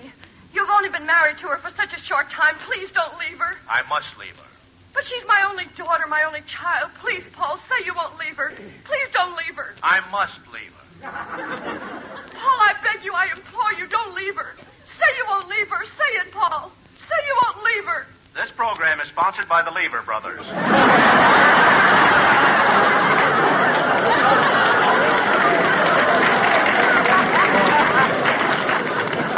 Oh, that isn't the station either. And now we bring you our genial master of ceremonies, the man with the sagebrush complexion, Frank Nelson. That's it, Rochester. That's the program that has the contest. How do you do?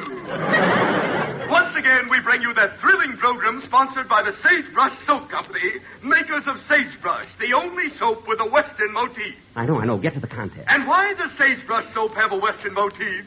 For your convenience. When you're bathing, Sagebrush doesn't slip and slide all over the place, thanks to that Western motif. Sagebrush is the only soap that's shaped like a gun. In the morning, all you have to do is take off your pajamas, strap on your holster, and step into the shower. Come on, announce the winner. Yes, with Sagebrush, the soap that's shaped like a gun. There's no rub or scrub. You shoot yourself clean. So remember our slogan, use Sagebrush soap and smell like a cowboy.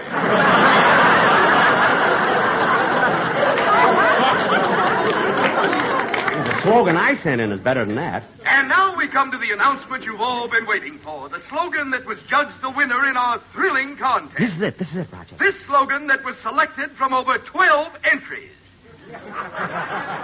And here it is. Now is the hour to take a shower while the bloom is on the sage. Gee, that's the lousiest slogan Yikes! What's the matter, boy? That lousy slogan is mine. Gosh. Ladies and gentlemen, that winning slogan was sent in by Mr. Jack Benny of 360 North Camden Drive, Beverly Hills. We're glad to know that our soap is getting into that part of the city. Never mind the talk. What's the prize? Boss, do you think you'll get a trip to Honolulu? I don't know. Havana isn't bad either. Yes, Mr. Benny, for sending in that slogan to the Sagebrush Soap Company, you have won yourself a trip. Pack my bags, Rochester. Yes, sir, a magnificent trip. Shall I pack a ukulele? Not yet. It might be Havana. Ah, Mr. Benny, you're a lucky man. You have won yourself 6 glorious weeks at that romantic spot of song and story. Yes. That Shangri-La whose shores are lapped by the languid waters of the blue Pacific. Pismo Beach.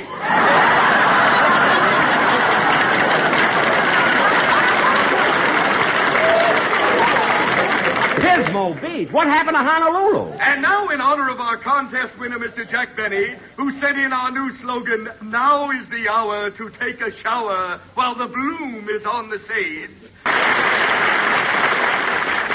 And now we will close the program with our new prize-winning slogan. Take it, boys.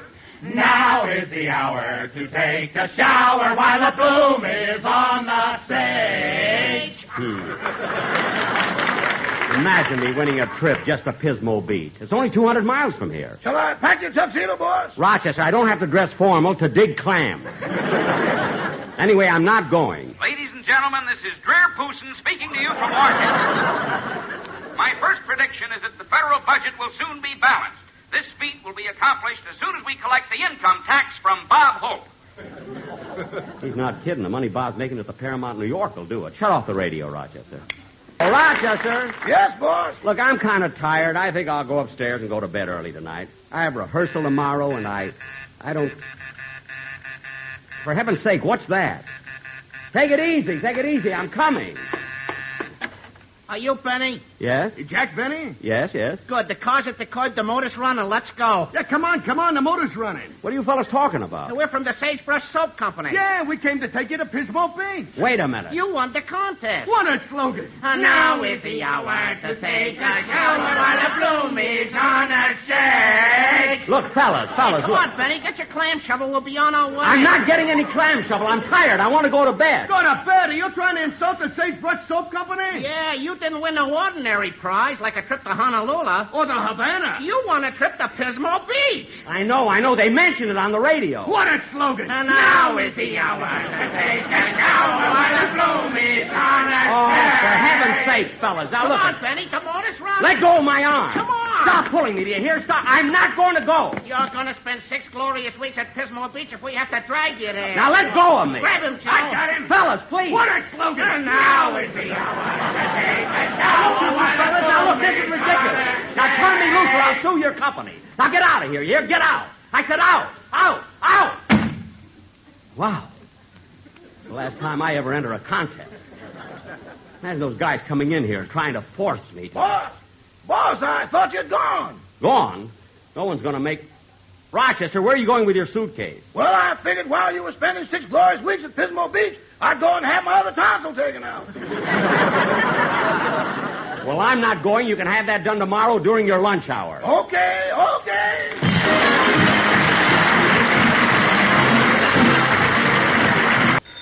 Oh, excuse me. Hello? Oh, hello, Mary. Yeah, I'm sorry you couldn't come over to my house today. We had such excitement. How's your... Gesundheit. How's your... Gesundheit. Mary, how's your... Gesundheit. Gee, that was a long one. What? Well, I was going to ask you how your cold was, but never mind. So long, Dow.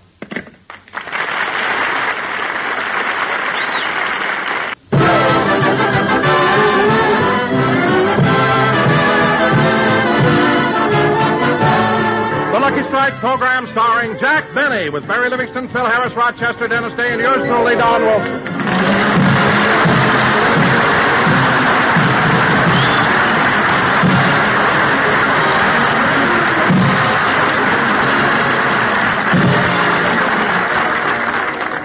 Ladies and gentlemen, just 4 days from now, the Academy of Motion Picture Arts and Sciences will present their annual awards. And when the winners are announced, Jack Benny, being a man of high ideals and noble character, will be the first to say, I was robbed. And here he is, Jack Benny.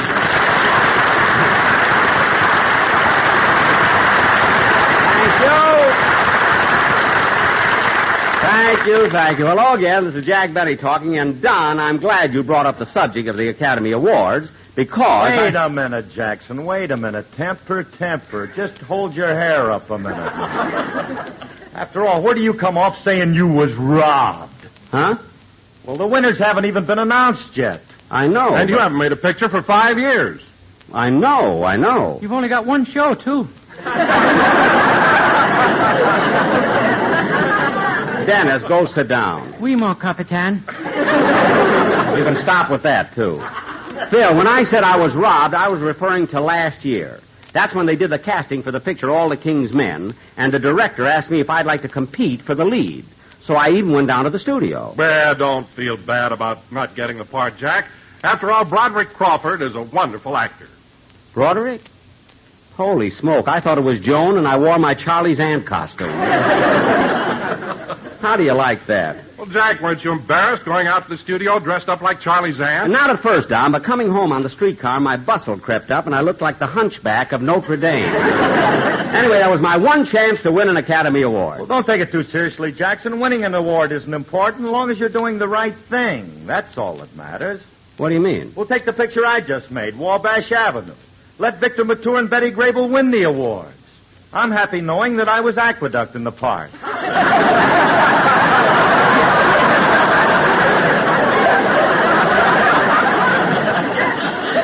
Well, we're back to Francis, the mule. Oh,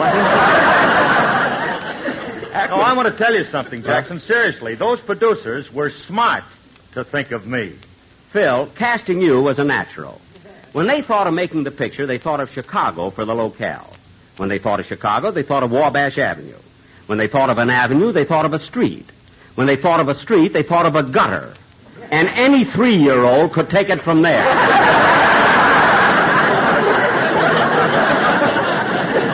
So, Phil, as far as the perfect casting is concerned, don't take... Now, wait a minute, Jackson. Just hold it a minute. You've got it all wrong. That part had nothing to do with drinking.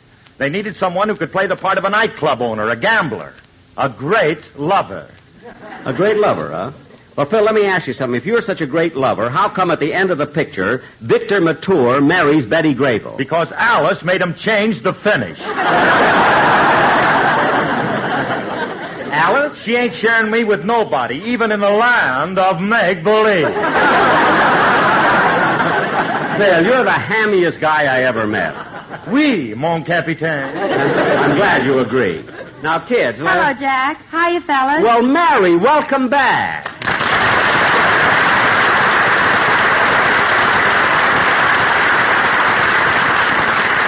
Hiya, Liv. Good to see you again. We sure missed you, Mary. Well, thanks, fellas. And, Jack, next time I have a cold, don't send your doctor to take care of me. Why not? He's an excellent physician. Yeah, but boy, is he nearsighted. The doctor? When he came into the house, I thought I'd save a little time. So I stuck out my tongue and he hung his hat on it. No kidding. Is he that nearsighted? Worse than that. Yeah? He went to listen to my chest, put his stethoscope against the radiator, and said, "Stop hissing me. I'm here to help you." You had a little trouble with stethoscope. Yes, Next time we do the joke, we'll make it needle. But anyway, Mary, I can tell by the twinkle in your eye that never happened. Oui, mon capitaine. I thought so. Well, anyway, you're back on the program. That's all that matters. Hey, Livo, how'd you happen to catch that cold in the first place? Well, one night I went out riding with Jack, and his car has no windshield. No windshield? Well, how come Jack didn't catch cold, too? He sits on the floor and drives by periscope. Drive by periscope. Stop making things up. Now, come on, Dennis. Let's have your song. No.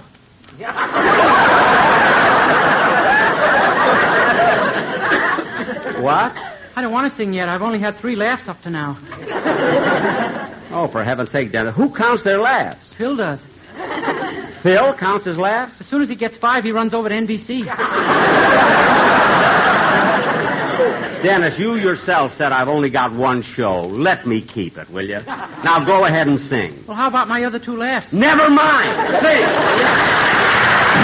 That was music, sung by Dennis. And very good. He says once. Oui, mon capitaine. And now, ladies and gentlemen, as we mentioned before, it is only a few more days to the presentation of the Academy Award. The leading male nominees for their outstanding performances are Broderick Crawford for All the King's Men, Richard Todd for The Hasty Heart, Gregory Peck for 12 O'Clock High, John Wayne for The Sands of Iwo Jima, and Jack Benny for his outstanding performance in The Champion. So tonight, we are going to... Jack, what are you talking about? Huh? Kirk Douglas is up for the award. Well, he was the star go of back the to stethoscope.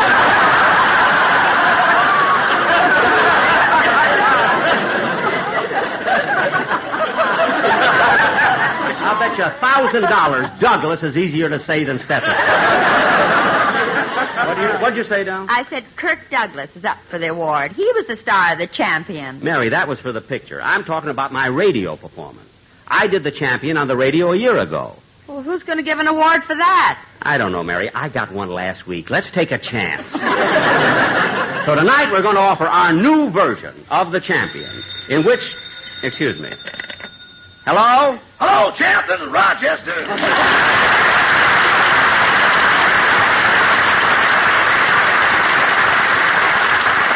Hello, Rochester. What do you want? I finished packing your bags for your trip to Palm Springs. Oh, good. I want to leave right after the program tonight. You sure you got everything? Yes, sir. I packed your riding habit, Uh-huh. your tennis racket, Uh-huh. your golf clubs, and a pick and shovel.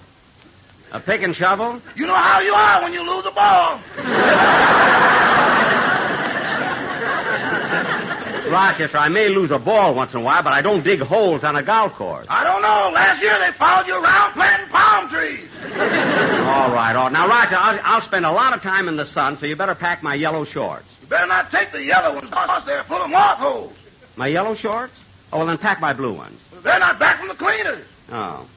Well, in that case, pack my black ones. You sold those to Gorgeous Gussie.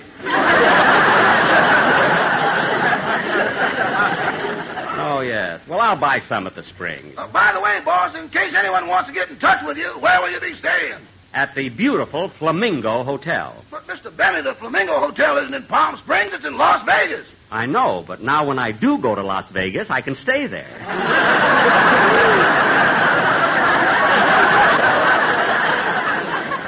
Now, Rochester, did you take care of everything else? I even packed your violin. What? You know, it's pretty crowded in Palm Springs. What's my violin got to do with it? Well, if you walk into a hotel and there's no vacancy, you can make one. Rochester, did you think of that all by yourself? Oui, mon capitaine. I thought so. Well, goodbye. So long, champ. And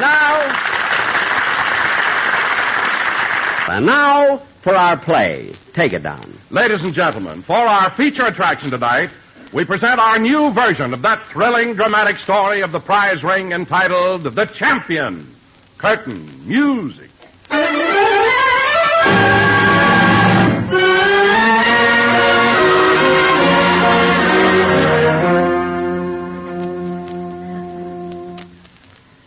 My name is Midge Benny. I'm the middleweight champion of the world. People say I'm a heel. They say I'd slug my own grandmother. But they're wrong. Grandma's a heavyweight. My struggle to the championship was a tough one. It started 2 years ago. I was trudging along a dusty Kansas road hitchhiking with my best friend, Bubbles. You tired, Bubbles? Pretty much, Midge. Well, we'll be in Los Angeles in a few days. I hear it's a great place.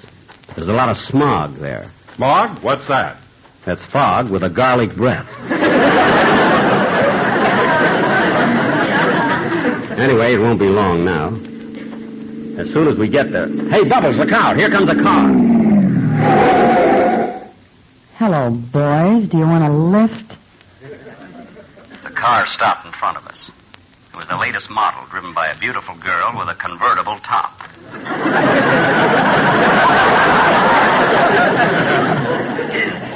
I could tell by the dark part in her blonde hair that she had just converted it.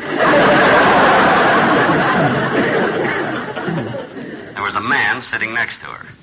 As Bubbles and I started to get into the car, she said, Hop into the back seat, boys. Thanks a lot.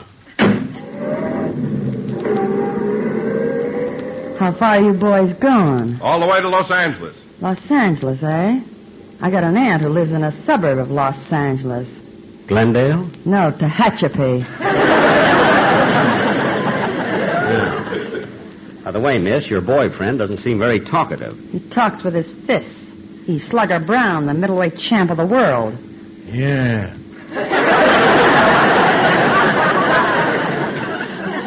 We can only take you boys as far as Omaha. Slugger's fighting there tonight. Yeah. Are you really Slugger Brown? Yeah. And you're the middleweight champ? Yeah. And you're fighting tonight in Omaha? Yeah. 36 years later, we arrived at Omaha. During the ride, I found out a lot about Slugger and his girlfriend, Flamingo. Her name used to be Mary, but she wanted a free week there, too.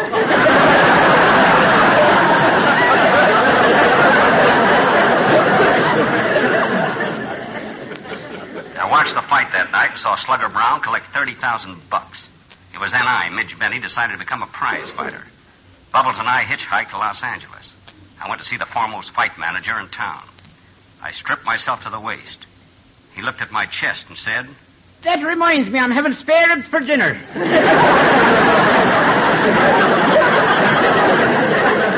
Now, don't be funny, Mr. McNulty. I may not look so good now, see, but you give me 2 or 3 months of training and I'll be a champion someday. A champion, do you hear? Now, wait a minute, me boy. Fighting is a tough game. I used to be a fighter myself. You? Right you are, me boy. I'll never forget me last fight. It was with Killer Nelson. I was afraid of him, but they made me go in the ring and fight. They did, eh? That they did. First we were fighting in the center of the ring, and then up against the ropes. Then he kept after me, and finally caught me in the wrong corner and knocked me out. What corner was that? Pico and Sepulveda.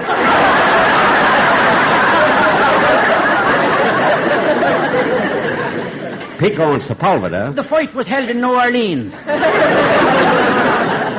Now, who else did you fight? Well, the most exciting fight I ever had was the one with Joe Louis. You?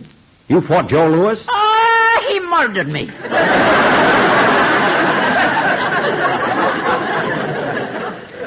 Well, why did you fight him? I won the chance on a quiz program. That?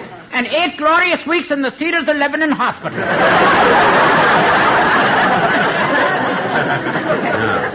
Well, look, Mr. McNulty, that don't discourage me. I want to be a fighter. Will you handle me? All right, me bucko, I'll be your manager. Now go over to the gym and let me trainer, Punchy McNeil, get you into condition. The next morning, I went over to the gym. It was a large, gloomy place smelling of liniment. Here, in this edifice of concrete and steel, men dedicated their lives to the inhuman pursuit of mangling and maiming. It was here that the beast in man overrode all human qualities, and one man would try to pummel another's countenance beyond recognition for the sake of monetary reward. The preceding speech was written by William Paley, Jr. He not only made me hire his son, but I had to give him credit yet. I looked around the gym trying to find Punchy McNeil. Finally, I asked a man leaning against the ring. Excuse me, mister, but I'm looking for Punchy McNeil. Ah, that's me.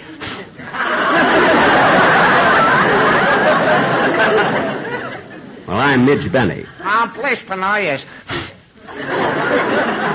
Now, look, Punchy, I'm trying to be a fighter, and Mr. McNulty wants you to train me. Okay, but you ought to think it over. Fighting is a tough racket. I should know, as I used to be a fighter myself. No. Yeah, I had my first fight back in 1932. Gosh. Yeah, I spent 12 years in the ring. 12 years? Yeah, but I finally came to, got up, and went home. Well, look, Punchy, Wait a minute, I didn't finish my story. Oh, there's more? Yeah. What?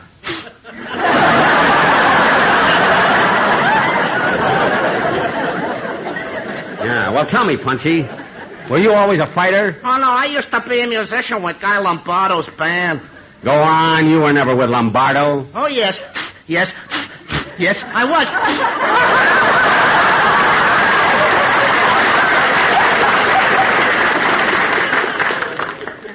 On that last sniff, he vacuumed the handkerchief right out of my vest pocket. Oh, come on, Mitch, let's start training.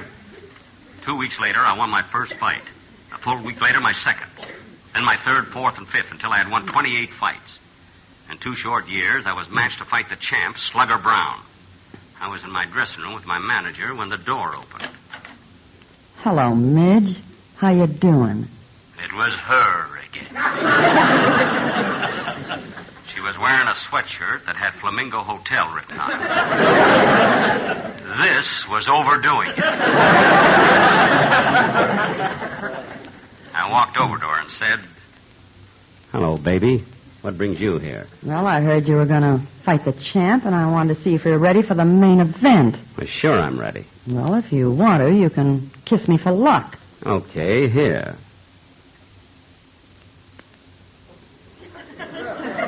Still a preliminary, boy.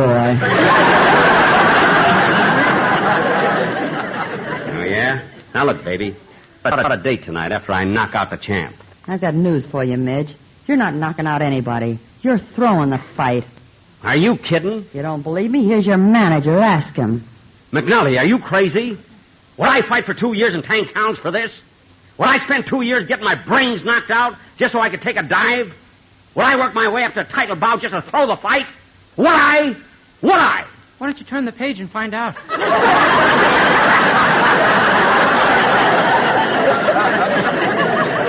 What? Oh, why don't you turn the page and find out? I turned the page, and there it was.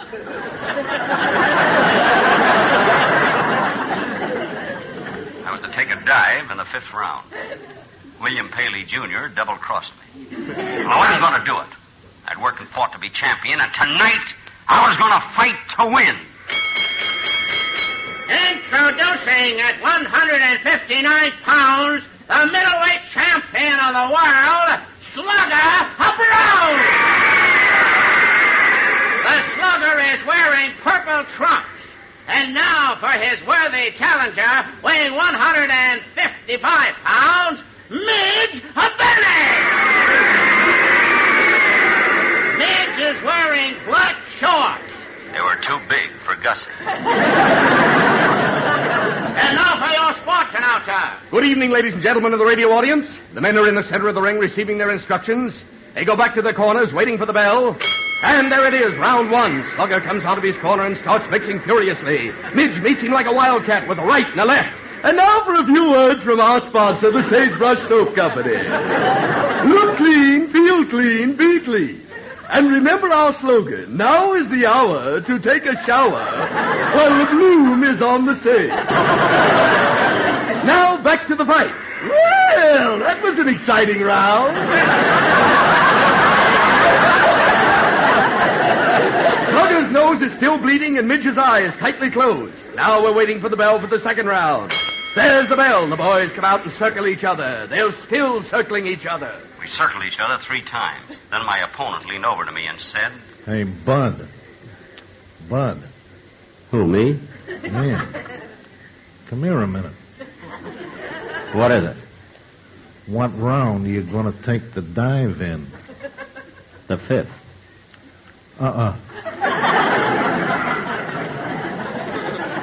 What? Make it the 3rd. The 3rd? Why? My feet are killing me. Now, look, Slugger, I'm not throwing this fight. I'm in here to win, so start mixing it. Do you understand? Oui, mon capitaine. Okay, put up your dukes. Ooh! The champ plans a terrific right cross, and Midge Benny is down. Yes, I was down. The referee is counting over him. 1, 2, 3, 4, 5, 6, 7, 8, 9, 10.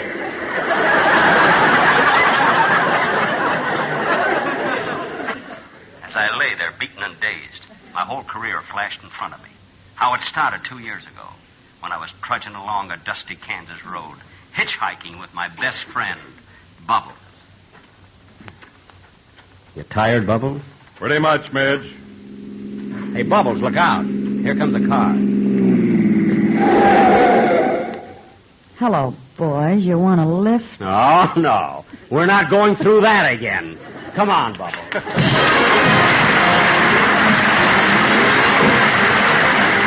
Ladies and gentlemen, next week at the same time, our program will be coming to you from Palm Springs, and our guest will be Bob Hope. So be sure and... Come in. Mr. Benny? Yes? Here's a telegram for you. Right here, boy. Here's a tip. Gee, thanks. Now I can spend the rest of my life working. Who's the wire from, Jack? Let's see. Oh, it's from Bob Hope. Now, isn't this clever? Well, what does he say? Dear Jack, happy to be on your program next week in Palm Springs, but I must warn you.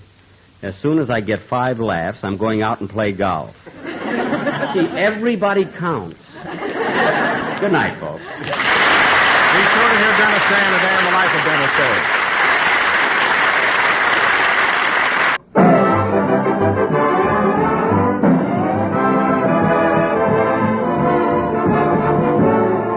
From Palm Springs, California. California, the Lucky Strike program, starring Jack Benny, with Mary Livingston, Phil Harris, Rochester, Dennis Day, and yours truly, Don Wilson.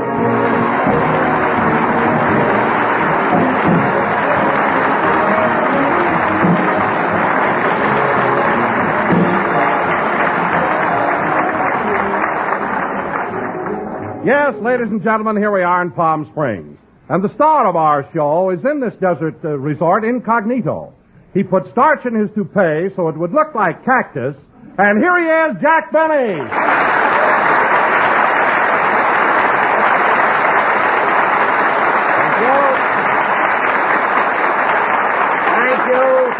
Thank you. Hello again, this is Jack Benny talking. And Don, hasn't it been exciting here in Palm Springs these last few days? Especially yesterday when everybody was dressed up in their Western outfits and they had that big parade down the main street. I felt so proud sitting up on that horse. Well, Jack, I saw you in the parade, and there's one thing that puzzles me. What was that, Don? That was a beautiful Palomino you were riding, but why were you sitting on him backwards? Backwards? Well, how do you like that? I lost my glasses, got on the horse, and nobody told me. Isn't that awful? Well, that's ridiculous. Glasses or no glasses, anybody can tell when they're riding a horse backwards. Couldn't you see the horse's tail? That was his tail? I thought he had long eyelashes. Now, let's change the subject. The censor is a nervous wreck.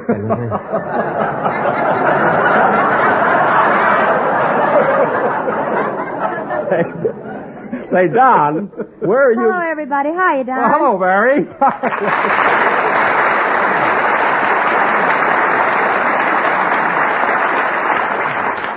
Hello, Mary. Well, if it isn't hop along backwards. Nobody told me. Anyway, Mary, I was in the parade, and that's all that matters. But, Jack, even your costume didn't make sense. What are you talking about? I thought it was very clever. It was a Western motif with a subtle touch of Palm Springs. Only you would give it that subtle touch. What? Who else would wear a 10-gallon hat, spurs, and a sunsuit? Mary, for your information, I borrowed that sunsuit from the queen of the desert circus. She was just my size. But, Jack, you're a man. You shouldn't have worn the trunks. Why did you wear the top? Read that right. But, Jack, I'm sorry. We'll never get off the air tonight. But, Jack, Yeah? You're a man. Yeah? You should have just worn the trunks. Why did you wear the top? Why'd I wear the top? I had to have some place to keep my gun. Anyway, the parade is over, so let's drop the subject. Okay. Say, Mary, where are you living? Oh, I'm at the Bon Air Village. The Bon Air? That's a very nice place. Where are you staying, Don? Well, I'm over at Deepwell Ranch. Deepwell? Don, why didn't you tell me? That's right next to the Palm Springs Biltmore. Oh, are you living at the Biltmore? Me? Well... No. You see, Don, I have a place at the far end of Palm Canyon Drive. It's called the La Cantada de Casa La Quinta de Castile Cañada. That's a very unusual name. La Cantada de Casa La Quinta de Castilla Cañada. Yeah. What does it mean? That's Spanish, but don't wash your dishes in the swimming pool. Don't wash your dishes in the swimming pool. Some joke. That one you got right.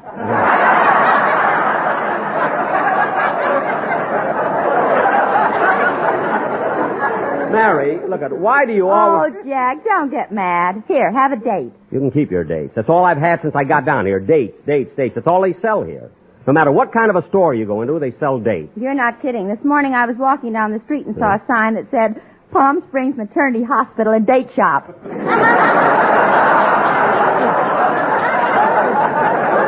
Maternity Hospital and Date Shop? Their slogan is cheaper by the dozen. Well, it don't surprise me. The Chamber of Commerce is going to get you to take dates even if they have to... Okay, Jackson, stand aside. Here comes Harris, the nation's pride.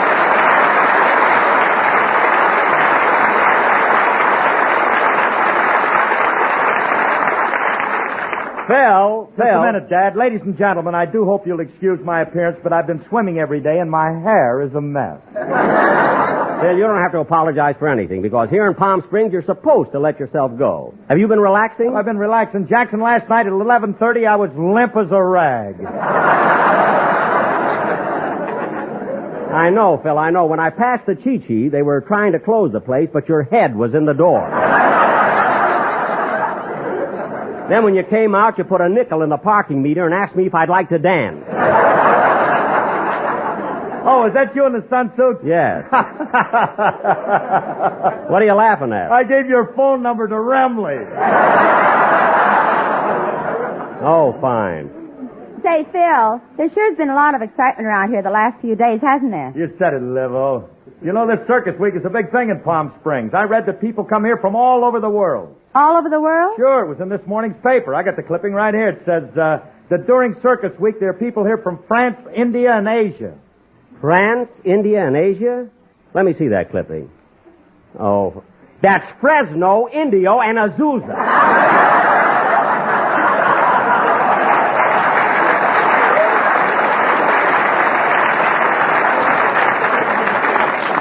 Phil, when are you going to learn to read? All right, Jackson, all right, so I made a little mistake. At least I don't ride a horse backwards. Oh, you don't, eh? Well, what would you do if you lost your glasses? I'd drink it right out of the bottle.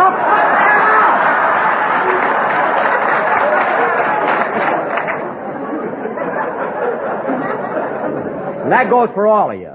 Now, I don't want any more silly talk here. Hello, Mr. Benny. Oh, hello, Dennis.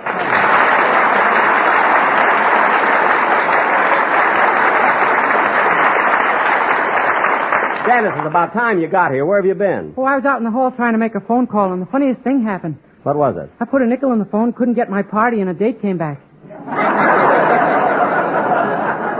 What? How they got a buffalo on one side of it, I'll never know. They have ways, Dennis, believe me. Now, look, kid, we have a long show to do, so let's have your song. Okay. Oh, by the way, Mr. Benny, did you see the parade yesterday? Yes, I saw. Oh, boy, what stunts and tricks. I know. Let's have your song. An old man was riding backwards.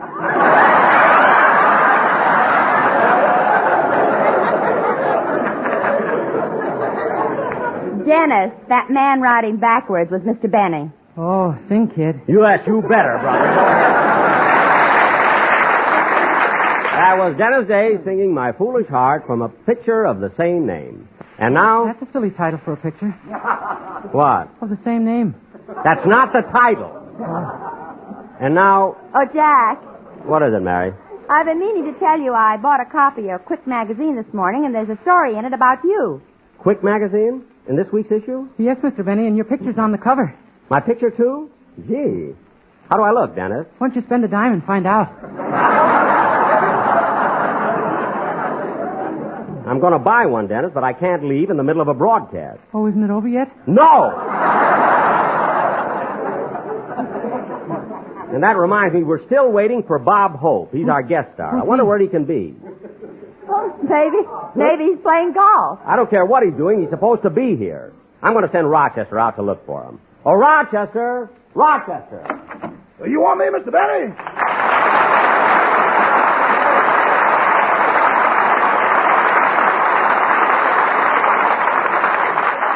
Yes, Rochester. Mr. Hope hasn't arrived yet. Will you go out and look for him? I don't think I ought to leave now, boss. Why not? Well, I just finished making that lemonade like you told me to, and I'm waiting for the audience to come out.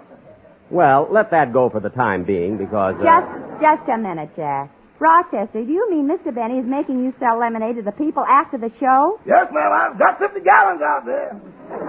Well, that's a new one. Jack, how do you know they'll be thirsty? Oh, Mr. Benny made sure of that when the people came in. What'd he do? He locked the doors, shut the windows, started the show, and turned off the air conditioning.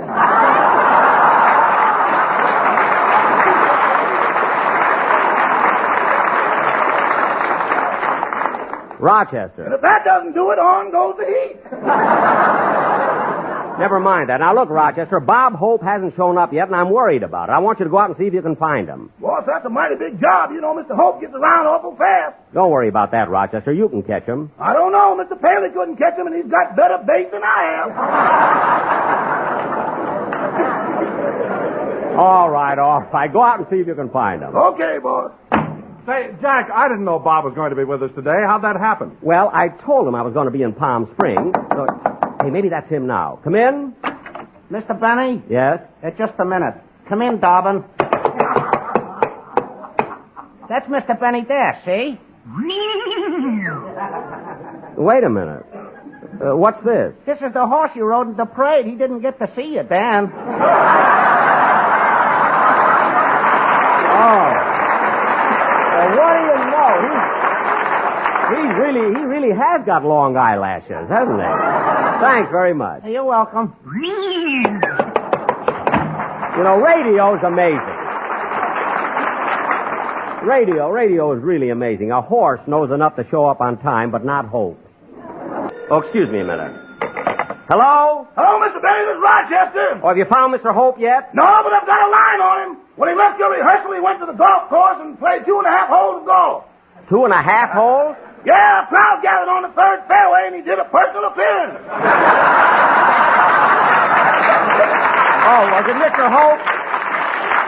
Mr. Hope leave the golf course then? Yeah, from there he went to the dunes for something to eat. Then he stopped at the income tax office, and then he went Wait a minute, Roger.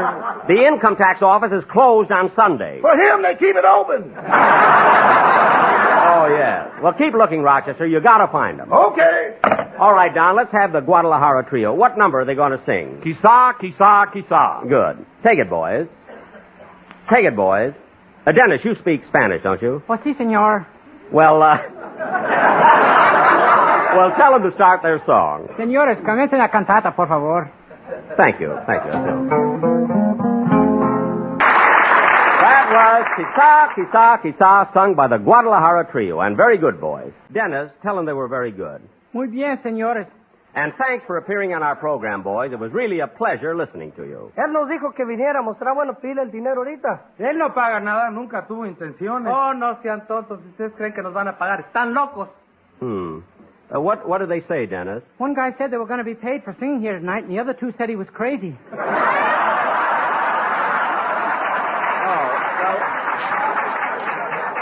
Look, I'll pay him. Tell him I'll see him tomorrow. He'll see you tomorrow, fellas. Tell him in Spanish. I can tell him in English. Anyway, boys, you were swell. Swell, really. I can't understand Bob Hope. The program is half over. Boys, I said you were swell. I'll see you tomorrow. Adios. Mañana. I told Bob 1,000 times we go on at 4 o'clock. The horse I only had to tell once. You'd think that... Hello? Hello, boss. This is Rochester again. How are you doing? You found Mr. Hope yet? No, boss, and I've looked all over it. That's him, boss. That's Mr. Hope. He just went by. Well, good. Maybe you can... What was that? His car is trying to catch up with him. Gee. I think you're in luck, boss. He's headed in your direction. Well, I hope he can make it.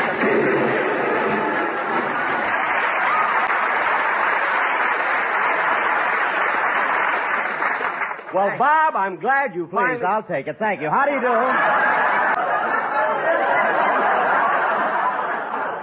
How do you do, ladies and gentlemen? This is Bob Palm Springs Cowboy Hope saying I've been out horseback riding on the desert where the colors turn every hue. In front, orange, pink, and gold, and in the rear, black and blue.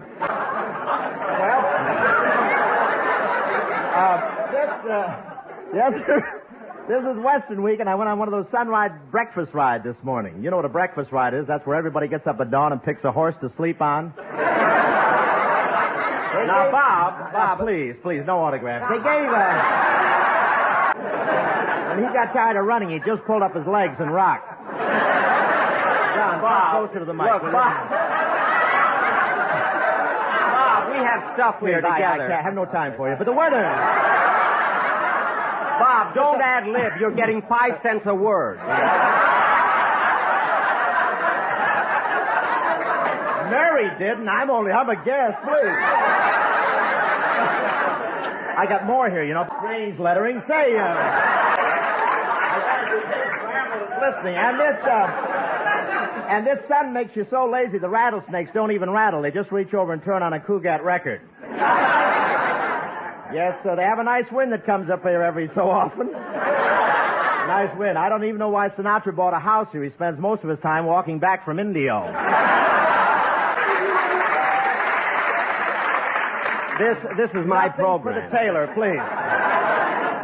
Frankie has to be careful of the sun. The other day he got a freckle on his chest and 3 ribs caved in. And they're so proud of the healthy climate down here. If someone dies, they don't bury him. They just prop him up in the Chi-Chi bar, and people think he's waiting for his 3rd zombie.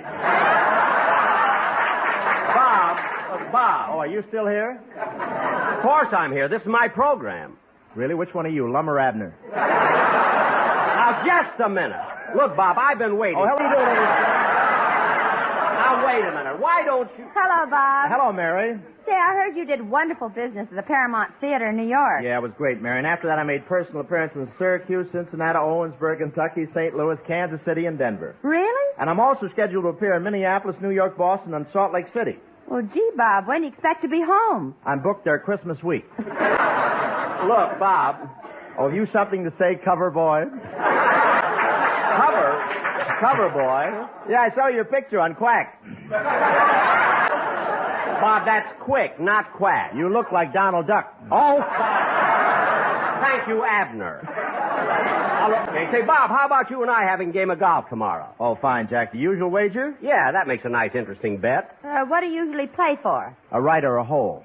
And I'll tell you what, Bob, I'll get George Burns and Al Jolson. We'll have a foursome. Well, look, can't you get someone else instead of Jolson? He and I don't play golf together anymore. Why? What happened? Well, look, Jack.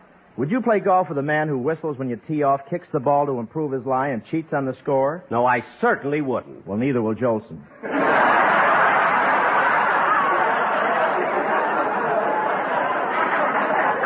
You see, when you stick to the script, it isn't bad either. Well, in that case, Bob, I don't blame you. Now, who's that? Hello? What? Portland, Oregon, calling Bob Hope? Bob, it's for you. Holy smoke, no wonder they're calling. Look what time it is. Huh? Well, it's 4:27. I have to be in Portland by 4:45. 4:45? Well, Bob, that's ridiculous. You can't make it. Oh, yes, I can. Come in. Mr. Hope? Yes? Your flying saucer is ready. I'll be right there. So long, Mary. But, Bob! So long, Lum. How do you like that? Not only is he late getting here, but when he does show up, he doesn't stay long Que enough. nos pague para irnos. Te dije que no nos iba a pagar nada. ¿Qué se puede esperar de un hombre como Jack Benny? Now, wait a minute, fellas. Wait a minute. I told you I'd take care of you tomorrow. Mañana. Please, fellas, mañana. Lam says mañana. Oh, quiet! Come on, Mary. Let's rush over to the maternity hospital. I want to get some dates.